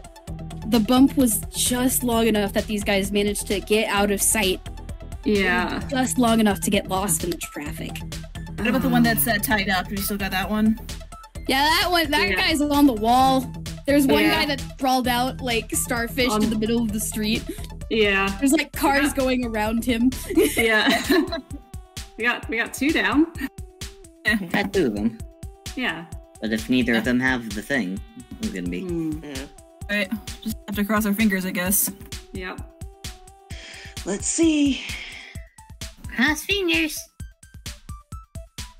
Mm-hmm. Going to the these weasels, Yakuza members. They do have shoulder bags. I'm just gonna say, unfortunately, looting through them will not result in what you're looking for. Unfortunately. Oh man, this seems to be a bunch of random junk. Okay, well, at least we have... Larry is still going to knock both of them out and put them under his arms. And he looks up. Did the saucer fly away? The saucer has decided to hide, and that was a 1d20. That was 22 stealth. 22 stealth, so they have vanished. Oof. There for a moment, but gone in a blink. Yep. Cool. And they screwed everything up. Oh, they sure did. In many senses of the word. Yeah. I wasn't expecting them to even show up is the thing, so. Yeah. Wow. Yeah. They were there. Inky did have a roll for them at the beginning of the battle to keep them hidden. However, rolled that. Larry rolled then that went one. Larry's bike threw everyone off because they didn't expect the bike. But that was so good. That was so amazing. That was awesome. The drama, the tension. I think this is the second time where people have planned for something and Larry pulls out the bike and they go, yeah. I think in order to start wrapping this up, I think you guys head on back to Wudlig's lab. Yeah. Mm-hmm. Yeah. Cody's there. They have started gently dusting. Like they have like a dustpan and the duster, and they're just gently starting to wipe up some of the splintered wood. Mm-hmm. And they look up and they go, Oh, you're back. Is everything okay? Nah. Not exactly. That's gonna go over to the pillow fort. Throws the tied up goons on the floor. Also, we did a little bit run into one of your friends, quote unquote. Cody looks tense and kind of holds the brush close to them, and they go, Did you get their designation?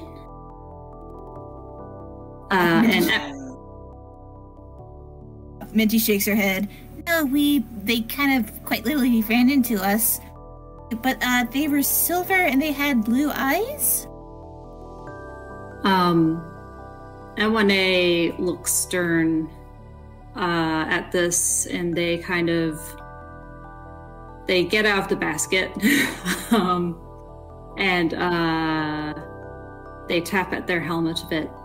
Observation. They were definitely a sentry class. Yeah, and they completely messed up our chase. We were doing so good. Yeah. But the silver plating is a new model. And they suddenly kind of frown a bit and they go, Query, how many new models have been produced since I have been there last? And Cody looks doubly nervous at this. Then they shake their head and go, Okay, I think if they are gone right now, then Wudlig Professor says to focus on the here and now.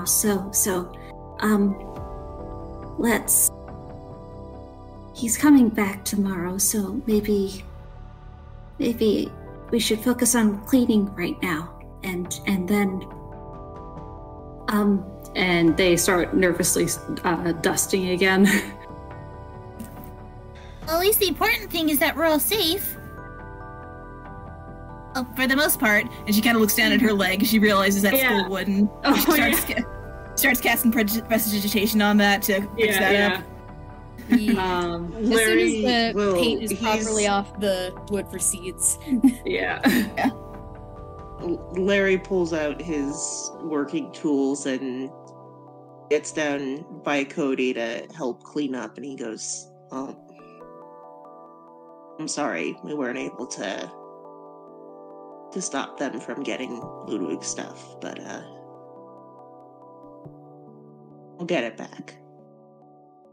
And Cody, startled, looks up at Larry, and they shake their head and they go,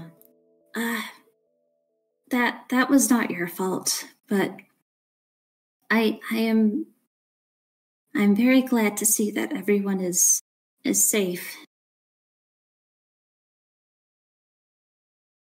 And they kind of they slow their roll on tidying a little bit, and they seem to be calm working next to Larry. Rad's gonna come in and help too. Yeah. And Minty will also help. And M1A who takes another glance out the window where the sky is dark and sparkling with stars. They narrow their eyes, and then they shake their head and go and grab a broom and start dragging it over to the group. And hey, Abby, I think the floor is yours. Yeah. If I could get everyone to mute real quick while I paint a word picture. Yeah.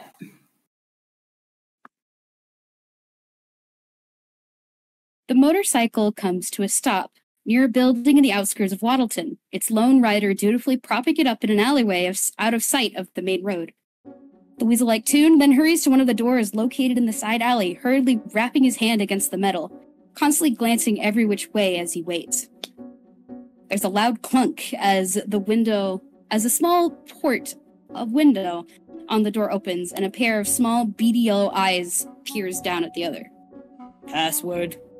Vicky, Banana Split Sunday. Now hurry it. I don't know if I was followed. A gruff huff is heard behind the door. Another clunk is quietly slid shut once again. Another few metallic sounds are heard. The unlocking of locks, some rattling. Then the door is quickly and quietly opened, revealing an enormous gorilla-like Toon nearly the size of the entrance itself, wearing a much too small pinstripe suit. They step to the side with an audible thud, letting there be just enough room for the weasel to slip by. And slip by the weasel does, grunting a bit from the effort until he pops out the other side, then scurries deeper into the building. The door is shut behind the retreating weasel with a heavy thud, the gorilla dutifully locking the dozens of little locks again. Running up several flights of stairs, the weasel moves with frightened purpose, pushing past other folks in the same pinstripe suits, eventually coming to a specific door on the 3rd floor. He knocks at the door, then stands back, shifting awkwardly in the stretch of silence that follows. Eventually, a feminine voice is heard from inside. You may enter. Weasel holds up a hand to the door handle, hesitates, then carefully opens the entrance to the room. Within is a room that resembles a painfully dull makeshift office space, boring enough to make any Toon cry. It was sparsely furnished, holding only the most necessary of furnishings, save for a lone plastic plant that sits in the corner, still somehow appearing as if it's wilting. The weasel, standing in the doorway, stares at the chair in the center of the room behind the desk, which is currently turned away from him. Eventually, he clears his throat, a gloved paw hurriedly digging into the messenger bag at his hip. He pulls out the same scroll case filled with the stolen blueprint, and sets it down on the wooden desk. Miss Aspen, we got it. The blueprints the boss wanted, right here, undamaged, promise. There's a pause before the chair swivels around, revealing its occupant, a wooden woman in a plum suit that, quite honestly, looks more real kind than Toon. She stares wordlessly at the Toon across from her, then at the case set on her desk. She reaches forward, taking hold of it, and carefully screwing it open with an odd, segmented wooden hand. Were you followed? No, ma'am. At least I don't think so. Better than nothing, I suppose. She carefully tips the case, the deep blue page slipping out into her waiting hand. The woman, Aspen, then unravels the page, her expressionless features briefly hidden behind it. Good work. You brought the correct ones this time. I was beginning to think you were playing a rather disappointing joke. The page is laid out onto the table, the wooden woman looking at the waiting weasel. I believe it's time we made our exit. Gather the others and tell them to prepare the sweeper. We want to be discreet. Yes, ma'am. There is a salute from the weasel-like Toon, who then scurries out the door, seemingly almost glad to be leaving the presence of the other. The woman sighs, staring at the door that was left ajar in the Toon's hasty retreat. She shakes her head, standing up from behind the desk and closing it herself. She then redirects her attention to the blueprints once again, walking around the desk and carefully studying its contents. Her hand then reaches to the side of the desk, taking hold of the handle of a rotary phone. A number is inputted slowly, the number wheel spinning and filling the otherwise silent room with the sound of its turning. There was then another long stretch of silence. Hello. Mr. Misery. Yes, this is Aspen. Calling to let you know the venture was a success. We've acquired the blueprints to the DNA machine. And that's where the scene ends.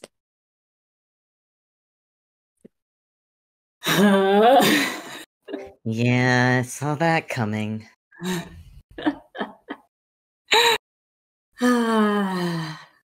Does a little dance that pisses you off.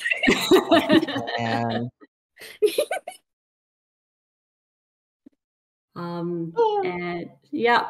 And I will finish off with this game, this very long game. Holy cow! Yeah. One last little side scene that takes place in the skies up above Waddleton. Recording. This is designation F1ZZ Sentry Class. I've located the defunct models. So F3RR0 Sentry Class's report is on point. Okay. My observation is that they were defending themselves from another hostile. Many hostiles, in fact. I gathered as much intel on the machinery inside of Wudlig Don's house while they were distracted. It seems to be a laboratory, as all remaining recordings from M1A defunct suggested. But no machine was as smart as you. They didn't even tell me what to do. Back on topic. It seems another party made off with the blueprints you were after. This was an unexpected variant. I gave chase, but I was intercepted by a very unexpected factor. I was spotted, but not for long. It will not happen again. Should I pursue? I understand you are curious about that one, after all. One last observation. The defunct models seemed to be as dangerous as you warned. I will be sure to avoid them as instructed, but I will remain tracking their movements. However, their allies seem, well, unlike anything I've ever seen before. Let me know if these are adequate specimens. Vice Squad will round them up, Commander. Just say the word. Bye-bye.